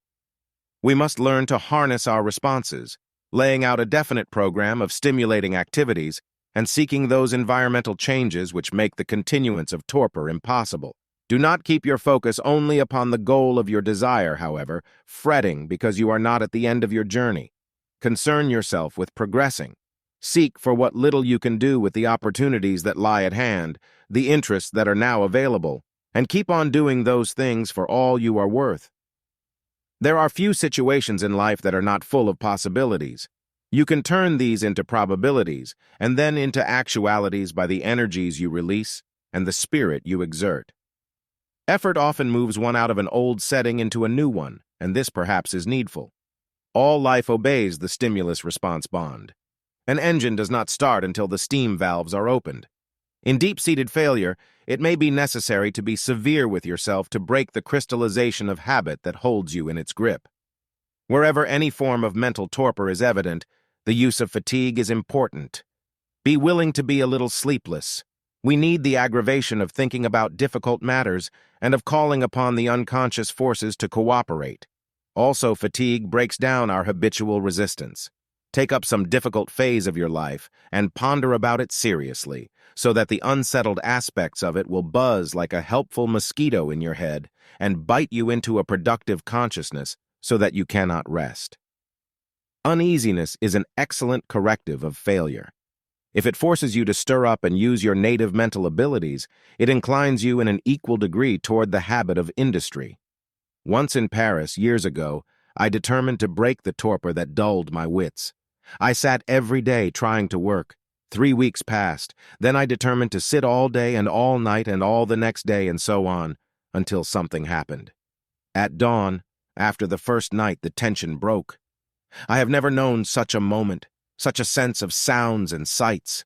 The odor of the morning air was delirious. My senses were alive at last. Imagination leaped into action. Words rose to my lips. My fingers moved a pencil in the phrases of a poem. Pictures and living images of primitive man's emergence into symbols and ideas stirred within me. As long as I had pressed my brain to work, it would not budge. When I relaxed and thanked God for any mind at all, it responded with an uprush that has stood by me ever since. You can help yourself greatly by scheming ways to get yourself into a tight corner where you must act normally. Lay out some programs that go against your established habits, that are not a bit what your neurosis makes you want to do, and then make such arrangements that you cannot evade carrying them out. Mr. Brown, who feared the water, rented a summer place on an island and chased away his fear. Mr. White, who fled from people, took a job as salesman on a commission basis and overcame his dread. There are plenty of things you can put up to yourself, things that will quietly drive out the devils of failure. Do not make them too hard at first, but work up to them. Success starts with a re-accentuation of constructive values, from seeing one thing and then another that can be done satisfactorily, and holding to these positive centers. If you persist in toiling for even a few good results, the momentum that is established brings more worthy ends to light and destroys the uncertainty and hesitation that ruin purpose. Do what you can in the here and now. Live in the present moment. Get out of it all you can. Put into it all you have and accept the limitation of the setting as the confines within which you must realize all that is to come to you at this time. No one knows what may unfold in the next few moments, or how an hour can change the face of creation. Seek, love, and work for all you are worth as life flows along. There is always a highest good and a best result that can, for this day, be realized. Make a restatement of your problem from the point of view of evolution, and see that next month, next year, much more that you desire may come to pass. If it is not possible at once, cease expecting it now and enjoy those satisfactions that are possible today. Beneath objective values are subjective relations, a current of inner purposes and hidden trends at work. Understanding of these, trusting them to bring new and better outward effects, is the only confidence you can have. There is a score of reasons why pluck brings luck. None is so important as that it puts you where nature can excite your effort. When exceptionally stimulated, you respond. Cowards and lazy people wait for something to happen. They are not ready to meet bad events or prepared to use good ones. Darers are out on the sea looking for the fish, out in the desert seeking the gold. Every good general, said Marshal Foch, plans always to take the aggressive. His pushing ultimately finds the enemy's weak spots. This is the habit of success in contrast to that of failure. The failure makers wait for good fortune to arrive. They are not there when the stimulus comes to produce their responses with resultant achievement. The darer becomes skilled in the art of placing himself where luck is about to strike. He organizes his intelligence in line with his desires.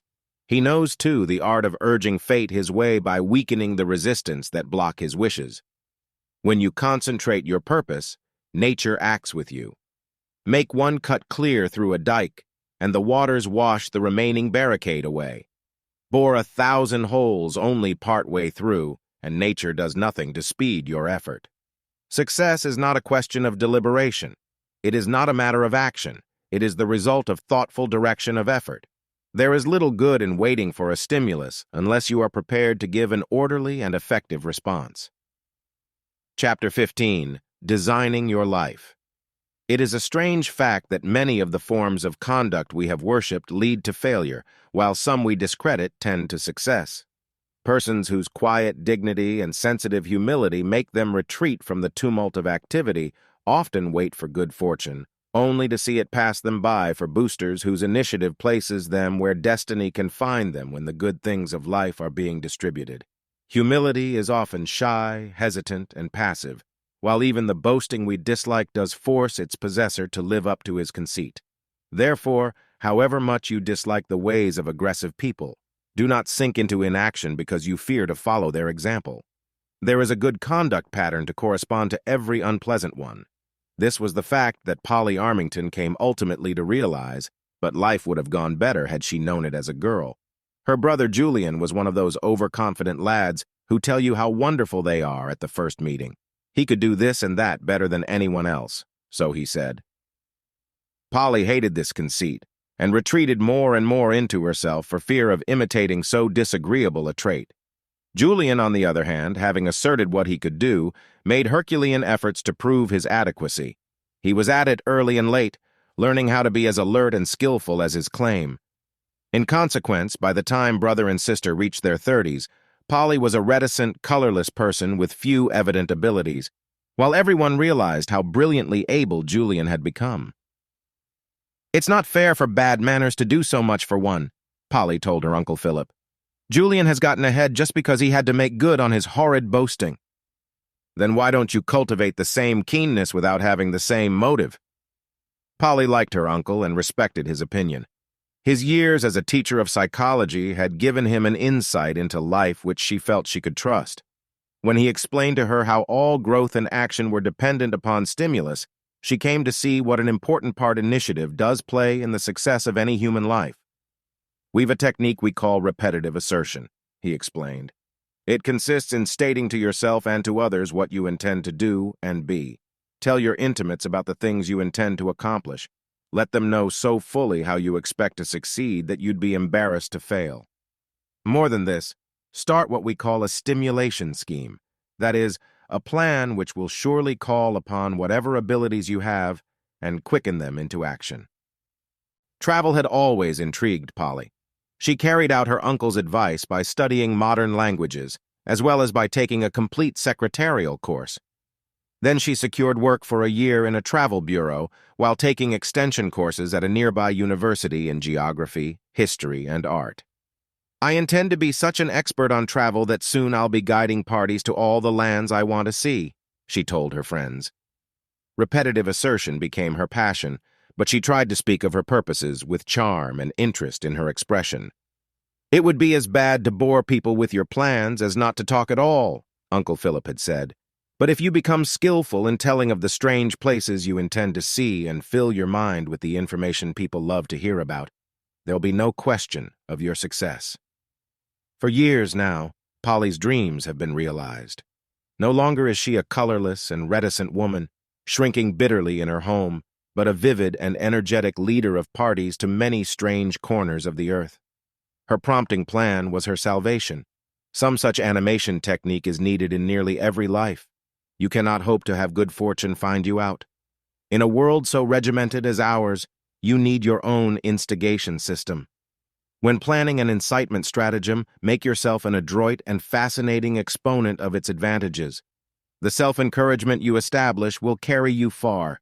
Decide what experiences you wish to take from life and how much of your thought and effort you are willing to give to attain your desires. Then become the best talker within miles on behalf of your purposes. Repetitive assertions have impelling power. But remember this, the technique requires two things of you. First, you must learn to talk well and entertainingly. Second, you must learn to work with enthusiasm on the things you talk about. It is not enough just to decide to assert your interest, or you will be only a boaster. It is constructive imagery to carry out your assertions that counts. Many people fail to give themselves time enough to impress upon their wills the things they wish to do. They neglect that most essential word, how. You might wish to become a pianist and declare to everyone you met that music was your passion. But unless you pictured each conduct pattern of good playing and impressed it upon your will, nothing constructive could come to pass for all your chatter. Remarkable results have been appearing recently from a new way of teaching music that throws light on personal problems in any field. The student does not at once sit down at a piano and begin strumming scales. He learns to read music and to picture himself playing the various compositions. He impresses his will with the series of definite images that the playing of each piece requires. Not until he has fully developed these fundamental patterns does he touch the piano. It may be weeks, even months, before he is allowed to approach the instrument. But when he does, he soon plays with skill and power. In other words, the how of playing has been deeply impressed upon his mind, and his whole nervous system is then constructively engaged in the task. Time before action to impress upon our volitional natures the hows of later conduct is the secret of success.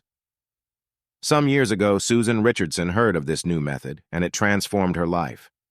For a long time, she hadn't been able to get ahead as a violinist. That she had ability, no one doubted. But somehow she could not acquire an adequate technique. Depth of feeling, a hauntingly beautiful touch appeared at times, but she could not seem to develop the skill of a true artist. Then she met a master of her instrument. Realizing that his name was known the world over, at first she hesitated to talk about her professional difficulties. Then came the shock of her life. "I never practice as you do," the great man told her, "but instead I sit quietly in my studio with my violin on the table beside me. Then I imagine myself playing some composition I am at work upon. I see, I feel, I sense myself playing it all through. I do this again and again, correcting my rendition here and there, working for feeling at one place, a crisper staccato elsewhere. Then I take up my instrument and play, to see how much I have improved. Maybe I play 2 or 3 times, then I put the violin down and practice again in my mind until I have improved the places that I did not find quite pleasing in my interpretation out loud. That is psychical practice, a most essential method of making progress. William James used to say that when you practice physically, you habituate all your faults and find it hard to remove them, but when you practice psychically and then, like any good pragmatist, test your progress by the physical expression, you can quite easily picture the more perfect behavior you desire and change your conduct with a greater facility. I need not tell you how changed was Susan Richardson's life when, with this newer method of improving her music, her career moved forward again. The point of my story is not to help you to become a successful violinist, but to convince you that whatever skill you may wish to develop can best be acquired by psychical practice. Psychical practice is the surest, most rapid way of learning anything, from driving a car to composing an opera. It is the safest way of improvement. You can use this method to make whatever changes you desire in preparing yourself for a better future. People often ask me, how can I best get ahead? And if there were only one answer I would say, use psychical practice to become more observant. Learn to see. Use psychical practice to become alert. Learn to listen. Use psychical practice for skill with your hands. Sensitize your touch. Carry on the same self-training to quicken your imagination. Strengthen your memory. Stabilize your judgment.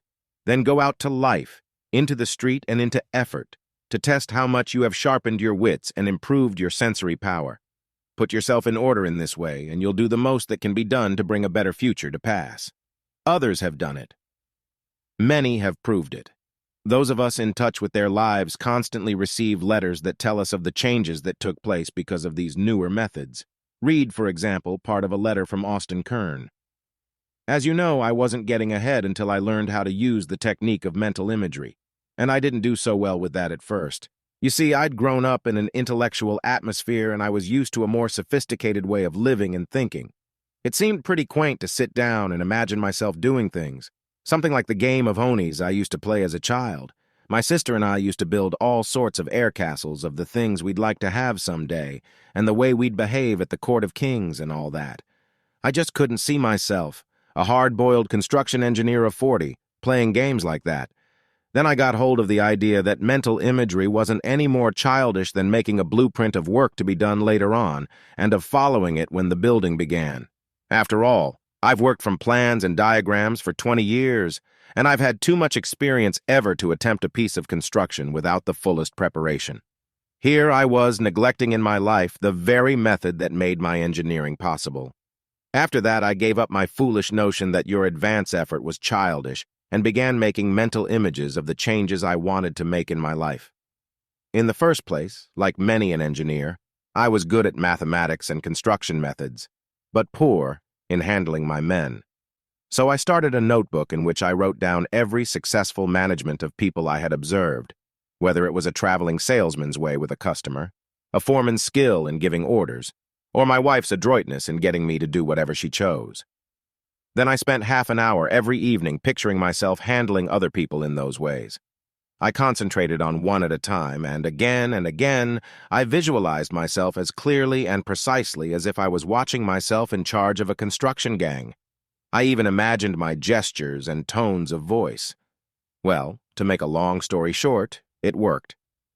I began to see how and why I'd fumbled my relation to other people heretofore, and it wasn't long before I grew quite skillful at giving orders. Then I began making mental imagery of understanding other people, reading their facial expressions and catching implications in what they said. To help me, I read a lot of books on psychology, and then I visualized myself catching the nuances and connotations in people's conversation and behavior. That worked too. Lastly, I've literally transformed my home relations. I'm married and have 3 daughters. Women were always a mystery to me. You'll laugh at that, forgetting their number probably seems easy enough for you, but that's your job. Mine is understanding tensile strengths and a million other matters where precision and care are a matter of life and death. I decided you might not be so good at my job, but still could learn if you tried, and you'd do so if engineering problems came into your life. Well, human problems were in mine. Why shouldn't I study them a bit then? So I began observing when I was successful with my wife and children, and speculating on the why of it when I messed things up. Pretty soon I discovered that I was never really accustomed to listen to any of them, or to help them fully to express themselves to me. That was something of a shock. So I tried making mental pictures of myself being attentive and sympathetic, saying little things to set my family at ease. And did it work? Believe me, I'm you darling daddy now, and I even hear compliments from my wife. Anyway, let me tell you one thing, some quiet time every day, visualizing the changes in one's conduct and asserting to oneself, I'll do that way more and more, is just as important to the success of one's later actions as plans and blueprints for an engine. I'm sold and sold hard to this way of getting ahead. Chapter 16, Suggestion Strategy. For years, Eugene Wells had had difficulty with other people. His was an ambitious nature. His competitive enthusiasm offended them. They did not like his aggressive determination in striving to push ahead. Back in his school days, the other fellows took it out on Eugene and gave him scant praise, even when his skill won games for his class team in baseball. I guess I'm a lone wolf, he came to tell his wife as year after year trouble arose with his various associates. You shouldn't push so, she used to answer mildly. But when I don't get ahead, he growled, and that was a fact. Not long after, as it happened, Mrs. Wells came in touch with the new psychology and learned certain methods of human adjustment. Excitedly, she took her discoveries to her husband. Do you remember telling me, Eugene dear, you wished there were as efficient ways for managing one's life as the processes you use in your manufacturing business? Well, perhaps there are. We can try them at least. Discouraged by a recent upset with his partners, Wells took avidly to the new interest, selecting with good judgment the method he most needed for dealing with his problem. What I should master is this suggestion strategy idea, he told his wife. I've butted ahead in my desire to get somewhere, but the antagonism I arouse is evident enough. I'll try this new way out, and if it works, I'm out of the woods. The method he learned depends on knowing something of the art of influencing others. We are all affected by what is said to us when no egotism appears in the speaker's manner. The quiet repetition of interesting ideas, presented in a pleasant, speculative manner, starts our own minds going along with the speaker's train of thought. Only that week, Eugene had come to the conclusion that his firm should build a plant in the South, where materials and labor were cheaper. He felt sure, in fact, that it would not be possible otherwise to survive the pressure of competitors. But he knew his assertive enthusiasm for the move would only arouse angry resistance. He decided upon the use of suggestion strategy to accomplish his end. He spoke inquiringly to various of the less important officials about the problem of manufacturing costs. He questioned as to why materials seemed to be less expensive in Georgia. He mused about living expenses for employees in a New England city as opposed to country surroundings in a warmer region. Reading up carefully on the whole economic situation that involved the company's future, he let drop little facts here, bits of statistics there. From this campaign among foremen and superintendents, he gradually closed in on the company's directors, always avoiding any assertive statement connected with the fulfillment of his plan. A month passed, then the company's president called a special board meeting at which Wells's idea, fully developed, was presented by 3 of the most influential members. "I recall you mentioned this move, Wells, months ago," his senior partner graciously remarked, looking at him over his glasses. "But I couldn't see it then. It's the only answer." Eugene smiled and said nothing. The art of saying nothing was fast becoming his passion, that is, saying nothing in the old, assertive manner. That his suggestion strategy produced results was enough for him. "I've decided that the stronger one is as a personality, the more skill one must use in relation to his associates," Eugene told his wife. Mrs. Wells laughed with sheer relief. "Do you know, dear, how different you've been with me, too, since you began this new method? I'm not really a mouse, you know.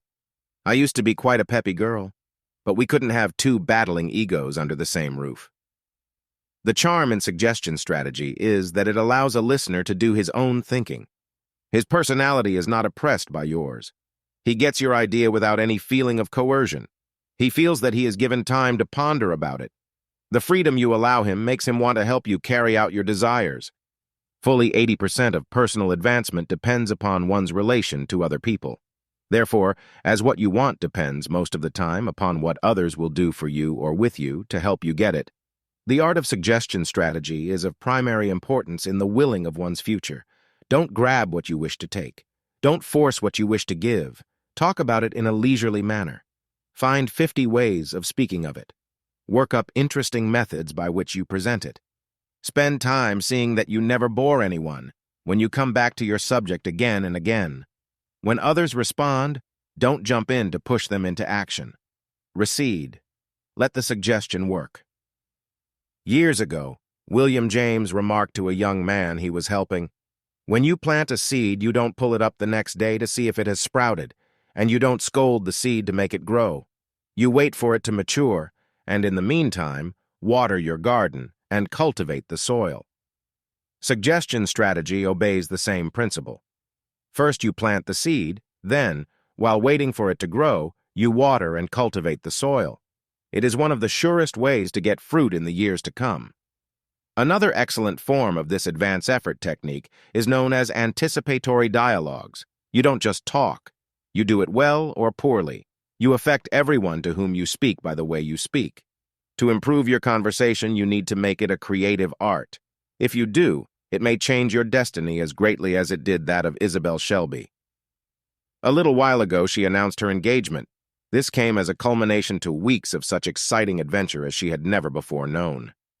But no one had the least idea of her engrossing experience. Outwardly, everything was the same, except for Isabel's behavior. "I can't understand what's come over you," Cora Owens exclaimed when they were alone that afternoon. "I've always liked you. But you used to be so hesitant and shy, you almost never took part in any conversation, and I despaired of any of the boys discovering what you were really like. You never gave them a chance to know you. I couldn't see how you'd ever marry unless something happened to get you out of yourself. And now it has. What did it?" For a long minute, Isabel looked out of the window. Should she tell? Would it be understood? It seemed so incredible that the happiness of her whole future could hang on the use of so simple a method as she had followed. Yet it was true. Love and marriage meant everything to her, and if they hadn't come, nothing else would ever have made life seem worthwhile. "I've been using a technique, Cora. That's what's done it." "A technique? You sound like a pianist who has just read criticisms of his performance." "I was afraid you wouldn't understand." Isabel sighed. "People mostly don't, I find. If you won't interrupt me, I'll tell you the whole story. I can't do it piecemeal. I'd never in the world make it clear." Cora settled back against the sofa cushions. "I'll be mum as a clam. Go to it." "Well, you said yourself I wasn't very exciting company. I had the well-known inferiority complex, and I had it plenty. Every man I saw frightened me till my teeth got loose. I'm not stupid, you know. Not really. And I could see plainly enough I was done for, as far as any happiness was concerned, unless I tried something to get out of my self-consciousness. My trouble was mostly that I couldn't talk. I didn't feel so shy just sitting around and saying nothing. Anyway, last year I began going to lectures, and among them one on everyday mental hygiene. The speaker explained how we could help ourselves if we practiced in advance the things we found it hard to do. That sounded sensible because that's just what we do in gaining skill at anything, except that we don't do it in imagination. He told us to sit quietly by ourselves and imagine over and over the things we wanted to have skill in. Among other techniques, as he called them, he described how to make anticipatory dialogues. It's not so different from the way a story writer creates dialogues for his characters, I suppose, except that you are the heroine, and you think up all sorts of conversations with the real people you know in your own life.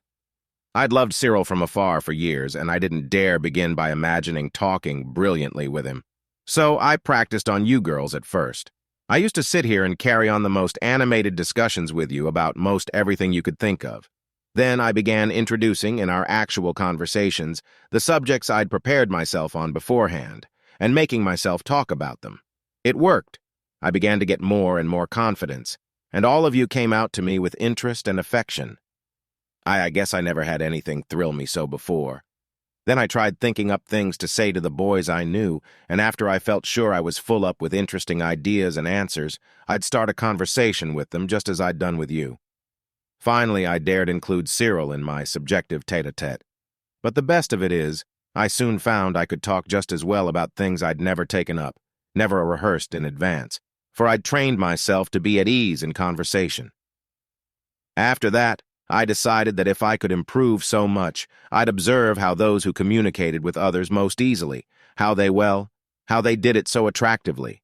I discovered there was often mellowness and charm in their voices, and that they had ways of touching a listener's emotions. So I tried to improve the mere act of talking by finding what interested and pleased others. I learned to think with them and feel with them, and, you know the rest. "Know it!" cried Cora. "I'm going to start making those anticipatory dialogues at once, and if I can learn to burst like a piece of popcorn, too, I'll bless you all my days." And Cora did, for she soon saw her own life changing, too. Having always been an easy speaker, it was her conduct more than her conversation that came in for constructive effort. She specialized on what we call the establishment of activity patterns. It is a queer fact that people in a mechanical civilization keep on handling their natures as if they still lived in the jungle and needed no clothes.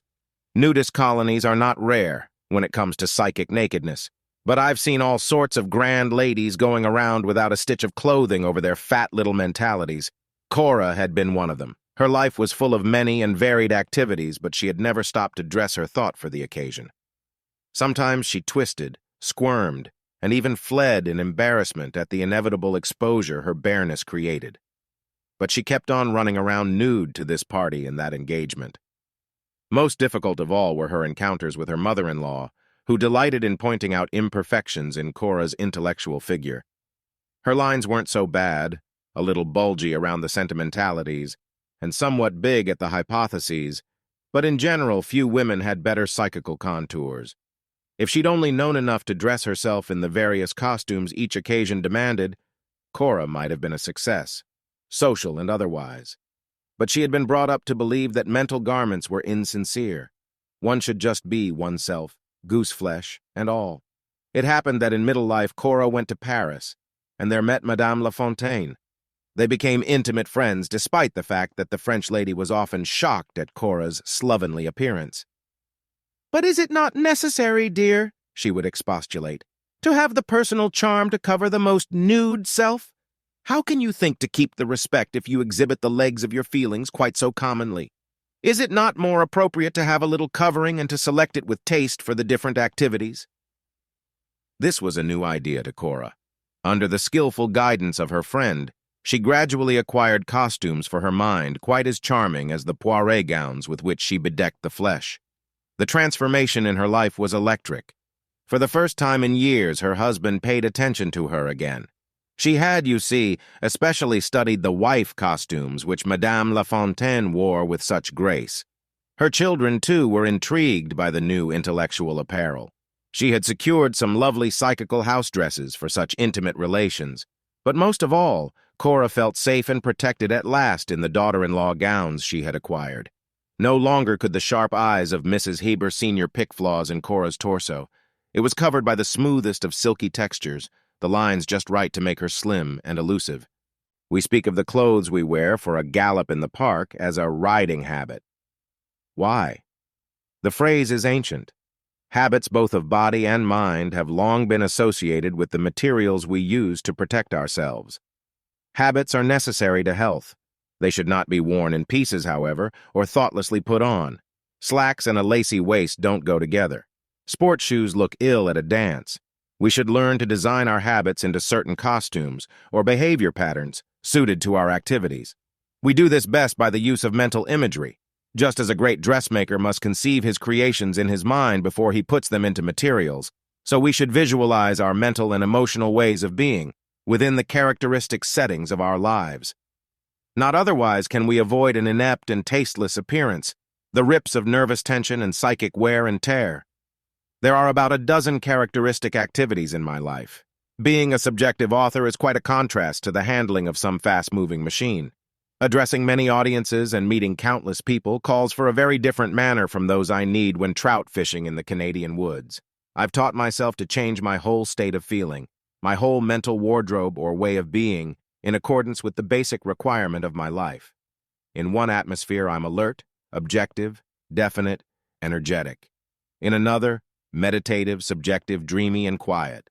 I wear these habit ways of being to ease my relation to life and would not be without such activity patterns for anything in the world. I have spent much time to create them. Now they are automatic conduct forms. All of them contain me. They are just as sincere as my physical clothes. They are part of the art of living skillfully in a complex civilization. Make yourself a collection of mental costumes suitable for many sorts of moods and occasions, and you'll find living in them a lot easier, pleasanter, and more efficient. Chapter 17. You are the key to tomorrow. When we stop to think about it, there is nothing more foolish than our common delusion of free will. Has a homely girl a free will to be beautiful? Can a 5-foot man will himself into 6-foot prominence? Can a moron decide to be a genius? To those who want the earth and anarchistic liberty, it may seem a poor privilege, but isn't our free will chiefly the opportunity to discover what we can become and what future we may normally possess? If we probe deeply, shouldn't we find that our greatest longing is to become what we really potentially are and have what would, in the natural course of events, be our own? I have never yet seen a dog who acted as if he wanted to be a cat or a hawk who emulated the ways of a dove. I know of no fish which prefers a desert habitat, no polar bear which craves jungle heat. The greatest freedom in the world is to be yourself, your kind of self, and to have those things that belong to you. Instead of imprisonment, a native growing pattern is a true reason for liberty. Had we not been cut in individual patterns and given different temperaments, the attempts of the moralists to regiment us and make us all alike would be justified. As it is, not only are we endowed with special attributes, but given such definite varieties of will that what to some of us would be heaven is hell to others. Moreover, not only in the matter of environment do we show our preferences, but toward the people in them. Yet we have not been brought up to understand the unconscious selection our natures are constantly making and are still deluded by the teaching that what is good for us. Never was there a madder idea. A good job for you might give me the jitters.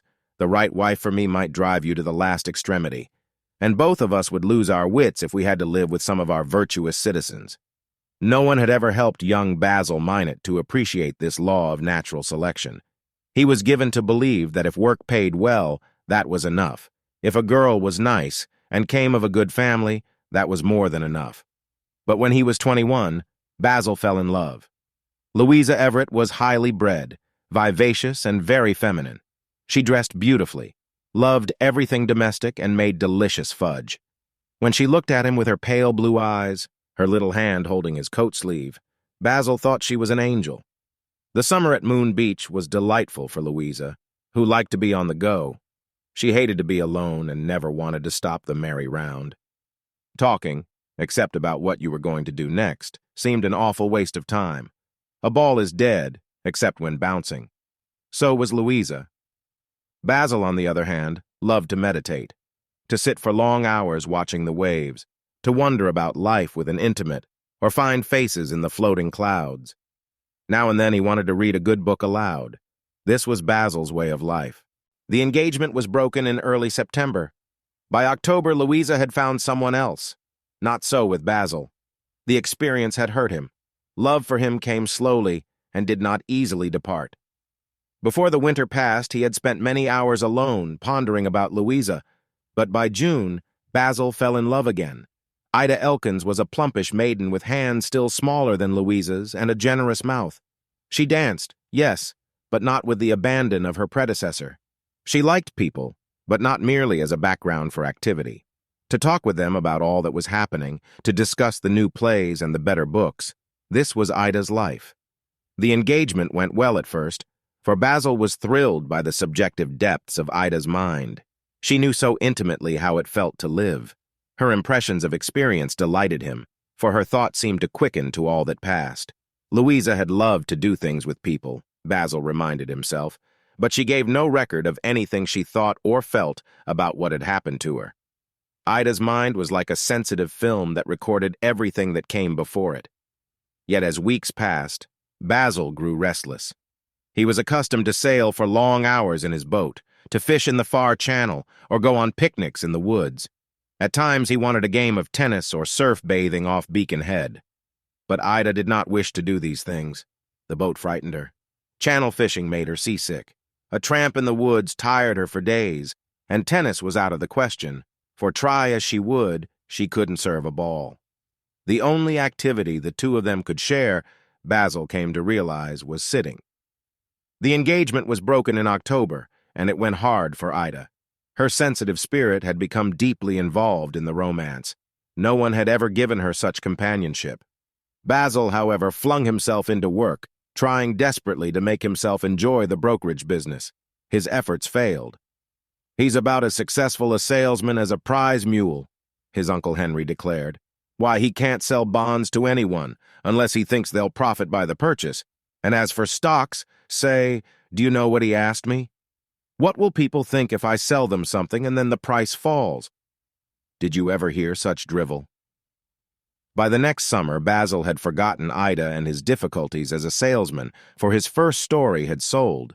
For many nights during the winter he had toiled at his typewriter, toiled to forget the torture of his days. To his amazement, people wanted to read his ravings. These were of special interest to Leonore Kane. Lee, as her friends called her, was a journalist who now and then broke into the magazines. Tall, energetic, and alert, Miss Kane saw everything and was aware of all that went on about her. She swooped on news like a young eagle. Visiting celebrities were her meat. Her interviews were brilliant pieces of interpretation. Basil was full of admiration. All his life he had longed to be on the job, alive to what was taking place in the world. All his life he had longed to write with the timely, facile pen Lee possessed. Basil fell desperately in love. For once, in an intimacy, his was the dependent part. Lee took him in hand, determined to make an author of him. And she did. Before another year came and went, Basil Minot was a name to conjure with in the field of letters. His novel had become an outstanding success. Its humorous perspective, its grasp of the undercurrents of life, its poetic depths, the critics said, were amazing in so young a man. As for this subjective side of his nature, however, Basil found no answering note in Leonore. Full of intellectual power, she yet seemed to register only what happened objectively in the world around her. Its nuances passed her by. She did like people, but chiefly as objects to write about. She liked nature, as a background for a scene in a story. So it came to pass that, after all she had done, for him, Leonore went out of Basil's life. This time it was she who severed the relation. "He's just too highbrow since he's become famous," she laughed. "I guess I'm a gamin of the streets. Anyway, I can't have half as much fun in a week with him as Ferd and I get in an hour." Ferdinand Unwin echoed her sentiments in every particular. Like herself, the speed and excitement of journalism was his life. But Basil was left numb by the shattering of his romance with Leonore. 3 years dragged by before love raised its head again. Meanwhile, he had worked hard. Good books appeared from his pen. His position was secure. He was not especially attracted to Augusta Palmer at first. She was so quiet. Her manner, like his own, was contemplative. That is, as long as many people were about. Then one winter afternoon, Basil invited her to go for a tramp over Bear Mountain, and he discovered her. The years that followed were full of radiance for both of them. They read together, then rushed off to some quaint old beach. Again, after an evening at the theater, they sat and talked almost into the dawn. Long before that they had married, but neither somehow thought much about that. To Louisa, it would have been a wildly exciting event. To Ida, a deep experience. To Leonore, her biggest news. Augusta hardly thought about it at all. Loving Basil was so wonderful that nothing else mattered. Not any power in all creation can change the inexorable law of human nature. Not all the effort in the world could have made Louisa, Ida, or Leonore suitable for Basil. Nothing that he did or knew to do could have made them happy in the end. Nor would the most furious of efforts have made him a good salesman of flimsy bonds. You succeed or fail, rise or fall, as you discover and obey the will of your nature. You can't will to be what you are not, but only to obey and fulfill the purpose of your being. At first glance, you may not have an accurate idea of what you are like, as a self, but what of that? Trying to find out and speculating about yourself in definite terms is the way to insight. Do you gain most of your quickening from the way life affects human personality? Do you care deeply for poetry, music, philosophy, science? Are you inclined to the use of imagination rather than observation, to introspection rather than executive action? Then your attention is more that of the subjective nature. If, on the other hand, you care little for meditation and less for seeing into the hearts and minds of the people about you, but are more concerned with what they do and doing it with them, you are probably objective. The alert seer, who is also a ready doer, the idealist who is also practical, is a projective nature, one who goes into things and sees the laws at work. Do not blame yourself if, being subjective, you are not as efficient with things as an objective nature, or if, being objective, you cannot as easily follow mathematical principles and abstract values. Be content to make the most of the self you are, at least as a starting point. Whatever you inherited from your ancestors by way of a body is only a visible counterpart of your psychical constitution. You are not only the product of the chromosomes of your bloodstream, but an expression of their psychic potentials as well. You may not have the ability of some genius among your forebears, nor yet the stupidity of the weakest of your clan. But whatever you are, the mental powers, emotional endowments, and temperamental tendencies of your genealogy are more descriptive of you than are the mere physical portraits of the men and women who composed your family's background. Recognition of this fact is important in the art of willing one's own future. You cannot achieve with someone else's abilities. The powers of your temperament are as vital a factor as its needs. With these, you lead yourself forward into tomorrow. A turning point in the life of Raymond Biggs was when there came to his mind the idea of experiment with his psychic potentials. One of his grandfathers had been an importer, the other a shrewd, successful lawyer with large commercial interests. His mother's mother was a woman of parts, keen and efficient in the management of her home. Even his grandmother on his father's side, musician that she was, had earned her living in a day when few women were self-reliant. Raymond, however, was an artist, more the child of an old ancestor than of a more immediate forebear. And yet, I said to him, you may have something besides this creative side in your mixture. You've always thought of yourself as dreamy and impractical because your parents could not understand your artistic proclivities, but you haven't succeeded at painting portraits or landscapes either. I believe you are really more practical than you think. I suggest you experiment to see if you haven't business ability. My conclusions led Raymond to take up commercial art, from which he stepped into advertising and became a brilliant success. Time and time again, in the analysis of people's lives, we find that parental emphasis throws some one element of a person's nature into high relief, while criticism suppresses some other attribute of the character. Failure results as long as this mistaken emphasis forms the basis of effort. To be sure, Raymond was temperamentally impractical. It did not follow that, because he was artistic, he was also deficient in commercial sagacity. He was, in fact, shrewder than his father, better in judgment than his mother.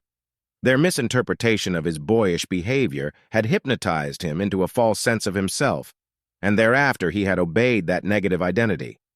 Do not assume that you are what you seem to be.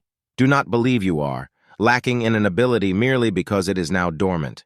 If you have not achieved in some chosen work, it may be due to the interference of some hitherto suppressed attribute of your nature, some more important capacity, waiting for release.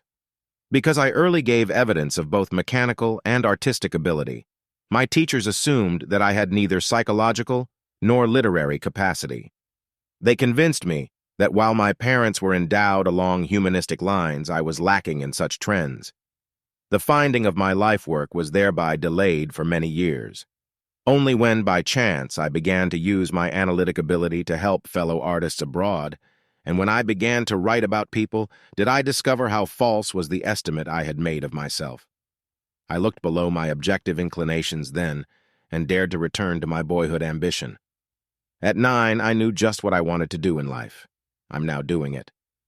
At 19, the influence of others in my life had thrown all my instinctive urgings off the track. Learn to experiment with various forms of effort that you may have dreamed of doing. Study your aptitudes. Open your mind to the idea that you may have latent abilities so far unrealized. It isn't what you now want to take from life, or believe that, at this time, you can give, but what you may once have dreamed of receiving and doing that forms the larger pattern of your future. Here is a record, sent in the form of a letter, from a woman whose adventures in self-discovery brought her new vision of her psychic potentials. I've been wondering just how to answer your inquiry as to the way I found myself and took the turn that led me to such happiness. You see, there's nothing very dramatic about my story, and I wish there were. I'd love to be able to send you a record for your book that would bristle with sudden conversions and miracles wrought by some psychologist. I haven't had any such experience, for every bit of help I have received came from reading books. Yet after all, isn't that a still greater miracle? Anyway, you want my story, and here it is, with a list of the things I've read and what they did to me. The first revelation came from Lewis M. Terman's book on the measurement of intelligence. You may laugh at the idea of getting a personal awakening out of a book intended to expound methods of testing the mind. But it made me ask myself what I was doing with my own mind. Was I alert? Was I seeing the life around me, really hearing what was said to me, actually touching the things I came in contact with? Most of all, was I remembering what I experienced, or using good judgment? I came to the place of wanting my intelligence to be sound and keen, and imagination to work for me as it had for some of the creative minds of history. I wanted to express myself some way, for I had no skill at anything. I'm sure the motor coordination of my hands would have been little better than that of a moron. Anyway, I began systematically to train myself. Dr. John Dewey's book, How We Think, came next to my notice, and did much to guide me in my efforts. I began for the first time to be accurate in my observation and to use my mind in relation to my senses. Following this attempt at mental quickening, I came in touch with William James's little brochure on vital reserves, which convinced me that if I learned to relax, I could tap hidden energies I'd never before thought I possessed. I learned to work for what he called the second wind by keeping on through the hard place. The good results convinced me I could transform my life, literally. Then, of course, the inevitable happened. Some of my neurotic emotionalism got in the way, and I was all thrown out for a while. I'm not sure what would have happened to me then if I hadn't discovered Captain J.A. Hadfield's book on the psychology of power and seen the neurotic blockages to my capacity. I went to work then with a vengeance to recondition myself. Captain Hadfield made me realize I didn't need to remain in a compromised condition if I would work to get out of it. If shell-shocked soldiers could get well, so could I. That thought was a constant inspiration. Sometime after that, I found Dr. Fritz Kunkel's book, Let's Be Normal, and his searching analysis of egocentricity was another great boon to me. I saw how I wanted to set myself up above everyone else, and instead abased myself in relation to them. Some of the writers call it wanting to be king and make everyone your subject, then feeling like a slave to them when you fail. That idea did something to get me out of the habit of comparing myself with others. Of course, I read many other books after I once started. Nowadays, there are so many to be had, and while no one of them gives the whole truth, even the ones I found less important contributed at least some little bit to building up the picture. And I went back to some of the earlier writers on this subject, men like Harvey O'Higgins and Basil King, whose conquest of fear brought one of my turning points. There's one thing I want to emphasize, and I am grateful to you for bringing it to my attention that few people know how to read psychological books. It isn't a matter of skimming through them or even laboriously studying the facts they present, which is merely a mental exercise. The only way to get lasting value from books which have wisdom of life is to live them deeply and slowly. A quotation from Goethe that such books weren't written for one to learn something but to become something gave me the key. I'm no longer looking for facts, but seeking inner changes when I read now, and that's the secret of getting self-help from reading.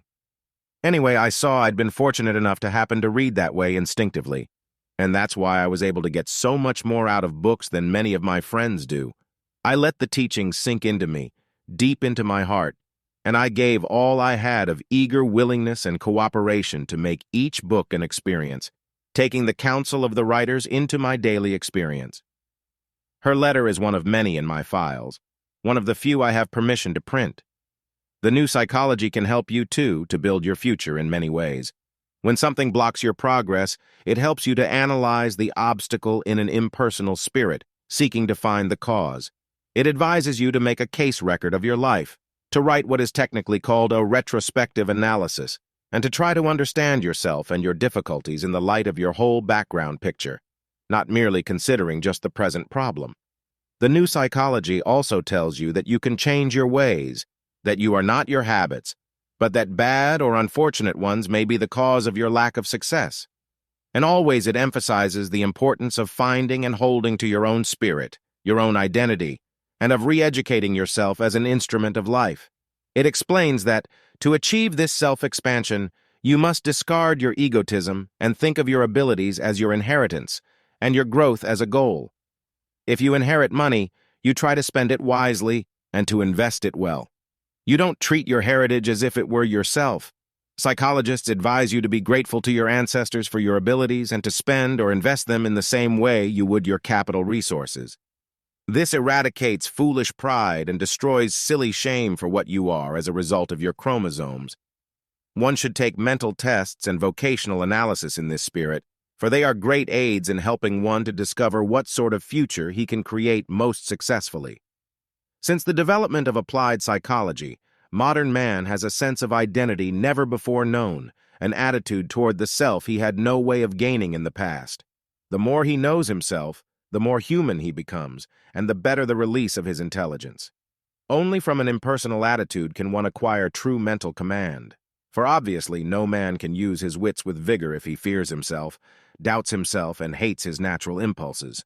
A house divided against itself cannot stand. A man divided against himself acts like an imbecile. If you don't rely on yourself, no one will. We convey our self-directive drive to all we meet. It is better to fail from self-dependence than to fumble from the lack of it. He who is treated indifferently by others has set the example. If you cannot wholly respect what you are, respect as much as you can of what you are. Everyone has a fool and a sage in his breast. He can, if he will, choose which is to appear at the party. Embarrassment springs from thinking the worst of you is all of you, forgetting that your friends have their weak points also. As long as you are afraid to see how continually your suffering and failures go back to your fear of self and the ineffectuality it engenders, you will fail to trace many other results to the right cause. 9/10 of every man's environmental experience is with other people, and rarely is any one of these relations unaffected by his personal attitude. To give up your effigy of yourself and abandon your man-of-straw values is a mighty step in developing a vigorous will. You never yet saw a statue that had any push. The problems of your future are intimately involved with the way you spend your days. What are you doing hour by hour with this inherited self of yours? There are the questions of yourself and your work, yourself and your home, yourself and your rest, yourself and your play. How well are you functioning in these aspects of your life? Can you relax and let yourself go like a child in your recreation? Can you concentrate and give all you have to your task while working? Is your home a place that sustains and gives you peace? Are you playing a constructive part in your setting? If not, either your ways of life or your surroundings need changing. Circumstantial efficiency requires you to consider the Facts of your work setting. Facts of your love setting. Facts of your rest. Setting facts of your play. Setting your relation to these, or their relation to you, must be transformed if your life is not now progressing normally. Perhaps the difficulty may go back to the fact that you don't know how to handle yourself, your kind of self, wisely and well. In other words, your style of life may not suit your makeup. Have you, for example, adjusted your thought to your span of concentration? People differ greatly in their ability to maintain an intellectual process. Some can deliberate intelligently for hours. Others cease to reason well if asked to concentrate for more than a brief period. The former need long times of rest before they return to the subject. The latter, in all probability, will be ready to consider a situation every hour or so. Analyze your type of constructive thinking. Is it a long, medium, or short span? Are you a marathon runner, a mile racer, or a sprinter? Do not judge how long you fret, but how well you concentrate on any serious matter about which you are anxious. Concentration span. You cannot build any sort of future if you choose the vocation some relative desires you to follow, nor can you be either successful or happy. Your better tomorrow is entirely determined by what you are. You can only go forward joyously by fulfilling your possibilities. And for progress and satisfaction, your environment must accord with your type of personality, must agree with the components of your nature. A cabbage cannot grow in the desert, nor a palm tree in Iceland. Humanity follows the same principle, even to the smallest characteristic of the individual pattern. Normal growth comes from finding the right soil. Natural activity follows the track of similarity, which is a line of least resistance. That which we like belongs to us. Upon it we thrive. Similarity is like a harmonious path. When we follow it, we are useful, healthy, normal members of society. When we are thrown off this path, discontent, discouragement, and sickness of body, mind, and soul result. Indeed, progress on the path of similarity induces a ring of harmony, a positive spiral of events which lead to continual expansion and development. Evils are shuffled off like a snake's old skin by the growth of new and better qualities. But let a person digress from the path which agrees with his personal pattern, and the ring of conflict forms, a negative spiral of events which tend to continual depression and stagnation. The mind becomes focused on negatives and inclined to emphasize wrongs and weaknesses, causing the delusion of temptation and of living by self-restraint. Fulfillment of your potentiality is the only way to success in work or in love. Not all the efforts of eternity can make dissimilar natures compatible or keep them in peace when they are flung together in the same surroundings. Not all the effort of the world can force an individual to be as successful in the wrong type of work as he would be in the right one. Partial adaptation is alone possible. As human beings soak up environment only in relation to their pattern of susceptibility, so they understand each other and types of work on their points of contact alone. Success, usefulness, service, and unselfishness come, then, from the right expression of the ego, from moving in the affirmative direction on the path of similarities. Failure, inefficiency, neurosis, worry, conceit, and selfishness grow on the negative path when the wrong expression is given to the ego.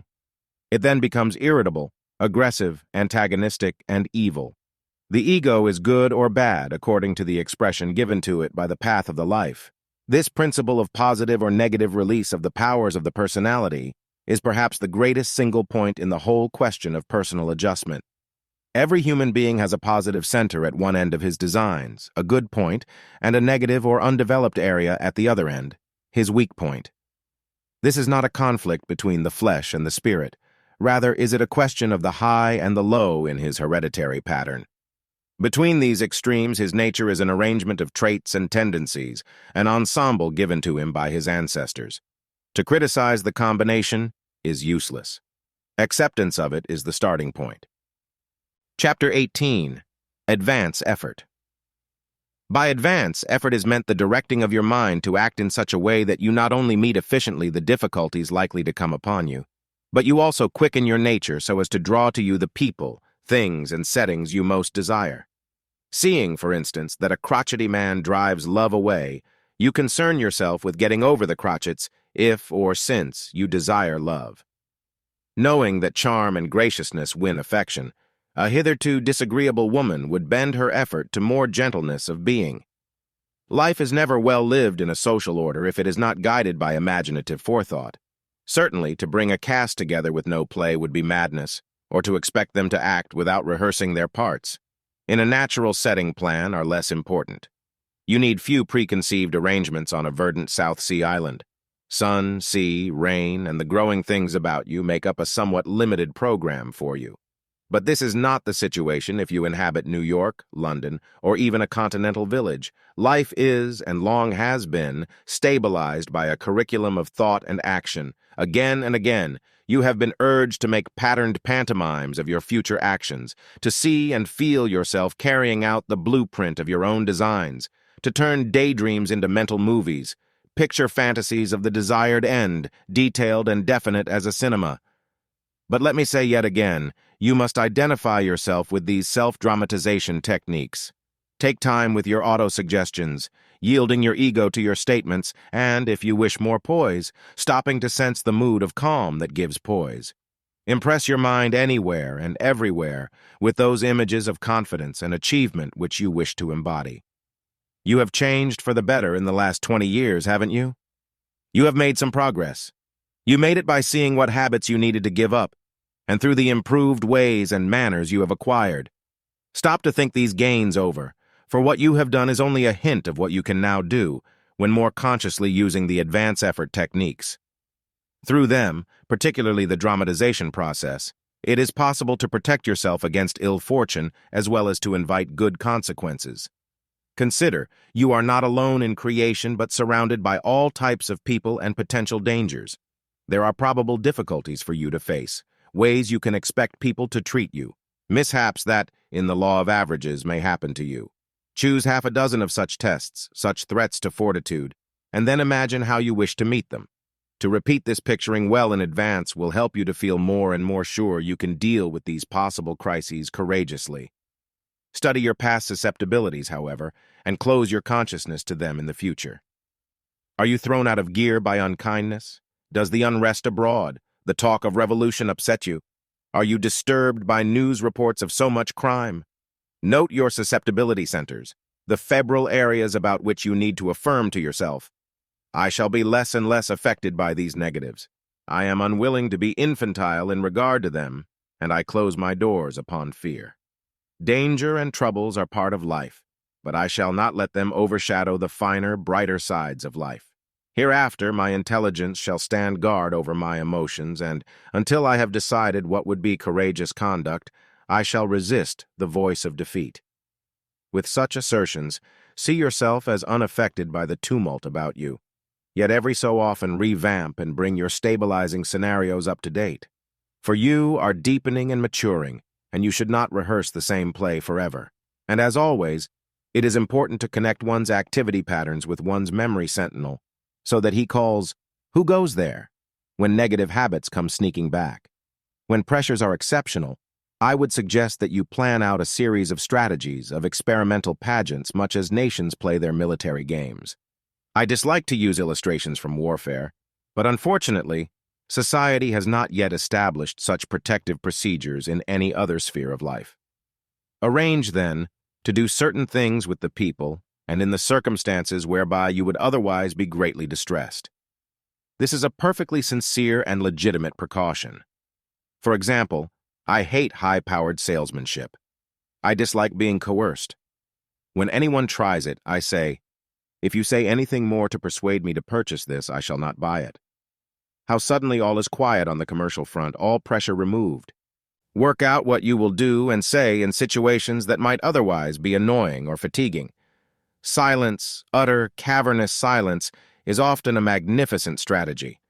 There are persons in your life who cause strain. You must meet and sometimes speak to them, though restraining your impulse to run, to argue, or to tell them just how you feel about them. Did you ever try being a dull companion? One does not need to be discourteous, but it is wonderful how soon people will leave you in peace. I never could understand why some folk endure obnoxious relatives and boring friends. I never have them. They soon cease to like my society. My silences and my prearranged conversations protect me. Prearrangement can even become an instrument of help in serious situations.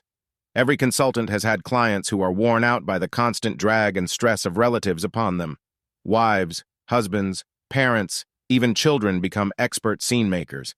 If one is long subjected to such tirades in his home, he will become exhausted, even destroyed by them. I have sometimes taught the unfortunate victims of such settings to make dramatic explosions in response to such hysterias. So far, it has worked well. The troublesome relative either changes his ways or leaves the roof tree in peace. As far as possible, connect your plan, that is your subjective vision, with the better behavior, that is its objective action. Take a leaf from the Catholic Church's book. For however you feel about its religion, that sect is wise in its knowledge of handling humanity. Therefore, make a vow and set a penance if you fail. Connect your vow with your subjective imagery, your new program, and accept your punishment if you fail to fulfill your decision. If you keep this up, you will entrench your constructive process most certainly. Then you should have your imaginary shrine somewhere in your room. Perhaps you prefer to call it a totem pole. Think of it as a Greek oracle, if you will, or a statue of Buddha. How you name it does not matter, but have something about you that lifts your spirit up. For years, my talisman was a Japanese print. To me, it said beauty, and beauty said God. When I loved the color, form, and message of my lovely old print, was I not also praying? Ceremonies differ. We reach to spiritual levels by many and varied means. Mental imagery and prayer are one.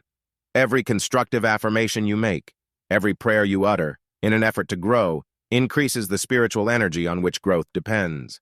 One serious malingering factor in mental health is the way we feign earnestness of purpose instead of surrendering ourselves wholeheartedly to regenerative worship. The idea of advancement through preliminary imaginative contemplation is only partially believed, and thus we approach our problems in an uncertain attitude that really affirms, I would make effort, of course, if only I had something to assure me I could win. Hence, still imprisoned by our negative mannerisms, we become inmates of a maze and, with inconsequential mood, we carry on our self-deceptions, asserting that we are trying hard to put our lives in order while actually we are not. I have heard people say again and again, "Oh, I tried the newer psychology, but I didn't get any results." Of course not. Good results require an actual turning of the attention to the building of positive imagery and constructive attitudes for a long enough period to imprint them in consciousness. Most of us know what a visual image is, but few understand that it is powerless unless it has clarity, precision, and an emotional content. You know how frustrated you feel when someone gives you vague and incomplete directions of how to reach the next town, bake a cake, or adjust some delicate machine. Yet with a map, a recipe, or a careful diagram, you could manage these or many other intricate operations. A visual image of what you intend to do should be vivid and lifelike. Imagine someone in front of you, yawning sleepily. Seated in a chair, reading this book, you now take this suggestion imagery. You feel the heavy pull back in your head of one who is just about to open his mouth very wide. You feel the sleepy drag upon your jaw, and then the great sense of satisfaction as you let go and yawn resoundingly. Your nerves relax. A sense of content passes over your whole body. If you have really yielded yourself to this mental picture, you are experiencing a true visual image. But into such a process, the auditory factor entered, for you heard yourself yawn, and there was even some kinesthetic and tactile sensation in your body. The feeling of touch as you let your muscles sink into the chair, let your jaw drop. The more deeply we allow ourselves to see, hear, and feel in the mental experience, the more powerful it becomes. And he who allows himself the joy of originating special and unique ways of achieving his purposes, who puts together processes or procedures, constructing a plan of action, gains at once a personal confidence and contentment because he is clarifying his particular nature and its aims. A serious deficiency in American culture is the absence of ceremony. The pioneers were busy, brusque, and so concerned with conquering the soil they gave little thought to the conquest of consciousness. More ancient nations hold faithfully to the values of ritual, and ritual is a useful accompaniment to all our best endeavors. You would not think of flying an airplane through a fog until you knew how to handle it. A skilled yachtsman is familiar with the tricks of wind and tide. His calm and confidence depend upon his belief that, if difficulties arise, his prearranged action patterns, his experience, both actual and theoretical, will unconsciously, almost instinctively, some people would say, make him do the right thing on the occasion. And you will find if you study any skillful personality that, however unaware of it he may be, he lives over his activities in his meditation, correcting his conduct in fancy and deciding how, next time, he will meet this or that situation. To assist those who may feel they need an elementary form of autosuggestion, consultants prepare various formulated statements and descriptive procedures. While not individual, made to order, nor adapted to each personal peculiarity, these are still of general benefit. By the use of these more conventional methods, many people have passed through the first steps of advance effort into methods more especially suited to their needs. Meanwhile, it is possible to benefit by repeating to yourself at night. Adventure. I see myself as one who goes into experience with a sense of keen anticipation. Just as a child rises eagerly in the morning, full of energy for the events of the day, so I shall continually feel more quickened by life, more willing to overcome the difficulties of circumstance. Success. I see myself less and less affected by negative expectation or failure imagery, but as turning more to the experimental attitude of research and inquiry. I feel that happiness is in the quest, not in the consequence, and that as I engage in the spirit of achievement, I shall more truly succeed. Impersonality. I see myself becoming free of emotional involvement. I shall treat difficulties with an impersonal attitude, remain objective in the face of trouble, and thus keep from feeling abused by fate. I shall not become hurt by criticism, nor disturbed by injustice, but treat it as one of the problems in life with which I shall deal with poise and assurance. Merriment. I see myself respond with spontaneity and laughter to all the play side of life, finding always more to be happy about. I shall let the sun shine not only on but into me, and seek for ecstasy in all the beauty that exists. Youth. It is my ambition never to grow old, but ever more mature. I wish to keep the spirit of youth, its sense of vigor and elasticity, its adaptability, its forward-looking attitude. I shall increasingly discard all contracting, depressing, and restricting moods or frames of mind. Let mine be an expectant spirit. Utterness. I want to taste the whole of life, to go into experience fully, to know something of the heights as well as the depths, the far horizon and the near view. I want to feel the sweep of events and yield to the greatness of living so that it may impress itself upon me. Alertness. I wish to be of the quick and not of the dead, the alert, not the dull, the swift, not the slow, the supple, not the stiff, the nimble, not the clumsy. I wish to be ever more sensitive to life, hearing, seeing, tasting, touching, experiencing with precision and power, day by day developing more skill in the management of both mind and body. Surprise. I wish to reject forever sophistication, cynicism, boredom, and that pretense of intellect that is afraid to show surprise. I would look out upon life and each new thing in it with all the startled glee of the discoverer of some Elysian shore. I would keep the sense of awe and mystery, the majesty of the strange and the drama of the new, the recurrent joy as the amazing flow of experience comes upon me. Simplicity. I would keep in touch with the center of things, the significant inner value beyond the tumult of complexity, the cue that gives meaning to the whole. Let me never lose sight of these keys that unlock the doors of life. Persistence. Let me never forget that all growth is evolution, and that only by a gradual unfolding, whatever is of worth comes into being. Thus, I shall never cease to strive, never give up hope, never yield to the obstacles of the moment, nor lose faith in the possibilities of tomorrow. My persistence shall overcome my difficulties, if not in the here and now, then in the hereafter. Enthusiasm. Let me learn to listen so quietly, so deeply that I hear forever the voice of inspiration kindling me with ardor and filling me with true enthusiasm as to the future of all I touch and the promise in all I do. Abundance. Let me never forget that the purpose of life is the enrichment of consciousness. I am here to grow, and as I expand, I wish to mellow and blossom and fill out to the fullest the promise of my being. Let me so dedicate myself to this unfolding glory of experience that I never stagnate, Never falter in the great journey. I will seek for a sense of perspective toward the conduct of other people, expecting neither perfection nor evil. I will recognize we are but a little way out of savagery, and many of us seriously compromised by an unfortunate conditioning. Hereafter, tender humor and compassionate patience shall be my aims. I will likewise be merciful toward myself, recognizing that I am not responsible for the evil traits my ancestors passed on to me, or the ignorance of my parents that gave me bad attitudes, or the environment that shaped my youth. Whatever I am, I hereby accept myself without blaming anyone for my problems. Whenever anyone mentions a wrong, I shall match it with a right and see a good for every evil.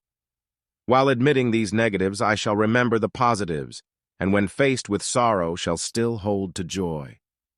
Whenever people or events impel me into the old nervous rush, a voice in me shall whisper, "Slowly now, slowly, there isn't any hurry.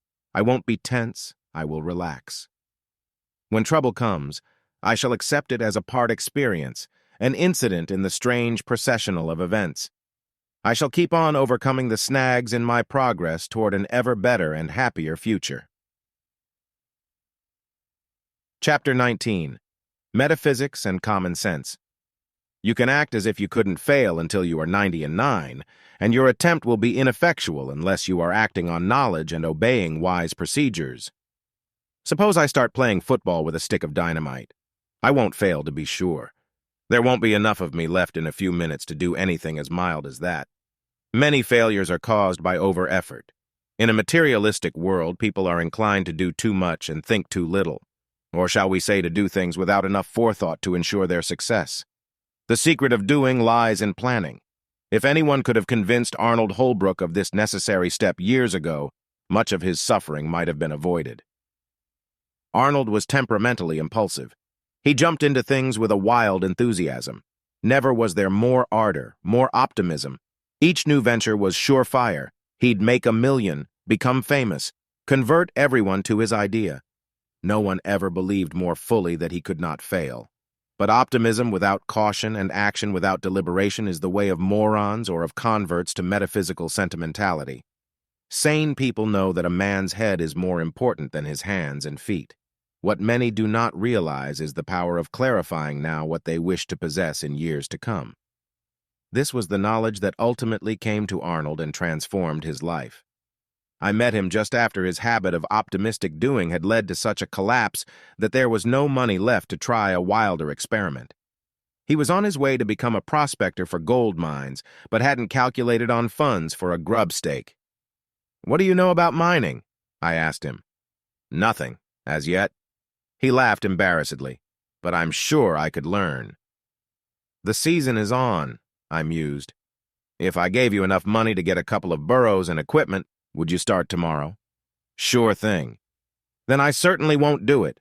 Your skeleton would only be added to those of the thousands who knew merely that they couldn't fail, and yet hadn't the remotest idea how to succeed. But I'm sure I'd strike pay dirt." He leaned forward as if to convince me of his prowess. "Certainly you are. That's your trouble. Confidence, my lad, isn't always an asset. It's often dangerous. It has ruined legions." Holbrook and I were together for a number of weeks after that, during which time I tried to show him the difference between frenzied over-effort and the process of life-building known as the making of subjective equivalents. Before an inventor puts together the parts of a new machine, its form exists in his mind. He invents the subjective equivalent of the machine, and the physical object itself that is later constructed is a replica of the mental conception. Without the psychic structure at work in the man's imagination, the material embodiment would never exist. Dramatist, novelist, artist, decorator, in fact every creator, originates patterns in his mind before he goes to work to give outer form to the inner image. When the outer, objective task of making the actual structure takes place, it only obeys and fulfills the requirements of the subjective equivalent.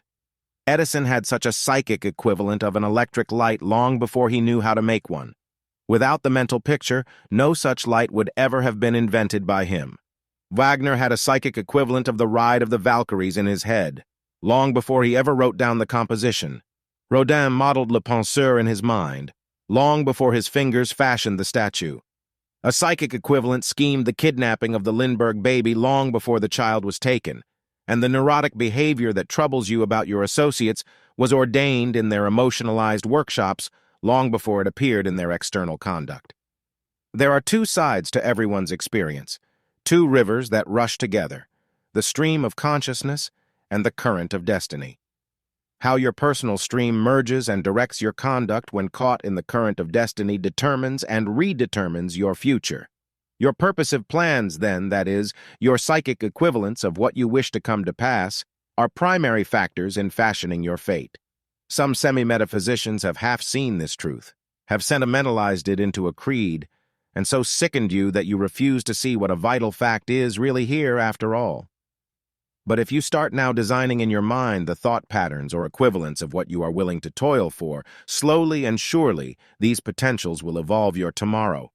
Nor is there any other way, suddenly or magically, to change the current of your destiny.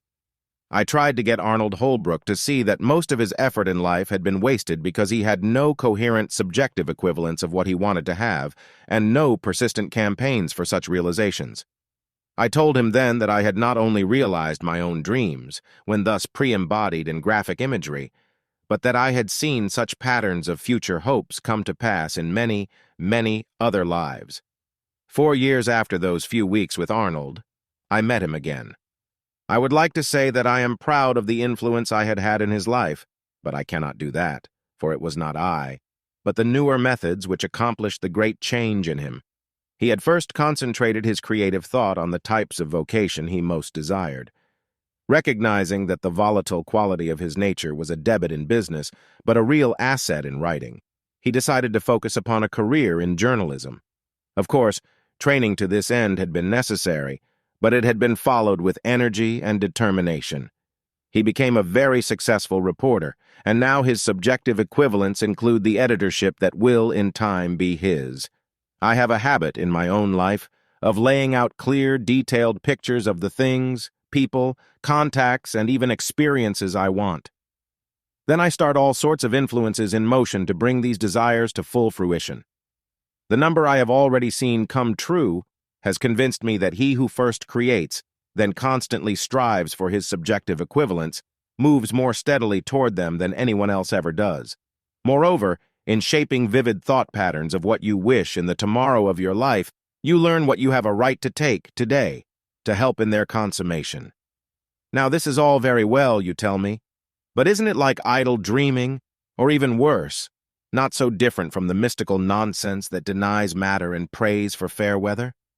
There are too many thousands nowadays chasing rainbows, you add, insisting that you do not intend to join any throng of psychic cranks. Let it be understood that the making of psychic equivalents is neither occult nor strange. It is not akin to the "you can be beautiful, too" stuff which leads so many middle-aged ladies to labor prodigiously for new faces.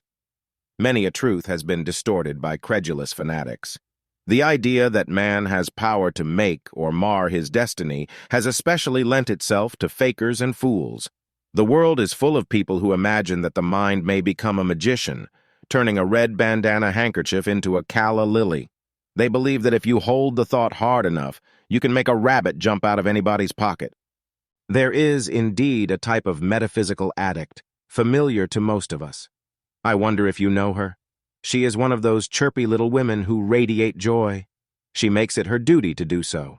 No matter how sad the hour, how gray the prospect, her sentimental lisp breaks in with an optimistic aphorism. For she is demonstrating a glorious future. Men are soon to cease flying from her society. They will stand up in long lines for her to select the perfect mate. Not eugenically, of course. One must never think about physical things. But celestially, he is to be her eternal partner, wings and all. Clara Kelton, for that serves as her name, is doing all she can to prepare for a perfect tomorrow. She has not eaten a fellow creature in 20 years. No darling little lambs, no gentle moo cows have slipped down her throat. Even eggs are taboo, because to raise chickens means that some roosters will have to be killed. And Clara will have nothing sacrificed for her appetite. Clara also performs many sacred ceremonies. A cold plunge, even in zero weather, then a series of amazing exercises. These are followed by a brisk walk in lieu of breakfast, for Clara never eats until noon. She does, however, drink hot water with a little lemon juice at 9, having first massaged her stomach with 50 strokes to right and left. Her noon meal is not cooked, of course, or full of coarse fibers. Never in the world. She consumes only cool, raw vegetable juices, followed by a dash of orange. She believes the best way to ensure health is to use all the vitamins in the alphabet, dehydrated vegetables, and 20 glasses of water, if you want the strength of Hercules and the brains of Athena. After luncheon, Clara rests for an hour. Everyone, she thinks, should follow her example. She is sure that her husband, when she finds him, will certainly wish to follow her regime of the higher life. These days, there are thousands like Clara who dream of an antiseptic future brought to pass by everything from atomizers to deified diets. You eat your way to fortune, you bathe, sleep, meditate, do everything but work.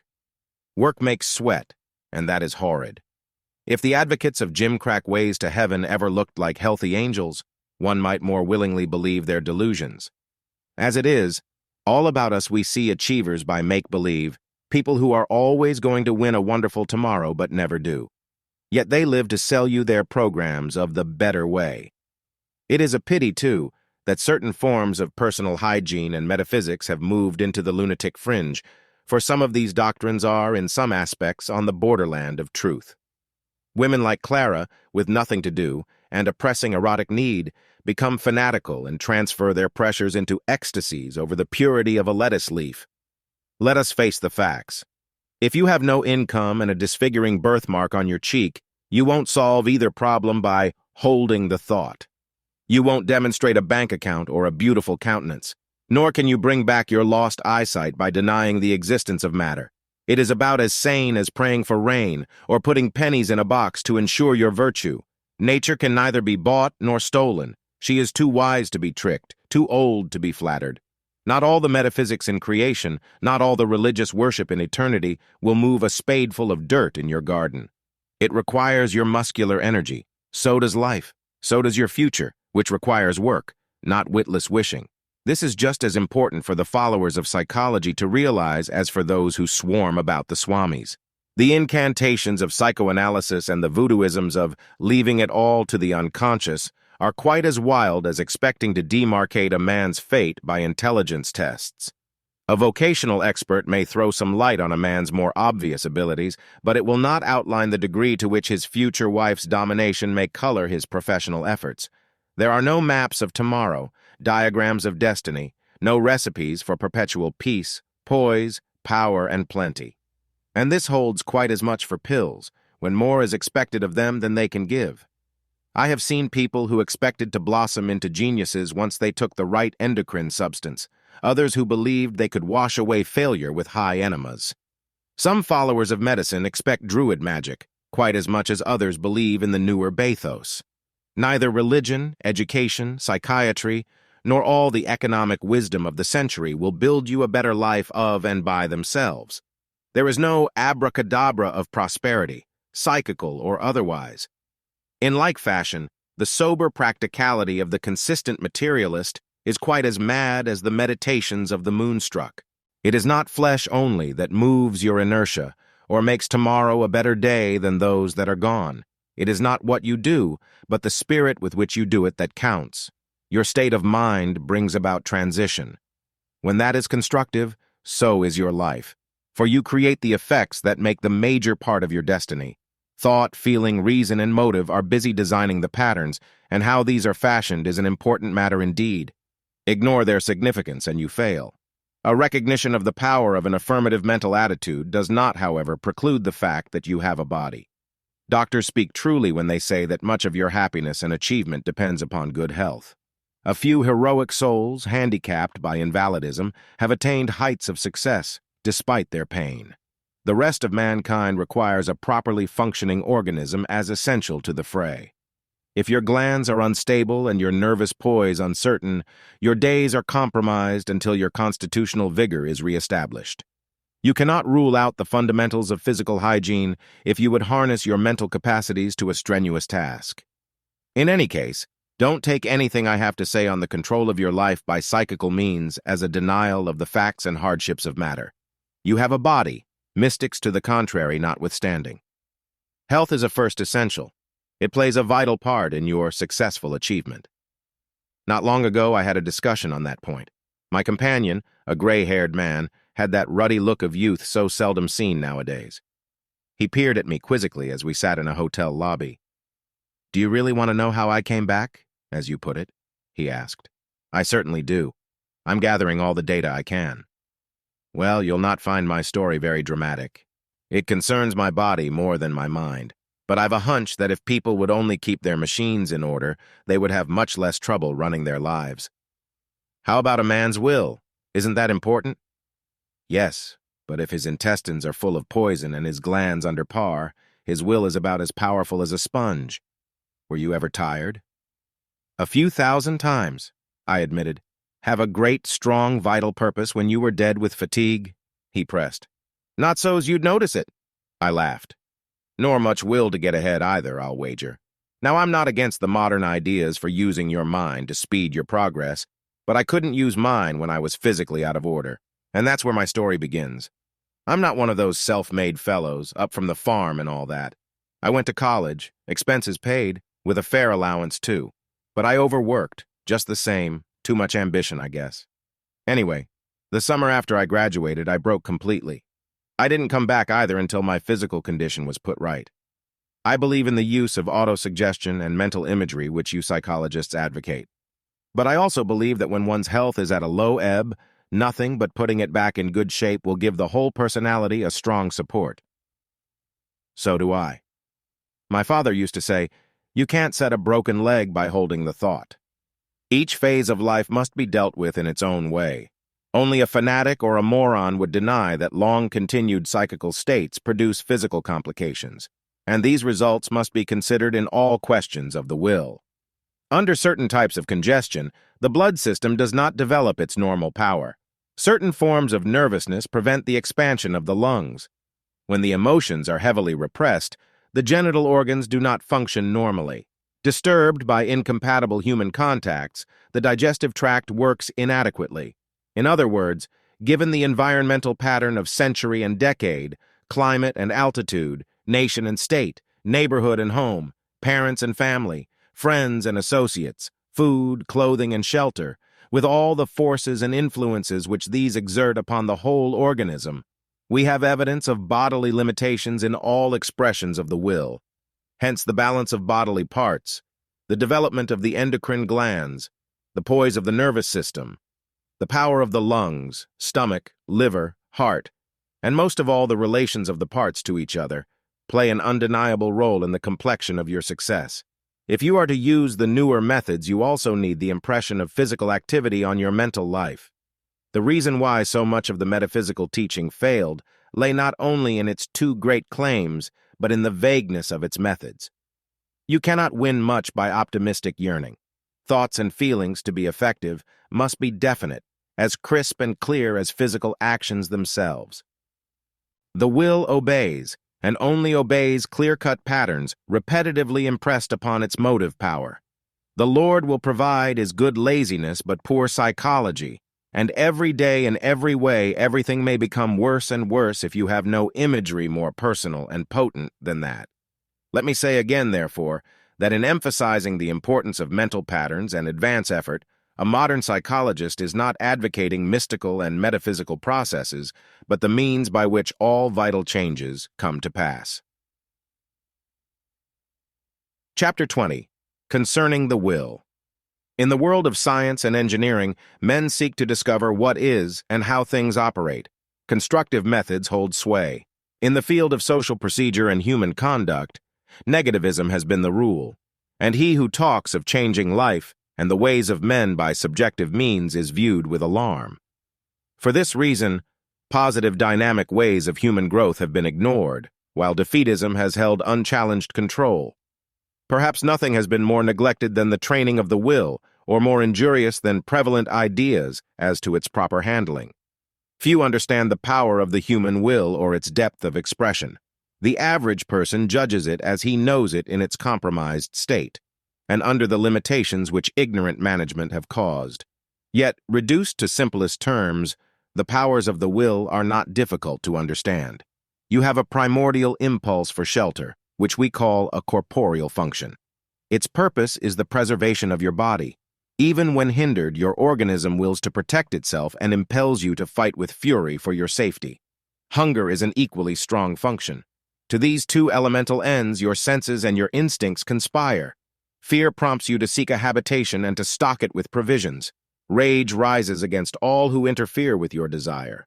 Sex induces you to protect a mate and her children as well as yourself. The instinct for flight drives you from any enemy sufficiently strong to jeopardize these insistent desires.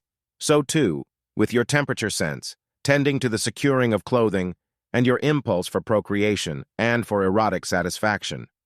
Your will urges you to these consummations, nor are the needs of exercise, pleasure, sleep, and comfort to be neglected.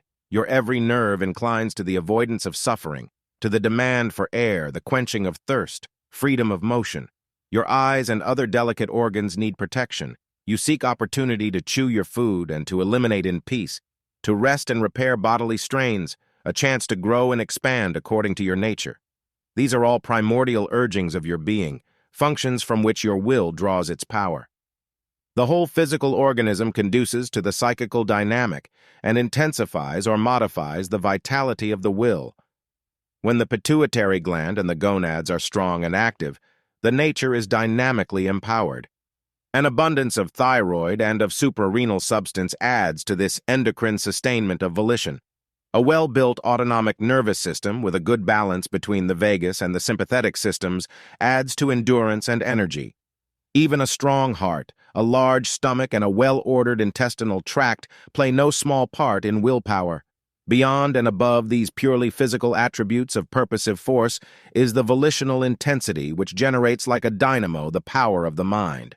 The finer and more perfectly organized the great cerebral hemispheres, the more efficient the will. This, however, is only a picture of the will from a structural point of view, and a limited portrayal even of this substantive approach. For it does not include the question of the measure of magnetism in each living cell of the body, or of the diminution of that electric charge when nervous involvement constricts the flow of blood in the veins and thus reduces the vitalizing of the cells with nourishment and the purging of their waste. The greatest constrictor of willpower is psychic tension. Under its oppressive influence, one is literally like an uncharged storage battery without spark or power. Indeed, it is probable that man draws in his energy from the etheric and radioactive waves. Hence, when mental turmoil and emotional conflicts tie his organism into knots, shutting him in egocentric torpor, the will is delimited through this psychic tourniquet which neurosis puts upon the cosmic influx. We might use the terms inner and outer will, or at least consider that beyond the physical aspects of volition lie its spiritual attributes. We often uphold integration of the organism as the most important of all adjustment processes. Yet each and every organ, indeed each attribute of the body, has its separate will, its innate tendency or desire. The lungs will to breathe, the stomach to digest, the heart to beat. There is conflict between these wills unless a poised state of mind exists. This does not mean that for the sake of unity, a highly developed intellectual power is necessary. The body of the savage is often better integrated than that of the most highly bred genius. Integration does, however, require normality and a capacity to focus the whole being without conflict, without an inner confusion of natural purposes. We recognize in these days that there is a definite specificity of tissue, a psychical as well as a physical potential to every muscle and to all the motive fibers, connected as they are with cortical substance. Each attribute of the body is impelled to seek certain needs and to perform certain actions. When integrated in expression with all the other elements of one's being, a coherent dynamic results. But if without cerebral direction and balance, then conflict and chaos result. Rudyard Kipling has given an analogy of this truth in his great story, The Ship That Found Herself. When this stout little vessel left England, each of its attributes had their separate wills. Not until the American shore was reached, and the storms of the broad Atlantic withstood, were the parts unified to a single purpose. This organizing of parts into a whole is not achieved by the physical will, but only by a force we must call spiritual. It is evidence of inner purpose, even when manifest in the life of a savage. There is an etheric quantum in man that distinguishes him from the dumb animal. This spark, often called divine, gives him the power to think, to reason, to reach to the stars and dream of immortality. By means of this aspiration, he opens his being to etheric inflow until every atom of his being experiences the permeation of cosmic energy. By means of this human element, then, his intellect merges with the purely physical or protopathic potential of his volition. Our study seems to show that this union of the epicritic or intellectual with the protopathic or volitional forces of the nature is by a progression, even when so swift as to appear instantaneous. The sensory stimulus leading to objective thought merges with memory, producing subjective consideration, and this in turn arouses imaginative action which endows form to the ultimate realization. Judgment follows in the normal sequence, giving conclusion and deliberate purpose, so that a series of definite patterns are created, designs or engrams of sufficient clearness to become the templates of conduct. These precise forms of expression then become the guiding factors which the will obeys. Without them, it is powerless. When vague, dim images are engendered, the will lacks cohesion of purpose, has no singleness of action. If the intellect is neurotic and thereby full of conflicting intentions and abnormal feelings, the will is driven into many unnatural, unfortunate expressions. When contrary images and arbitrary attitudes inhabit consciousness, the conflict of aims that results uses up the power of the will in confused struggle. Exhaustion is then inevitable, and almost no will to live remains until the psychic reservoirs have filled up and the tensions been removed from the body. A strong will, therefore, does not primarily depend upon heritage. It is a question of health, a matter of spiritual even more than physical wholeness. We witness all about us the devastation of human lives because so little is known by most people about the art of directing one's dynamic drive. Years ago, Morgan Springer lost his grip and came to dramatize himself as a failure. Since then, he has become a problem drinker.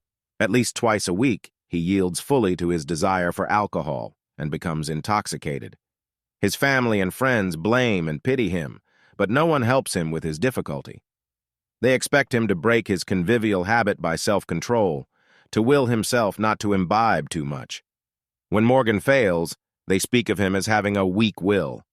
This, of course, only makes matters worse, for he hears their opinions and, Rip Van Winkle fashion, rationalizes his indulgence by accentuating his ineffectuality. If the will were a machine that could be large or small, strong or feeble, the common attitude toward its action might be more sensible, but this mechanistic view is far from the fact. Morgan understands little about his will. He does not know how to connect its drive with control of his liquor habit. Nor does he perceive how phases of his consciousness are suppressed by emotional congestions and a neurotic drama in control of his personality. Morgan drinks to escape the prison of self-consciousness which his social setting created. He is identified with a nervous, embarrassed character, a Don Quixote hero in a sad comedy. He would rather die than live all the time in the state of embarrassment and strain which his neurotic fantasy engenders. No one taught him how to free himself from the pitiful part, and none of his intimates understands how he must make a new identification, align himself with a new character concept in order to direct his will into the channels necessary to the mastery of his habit. The way people condemn themselves for failing to control conduct by a coercion of the desired result is sad indeed. A tragic fact is that man's imagination may become his worst enemy. That so few know this fact is even more cruel, for they do not understand how the will becomes involved in a turmoil of evil fantasy. To the average person, reason is the jewel in the crown that marks us as human, but reason is powerless without perception. Insight is as necessary to intellectual processes as is physical vision to material efficiency. If the eyes of thought are destroyed, mental blindness is inevitable, and this is true also of the will. Hence, it is that reasoning power, judgment, and action all depend upon the creative sagacity of the imagination. You cannot make decisions except as the will has been shaped by the power of imagery. And could anything so blight the spirit as to have imagination, this central capacity of consciousness, a wrongly directed, evil influence? Yet this is just what has happened to those of us who fail. The very means by which success is achieved has become instead the instrument of disaster. In his childhood, Conrad Curtis acquired the habit of self-abasement. That is, his mental imagery took that turn. It made him picture himself as unworthy of good fortune. Now he sees himself plodding through years of dreariness. These imaginative patterns of ill luck he impresses upon his will. In fact, they literally obsess his volitional power. The molds of many such unhappy lives are fashioned by this misery-provoking use of a capacity that could as readily induce a design for joy. How amazingly Conrad's destiny would change if he faced the fact that he, the designer of his troubled experiences, was insofar the creator of them. A grim neurosis in control of his consciousness turned his volitional power into his enemy. Because the human will obeys the thoughts and emotions impressed upon it. You cannot even move your finger unless your brain first generates the pattern of motion which your nerves receive and obey. Will, like steam, is only a flowing energy, without power until it is confined and directed. In seeking ways out of psychic turmoil, people demand simple methods by which they can change themselves. When given practical methods, however, most people refuse to yield wholehearted attention. They not only resist the complicated suggestions, but ignore the simplest techniques. Let me repeat, nevertheless, that the use of imagination, which the mind has followed in getting out of order, is the same power, the identical instrument which must be differently used to get the mind back in order again. Thought follows structural processes, whether the thinking be wise or foolish. A good diet is eaten by the same process used in consuming bad food, yet little success would follow any other method of taking nourishment. Failure comes by turning mental impressions and emotional influences into ways of thinking and feeling that correspond with unfortunate experiences which have previously affected us. Walter Watson was an unwanted child. His mother neglected him. His brothers hectored him. He became contentious and defensive. His robust ego refused abasement, yet in his heart he felt unloved and rejected. To compensate for this situation, he boasted to his playmates and strutted before his elders. They thought him rude and conceited. By adolescence, Walter had come to see himself as others saw him, and for long years he played the part of this belief. His every act was unconsciously shaped by compensating imagery. It seemed as if his days were spent in a dramatized endeavor to push himself forward from fear he would be lost in the shuffle. Cure of such a state must start with recognition of it as a masquerade. Walter must see the first beginnings and source of his neurotic imagery, and realize how he has been coerced by the illusion into obeying a defensive parody pattern of his distress. He must see how his motions and manners were predetermined by his morbid brooding. Once seen, this part he has been playing until it has become second nature can be refused, while a positive, constructive pageantry is put in its place. Let us suppose that Walter discovered just how his neurotic uncertainty made him overdo, then underdo, everything he attempted. Suppose he perceived how, although his juvenile boasting was for the benefit of others, it had tricked him also. He was like the hare who raced so hard he had to rest, and often fell asleep, only to discover that some patient turtle had won the race against him. Determined to change his imagery, suppose Walter came to picture other people as liking and respecting him when he was quiet and self-contained. He imagined a future in which he was a persistent winner who need not waste time boasting. Over and over again he repeated this idea to himself until it had completely displaced the old, neurotic attitude. A good athlete, or an efficient surgeon, carries on this self-seeking criticism and correction of efforts quite automatically, in objective endeavor, yet it may not occur to the same man to use an equivalent process in training his will. I once knew a golf champion who created an imaginative tournament before every important game. In his mind, he would start at the first tee and go around the course, again and again. In his fancy, he would correct a shot here, calculate the length of a drive there, thinking over which club he would use, and in some instances trying first one and then another, while judging from imaginary consequences what he thought to be the wisest choice. He also imagined the crowds which would probably follow the match, and so trained himself by deliberate orders to his emotions not to allow their remarks or their pushing interest to rattle him. He even pictured his rivals as getting ahead of him on some occasions, and gave orders to his consciousness not to become fearful of losing his game, and in consequence, play poorly.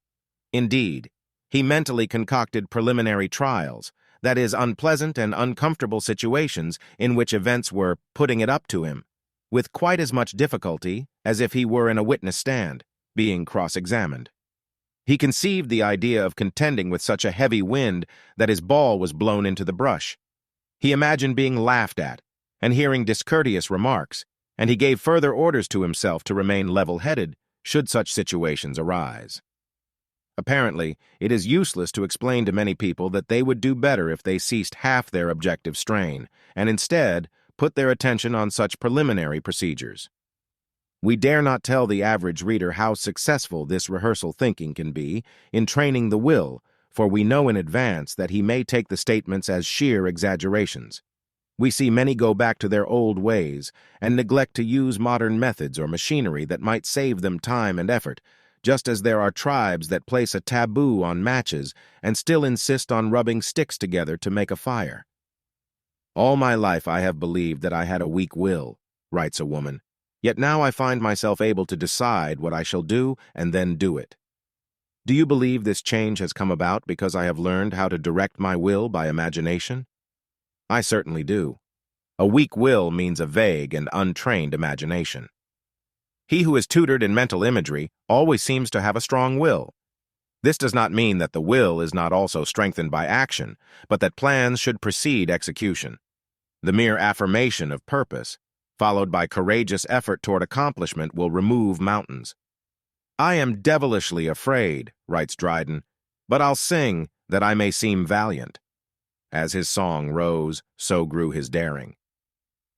On April 16, 1521, Martin Luther approached the gate of the imperial city of Worms. The elector's chancellor begged him not to enter because the Diet was determined on his death. Tell your master that if there were as many devils at Worms as tiles on its roofs, I would enter. Luther answered, thus asserting to himself what may have been a difficult purpose. It is obviously important to find a balance between one's subjective thought and objective expression, a certain amount of practice before each new step. I think I must have entered my own room with a smile and a bow at least 500 times, a young woman writes to me. I even said the words I would like to utter in greeting strangers. I am not ashamed to admit that I found great benefit from these recitations. Anyone who wants to may think my conduct childish. I have gotten over embarrassment and stopped being shy, and this is so important to me that I don't care much what anyone would have to say about the way I did it. Every such program should, of course, be treated in an evolutionary manner. Growth is a gradation. Action follows an increasing scale. We do a little better each day. And because the will obeys whatever designs the personality has previously created, such far-functioning impressions are most important in the question of success. Negative imagery precedes all abnormal conduct. Every endeavor to improve should be made through positive imagery, subjective sensory realizations, well in advance of action. Let us understand, clearly, that desire is one of the attributes of will, hence much of our turmoil in attempting to free ourselves of neurosis comes from a conflict of motives. These, in turn, result from the abnormalizing of our desires. For instance, when a man's feelings are hurt, he has an impulse to retaliate. You may not want to understand and to forgive the person who injured you. Until you become convinced of the efficacy of non-resistance in handling the situation, you do not wish to make mental imagery that would remind you of any finer behavior. If you fail in conviction, however, do not say the procedure itself is unsuccessful. It isn't. You have been unable to use it because unruly desires have circumvented your purpose and, like traitors in the camp, these have struck you from behind. Men who prefer to face reality rather than to regret their conduct afterwards unconsciously prepare themselves for the way they wish their natures to function. Even though not realizing how their purposes are made or unmade by the type of imagination that precedes effort, such persons yet instinctively meditate on and assert to themselves their ultimate intent. Imagination, cried Napoleon, rules the world. Later he said of bravery, I have rarely met with the 2 o'clock in the morning kind, I mean unprepared courage, that which is necessary to an unexpected occasion, and which, in spite of the unforeseen event, leaves full freedom of judgment and decision. By this he meant that average men are overcome by fear, because they approach experience unprepared for action. To excuse their ill success with therapeutic procedures, many people repudiate the procedures themselves and do not stop to consider what may have happened to the volitional drive of their own wills. Yet when failure imagery has caused suppressions and emotional congestions, a blockage of the instinctive impulses inevitably thwarts the normal functioning of volition. Deflection of interests or inhibition of enthusiasm by cynicism and sophistication are even more restrictive to the dynamic flow. If there is no will to believe that effort is worthwhile, there is little will at all. One of the most curative processes, therefore, is to clean out whatever depressing flotsam and jetsam clogs the flow of one's purposive nature. A simple first step in this process is the release of primary emotions. For just as long as an individual feels guilt because of the drive of sex, the presence of fear, the fury of his anger, or the directions which his wonder takes, he has but a poor dynamic. He is chained to shame.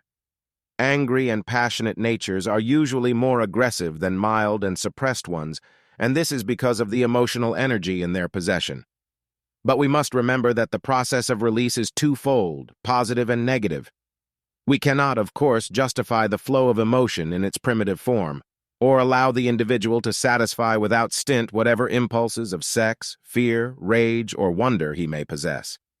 To be sure, an undiscriminating release might reduce his neurotic conflict and fortify his will pro tem, but it would soon bring destructive consequences. We need not forego the beneficial results, however, which occur when the individual learns to release his impulses in their higher forms of expression.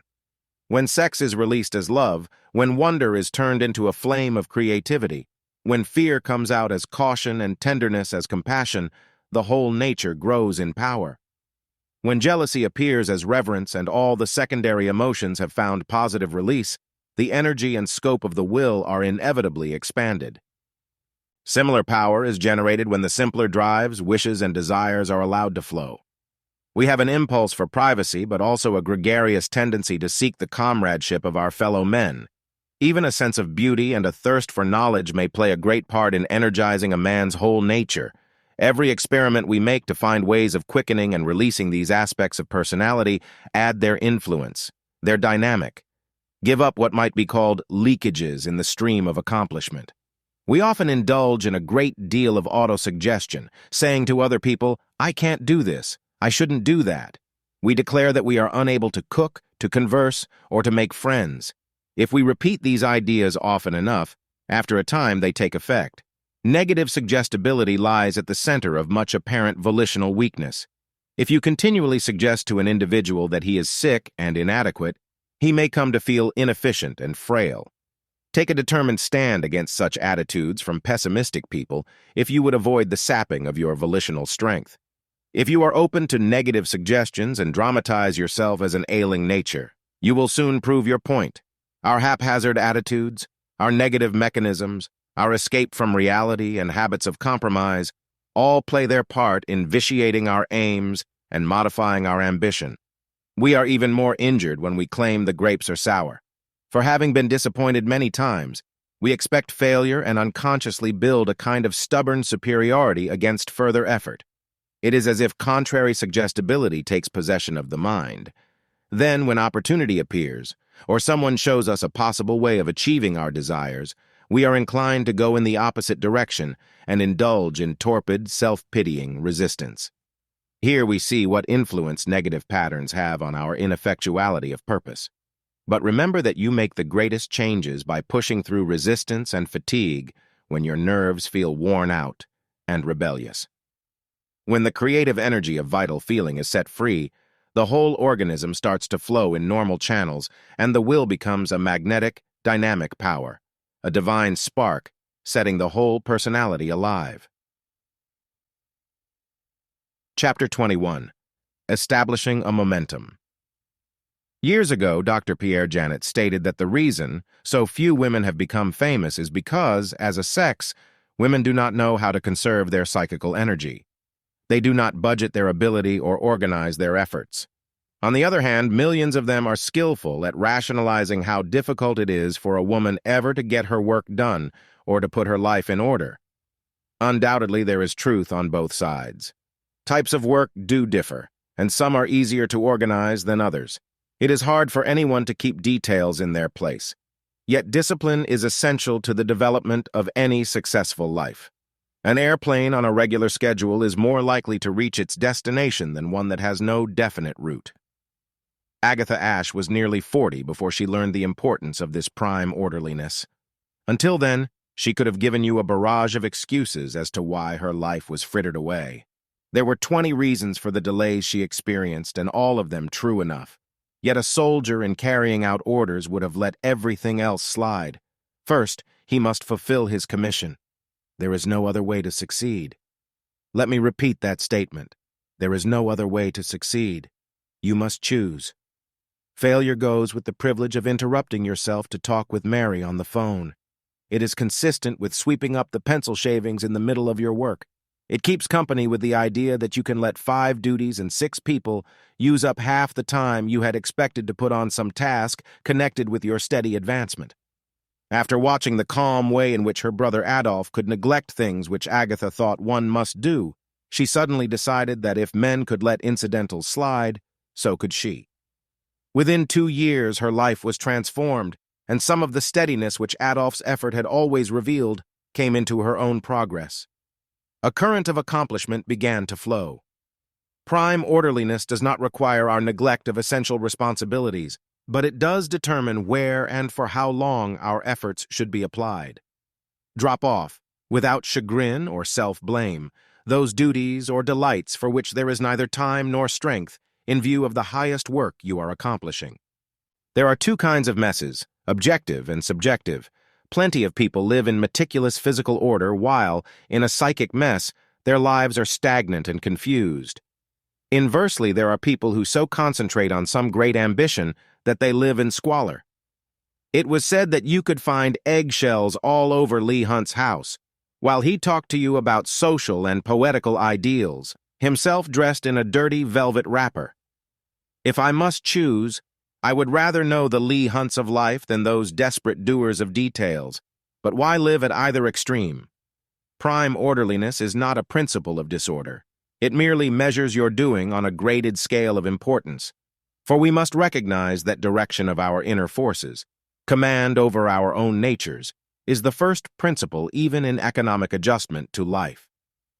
True practicality starts with understanding the play and interplay of personality, knowing the cause and effect of experience. Indeed, life is a kind of womb, a preparation for spiritual experience, and thus the new attitude is one of experimentation, of making the best adjustment possible, an acceptance of the can-be and the can't-be of experience. The individual is taught to refuse those experiences that are not his own and to accept those that are. His growth is a matter of bionomic evolution. There is a law to his life, a law of its natural and gradual unfolding. He can only take the next step forward. Therefore, he must learn to look at each experience truly, deliberating upon it, saying to himself, "What does this experience really mean to me? Do I grow this way? Do I take what is not mine this way? Can I truly serve in this way?" The individual must dare to make adjustments of environment to himself and reach back into his inner depths for power to meet experience. For the new realism consists in recognizing that we live in a subjective world. We have no proof of the objective world. Any change in our senses, those channels through which we see, hear, smell, touch, would likewise change our relation to life. Remove them, and through what means could we be made conscious of the material world? Yet we have proof that the world of thought exists. There are such vital, dynamic forces and principles that Eddington was led to say, "The universe is almost pure thought." Subjectivity somewhat explains the principles at work in microns, electrons, and protons. It leads us to a new humanism, a new insight into the motive world, into the cosmos of man beyond appearances. It illumines the new sociology which builds a social order on the needs of man, a new parenthood, a new ethics, too, which will revamp the objective facts, change our attitudes and images, place our problems on a different basis, and lead to a more constructive expansion of character. Such a philosophy does not mean a departure from the needs and rights of the social group. It automatically meets those needs in the greatest measure that they can be met by any individual. For if I do my task, It is not my duty to do some other task. My mental images of the sort of human being I conceive myself to be include doing those things which as neighbor, husband, father, son, I would do as a human being, functioning with the best expression I can achieve. But my obligation remains to be my own best self and to refuse to try to become some other person's self, or to function on his attitudes or standards. This is where the old idea of duty wrought so much damage. By superimposing someone else's conception of duty upon me and their ideals of conduct, my own conscience was reduced and my initiative stifled. One of the worst mistakes made by people who fail is the misinterpretation of opportunity. They see good fortune come again and again to some friend, and believe destiny is behind these recurrent chances to succeed. But is it? If we study the lives of those whose success has grown from small beginnings, we shall see that a momentum of achievement is not built by someone's sudden, miraculous circumstance. On the contrary, it has developed through many small, dependable currents of action. A man who has lost his job refuses to engage in activities he believes beneath his prestige. He waits majestically for new and greater opportunities to prove his worth.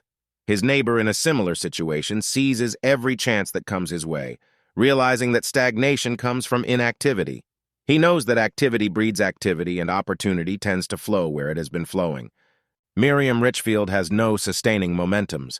People like to hear her sing, and, now and then, managers spoke of possible concert engagements. There were even prospects of getting on the radio, choir direction, and teaching, but all these interfered with Miriam's desire to gad about, sometimes to Palm Beach, sometimes to Europe. As a consequence, no sustained activity was possible, and no momentum came from her efforts. Like a beginner, she started from scratch each season and was forever just beginning. Friends spoke of her as an amateur, and soon managers did too. Yet all the while, Miriam blamed fate because no one would take her work seriously. In most lives, the good chances come after a momentum has run for more than half a decade. Concentrated attention to certain continued types of action alone established it. And once created, this momentum must be protected and sustained by every sort of endeavor. You cannot go jumping off to Jericho when destiny expects you to be on the job. People are affected by a momentum, and people play a large part in every man's affairs. But because this is true, do not let them pull you off your base and destroy your sense of identity. You cannot have peace if you are in pieces. You cannot hope to maintain a systematized schedule unless you keep from letting life tear you apart. If some of your personality is entangled with the rearing of your children, more of it mixed up in arguments with your marriage partner, and various fragments of yourself scattered around in the club or over at your mother's house, how do you expect to have a whole and coherently functioning self? Many people these days lead disseminated lives. Then with nervous irritation, they rush between these parts of their beings, as if trying to become a bigger personality by being in 10 places at once. That was the trouble with Owen Redmond. Duty cut him into more parts than Gaul was ever divided into, and like Gaul, he had no power left to resist the Caesar of ill fortune. The surest way to fail is to become so emotionally concerned with what you do that you cannot unhitch your thought and feeling when you remove your body to a new center of action. On the other hand, he who learns to give what he can to a task while doing it, and then to stop giving utterly until he passes to the next, keeps from becoming severed into a score of harassed segments. For integration is the greatest culmination of all arts. It follows from the belief that no man has any duty but to be himself, and from that self to give what he can at any moment. Had Owen Redmond believed in this doctrine of detachment? Had he kept from identifying with his children's squabbles, his wife's sarcastic opinions, his mother's querulous demands, and a score of other pressures that people and events put upon him, much strain would have been avoided. Some of his friends thought the change that came over Owen in his 42nd year was a miracle. They gave great praise to Dr. Hemingway, from whom Owen gained the changed attitude that so affected his life. But was his transition such a miracle or so hard to understand? Up to the time of the nervous breakdown that made Owen seek the good doctor's counsel, he had fretted restlessly about the many problems confronting him. Even while his wife scolded him about their scanty income, Owen thought of the money his mother had told him she must have. When his daughters asked for larger allowances so that they could keep pace with their friends, twinges wrought havoc in Owen's heart. Unconsciously, he believed he ought to be able to meet any and all such requests, obligations, as he called them. And from attempting this impossible ideal, Owen was pulled all to pieces. Dr. Hemingway merely convinced him that such a standard was ridiculous. Owen became converted to the doctrine of being what he could, of doing what he could, without forcing himself to any supposed requirements. He gave up coercing himself to fit external standards, and soon, naturally enough, the dismembered parts of his nature slipped back into place. His new faith made him whole, just as it did in biblical days. Stop being drawn and quartered by circumstances. Renounce the mad delusions of duty, the insane ideas of responsibility, the crazy pattern of obligations that the ignorance and egotism of a degenerate moral code has heaped upon you. Then you become whole, the final grace of integration for the neurotic Humpty Dumpty. We must remember that the law of embodiment is basic. Nothing is until it has form. The shape and substance of all man's subjective life is given power and permanence only through habit. Repetition is essential. Not once or twice, but continually, until a purpose becomes entrenched, must a man put his plans into action. Not once or twice, but until a man's thoughts and feelings are built into response formations. Nothing endures until it is built into the structure of life. Some years ago, a questionnaire was sent to 100 successful men asking their opinion as to the greatest cause of life collapse. Bad habits, concluded most of these leaders of our time. They might just as truthfully have said that good habits are the greatest cause of achievement. Nowadays, the words good and bad have unfortunate connotations. They suggest the virtues advocated by the moralists, and these, as a rule, lead to failure because he who follows the admonitions of these pseudo-saints becomes as desiccated and bloodless as his counselors. In psychological parlance, when we use the word good, we mean normal, natural, cosmic, obedient to life principles. Goodness with us is never synonymous with the withering of vigor or the inhibition of desire. There is little of the stench of Puritanism in modern psychology. By behavior that is concordant with the ways of nature, by establishing imagery through repetitive affirmation and effort until the trend is habituated, a positive upbuilding becomes part of your life structure. As such, it thereafter takes care of itself. Automatism, momentum are at work. Such constructive habits are established by 3 procedures: planning them as definite designs, feeling them as expressions deeply desired, repeating the form of them until it is cut into the behavior of the nervous system. In this way, your pattern of being is made constantly more adequate and harmonious with the basic qualities of your being, and it is wise to establish a series of automatic actions in your life that allow you to live more spontaneously. For once upon a time, you even had to remind yourself to open your clutch when you shifted gear. Now you shift without knowing it. No life is efficient until many such activities are automatic. Nowadays, all sorts of elevators, chutes, moving tables, escalators, and trucks are used to facilitate operations. You need similar devices in your thinking. Suppose you are asked a question. Don't make egotistic effort. Stop. Set your carrying machinery in motion to each of your mental departments. What will memory load onto your elevator? Give it a chance. What will imagination put on the escalator? Let its own vivid material come up.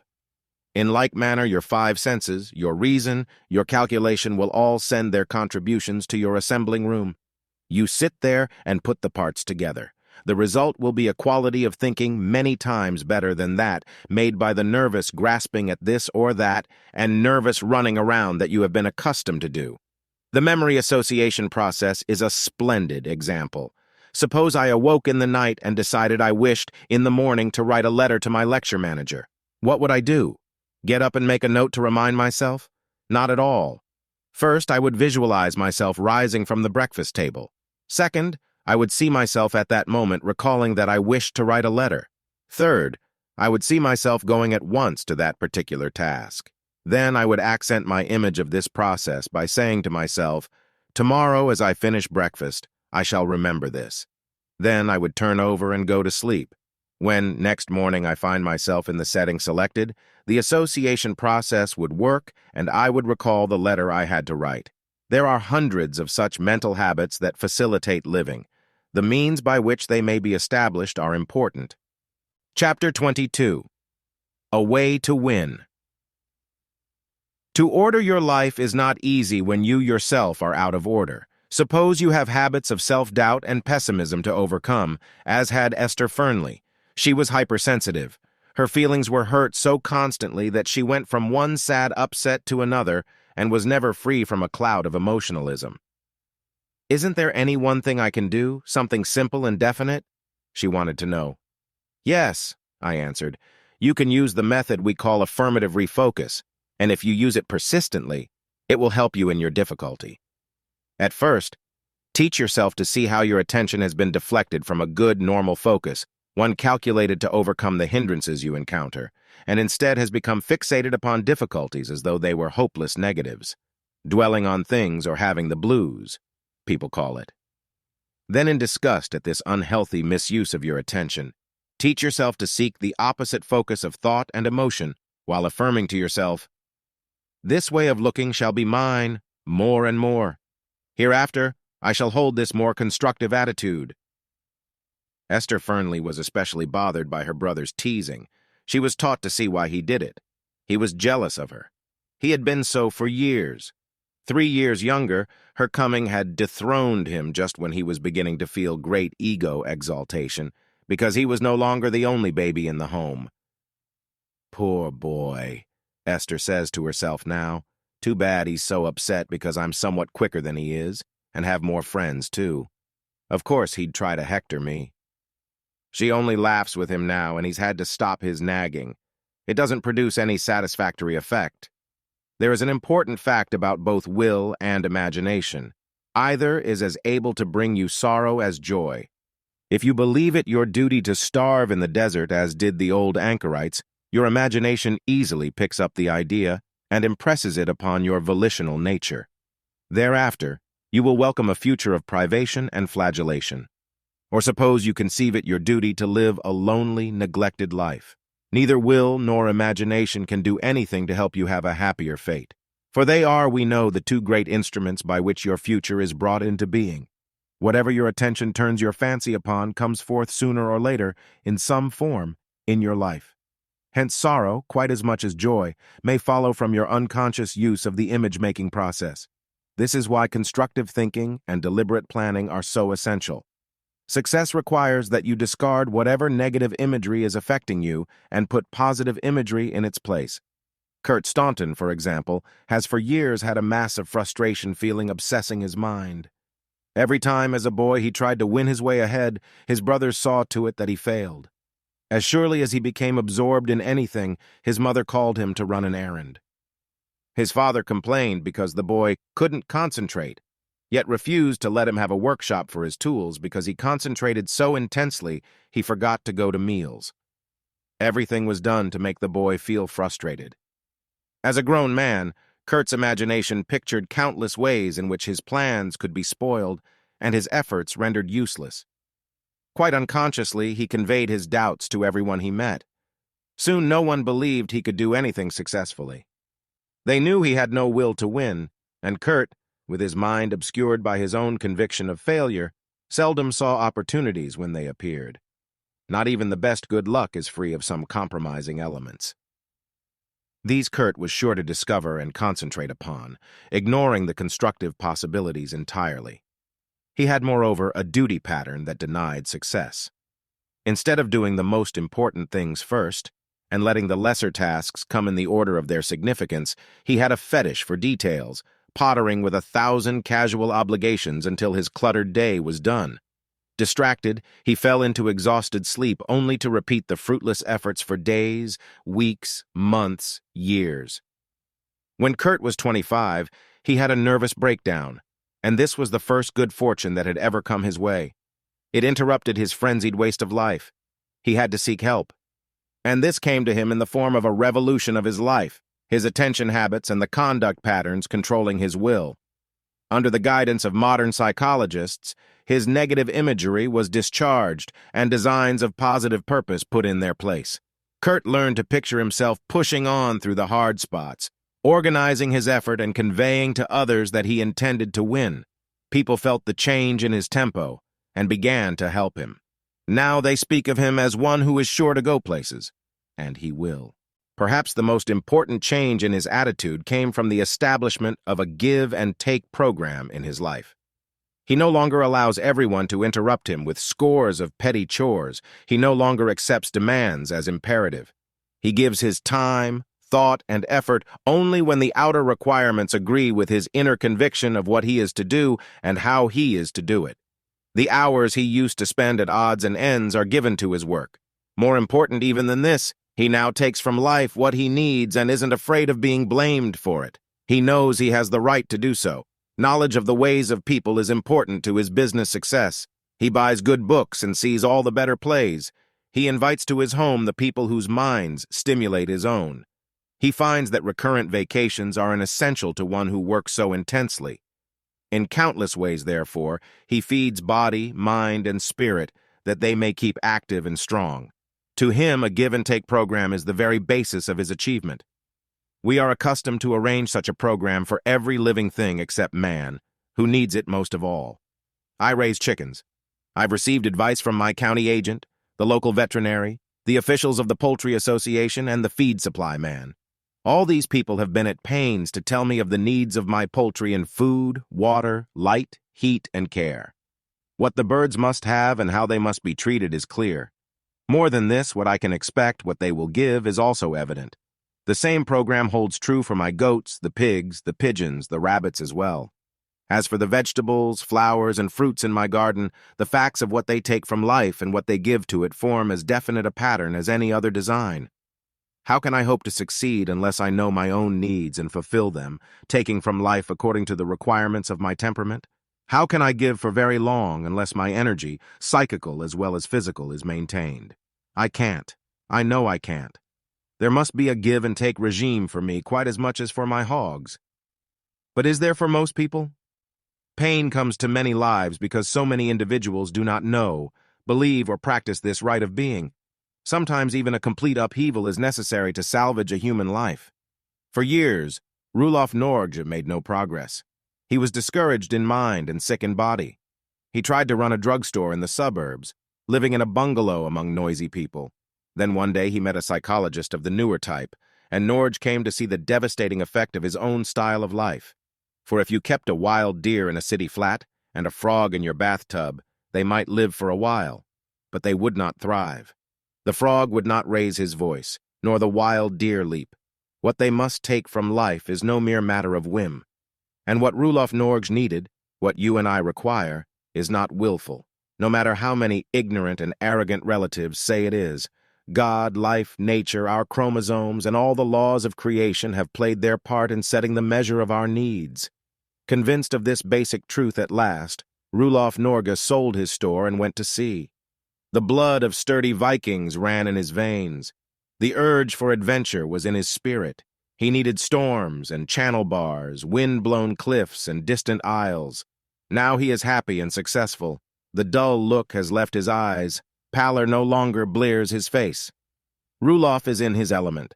If you aren't happy, truly successful, and physically vigorous, ask yourself if your give-and-take program is properly balanced. Are your needs met? Would an agricultural expert, looking over your life chart as he does that of a mule or a carrot, think that you were receiving the right care and the correct environment on which you could be expected to thrive?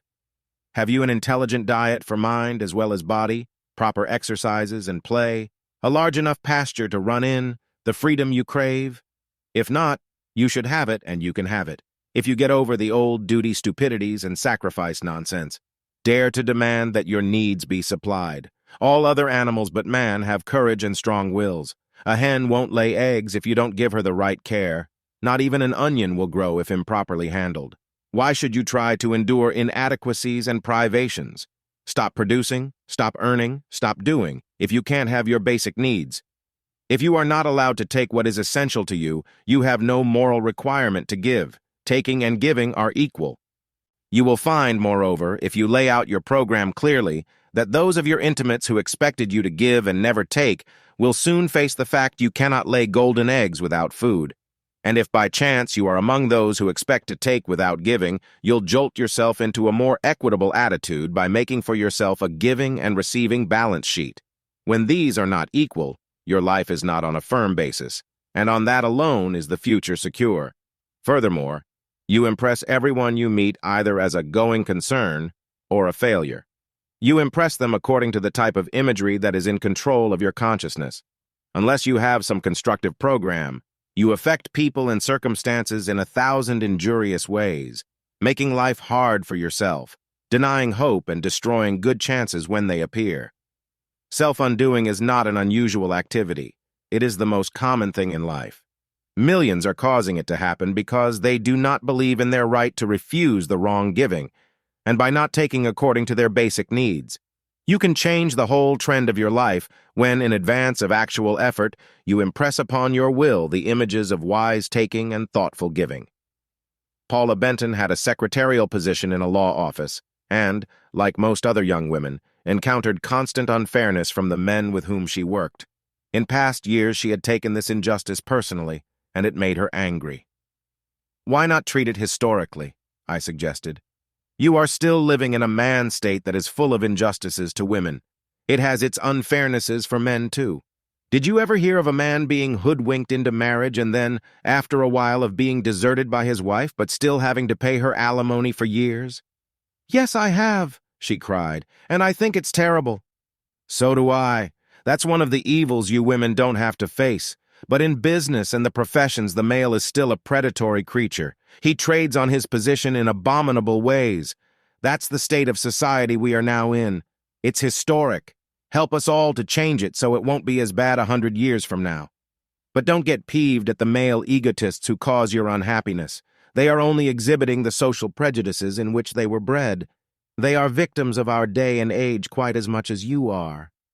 Be it to Paula's credit that she saw my point and built such new attitudes by affirmative refocus of her thought and feeling that her cloud of emotionalism disappeared.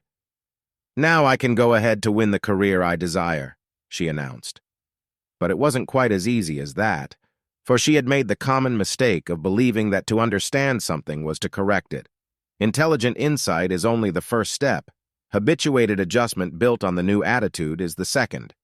We are tried and tested by life until our understanding has become deeply established conduct patterns, and these are followed unconsciously, as readily as the language we speak. Paula found that other people did not at once accept her change of focus, nor were they convinced at first that she intended to succeed in life. When she decided to become a lawyer, her family laughed. They were used to childish ambitions. When she went back to college, they felt sure some other interest would appear. Domestic science, for example, but it didn't. The fascination of the law still held for her. After graduation, her father humored her by agreeing to help her to open an office. "She'll soon meet some good man and forget all about it," he told his wife. But Paula didn't. When she secured a small practice, her friends were cordial enough. "It'll answer until she marries," they said. It did. It satisfied her so much she wasn't especially drawn to those masculines who insisted her ideas should follow their own. It offended them that she could think. It offends most men when women think. They like to keep the act of thinking for themselves. They do it so poorly that competition seems dangerous. Paula did not find her way easy. The man state in which we live is carefully organized to keep women in a subservient position if they attempt to move out of their sphere. The strain of it all wore on her, but again, she met the situation constructively. "Laws are based on traditions," she told herself, "and the conventions change slowly. Most lawyers don't know how backward our customs and standards really are. As men, they aren't in a constantly challenged position. My problem gives me a wonderful chance to be deeper and bigger in my vision. I'll be a specialist in straightening out legal and traditional injustices like my own. I must accept my situation to start with, this human jungle I am struggling in. Then I'll help change it where I can by assisting others out of its difficulties. In my lifetime, society won't give any professional woman a square deal. Someday it will. Laws and traditions are bound to be prejudice-ridden. Someday they won't be. Living nowadays is a battle. If I get angry because of that fact, I'll never win. I'll accept injustice without rebellion, then fight to remove it." "That's a grand attitude," I agreed. "But I get so tired sometimes from the strain." The girl sighed. That's mostly from conflict and upset within yourself. Learn to expect the things that irritate you, then use your skill in psychic budgeting. The young woman wrinkled her brows. What kind of budgeting? Psychic. You are interested in the law and in economics. Why not establish a personal jurisprudence and some psych economics to live by? You've learned the importance of an affirmative attitude and have found that it doesn't become your active principle just because you believe in it intellectually. But by psychical budgeting, you make affirmatives a vital force. In fact, energy budgeting is quite as important as a wise handling of your finances. For don't you sometimes expend nervous force far beyond what a situation requires? Sometimes? She looked at me anxiously. I wish it were only sometimes. What would happen if you handled your money as you do your psychic vigor? Don't make me too ashamed, you know as well as I do. I only want to make a strong enough impression so that you won't continue to be a spendthrift. Years ago, for my own personal use, I made my code book, my laws unto myself. You shall have a copy of it. It will tell you more concisely what I mean than I can do in hours of talk. My little notebook has never been organized into an involved and complete system, but it may be all the more useful in that it is just the methods and reminders I have found of help in living in a social order such as ours.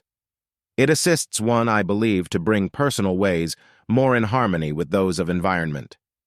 Here, then, are my notes on psychoeconomics. Don't live on margin. Speculators have the jitters, and nations increase their depressions from the habit of buying on margin. I won't have my life that way. Nothing shall be acquired until I have paid for it by honest effort. The line of safety. Undertake nothing when the risk is greater than the energy and endowment you possess at the time. Don't try to advance more rapidly in life than your education, maturity, wisdom can bring to pass. Psychic security is the way to happiness. The economics of a personal life. Don't put more energy into an argument, a quarrel, a game, entertaining, being social, being liked, or being anything than the probable return. I won't let myself become all worn out trying to pump ideas into a dull listener. I won't. Your plan of psychic expenditure. We have just so much psychic strength. It is in the bank. It produces interest at a normal rate. I won't spend beyond my income no matter what happens, I won't. And I don't need to say I don't know what my income is. I do. Fatigue tells me when to stop. The principle of psychic investments. The satisfaction of essential wants comes first. They call for special attention. Love, friendship, independence, security, achievement, all are fundamentals. The satisfaction of secondary wants follows. If many love you, then you need not bother as to who likes you. If achievement is established, recognition and position will follow. The accent of essentials is the key to success. The personal laws of trade. Production, distribution, and exchange. These are the laws of social relations. See that you manufacture plenty of useful and beautiful goods. Then learn to distribute them to your natural market. Expect to receive interesting ideas, knowledge, entertainment, and companionship in return for the productions you bring to others. Don't throw your goods away. Limiting your necessities, what you think is necessary, and what your great-great-grandmother called necessary differ. Are you getting your real necessities? Can't you wisely balance them over and drop off a few you call important, adding some you haven't on your list? Sunshine, space, trees, a swim, playing with a child are among my necessities. Keeping an emotional bank account. A man's feelings are his power. In their conservation lies his strength. I hereby vow I won't waste mine in emotionalism. I won't fuss, fret, argue, or fight. I won't worry over what he said or what she did. I won't brood on what happened. I won't waste my emotion. Seeing the price of effort and possession. Everything you and I get we pay for sooner or later. Even a gift has the price of gratitude. I won't seek, do, or accept anything in which the cost is greater than the gain. Establishing credits with fate. Tomorrow, next month, in the years to come, destiny will ask things of me. I shall be expected when old to have the wisdom of age and the gentleness of maturity. Let me begin now doing things that I can have as credits when circumstances exert their demands. Becoming your volitional treasurer. In deciding what I will and what I won't do in the future lies the whole question of my manhood. Let me from now on become a treasurer of my own volitional power. Every so often I shall balance up my wills and won'ts. I will strengthen my aim. I won't let wasters thwart my efforts. That's flat. Borrowing from yesterday for tomorrow. I won't be tempted by the passing self-indulgence, the solacing opportunity. How easily an hour's little pleasure may take toll for years. Will it be worth having, this bit of excitement, or is it too easily gained, warning me by its cheapness? How expensive is the ultimate cost? Expecting a receipt from life. Why haven't I a right to demand a receipt for the psychic bills I pay, some evidence I've met my obligations?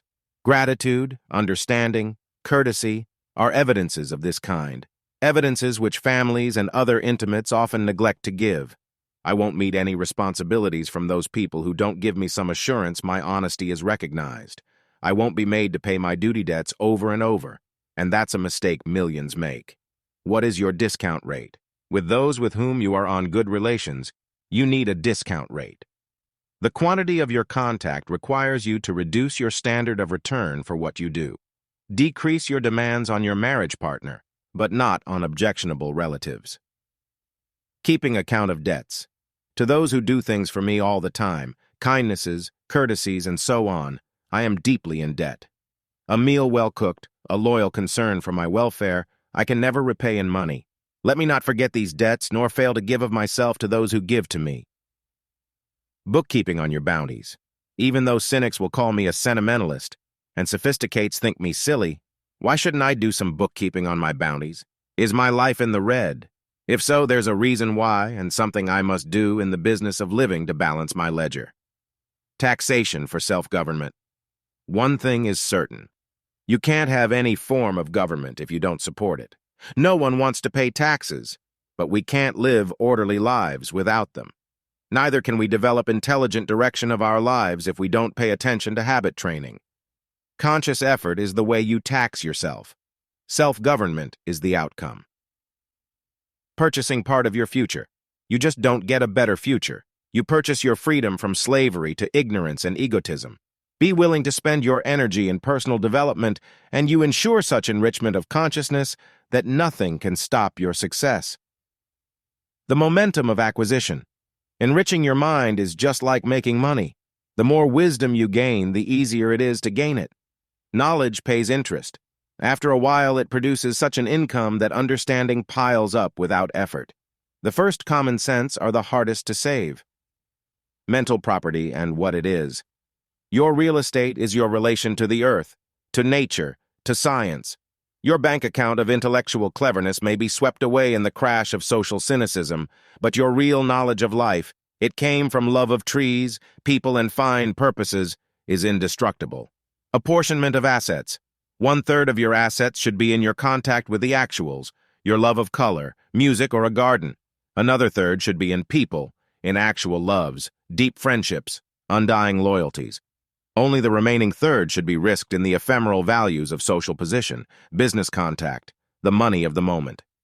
Lending to the future. Wisely expended services to people worthwhile are like lending to the future. Some people to whom you give money will pay it back. Some people to whom you give yourself will enrich your life in the dim tomorrow. Don't be afraid to lend yourself to the good borrowers. Habeas corpus, a writ to bring him before the court. Don't be afraid when necessary to issue a habeas corpus to the barbaric side of your nature and bring it into court for your sense of justice to pass upon its conduct. This is self-critical judgment, one of the most essential acts in life. Jurisprudence is the formal science of positive law created to distinguish between proper and improper law. It is human, not natural law, but it is not just except when built on natural law. Law is not necessarily created by legislation, but also by custom. When such conventions are unnatural, they are unwise. Your personal jurisprudence should be for the end of discovering when this is so. Emerson insisted on the identity of physical and moral law, but he knew that both needed to be elevated to spiritual levels. Raise yours. Don't justify your stupidity or that of society. Inquest. It is a pretty good idea when you find your life in trouble to hold an inquest, and if some unruly part of you is acting up, an injunction is in place. You can legally stop raising a rumpus if you want to. Eminent domain. Your private rights are, of course, always in relation to social right. Otherwise, we would have anarchy. There are aspects of your independence you must yield in any group, and others you must let be taken. You cannot avoid public and eminent domain. Self-government. It is not a bad idea to draw up a constitution and have a legislature, but don't vote for senators who log roll with your life assets. What you need is to decide what traditions, customs, sanctions, standards, and manners of people you will accept, and which you will refuse. Are you a conservative, a liberal, or a radical? Where and for what do you stand? Make your ordinances. I have a series of local ordinances. I find them useful and penalize myself when I disobey them. 1. I may not be late from negligence. 2. I may not put off essential tasks. 3. I must not lose necessary sleep. 4. No parking on other people. 5. Keep off the grass in people's recreation. Don't trample on them in bridge or golf. 6. Step lively, but don't push. Setting up a magistrate in the center of consciousness. In the last analysis, every man needs a conscience, that is, to surrender his ego whims to the laws of life. Was my behavior in that difficulty today consistent with love, wisdom, and service? Did I consider goodness, truth, beauty? The chief magistrate of cosmic concordance knows and speaks when I listen. The tribunal of thoughtfulness. Sometimes a man needs to bring his plans before the whole of his mental tribunal assembled in regal state. Let your imagination picture what will happen, your memory remind you what did happen, your calculation figure out what might happen if you carried out some certain plan. The spirit of arbitration.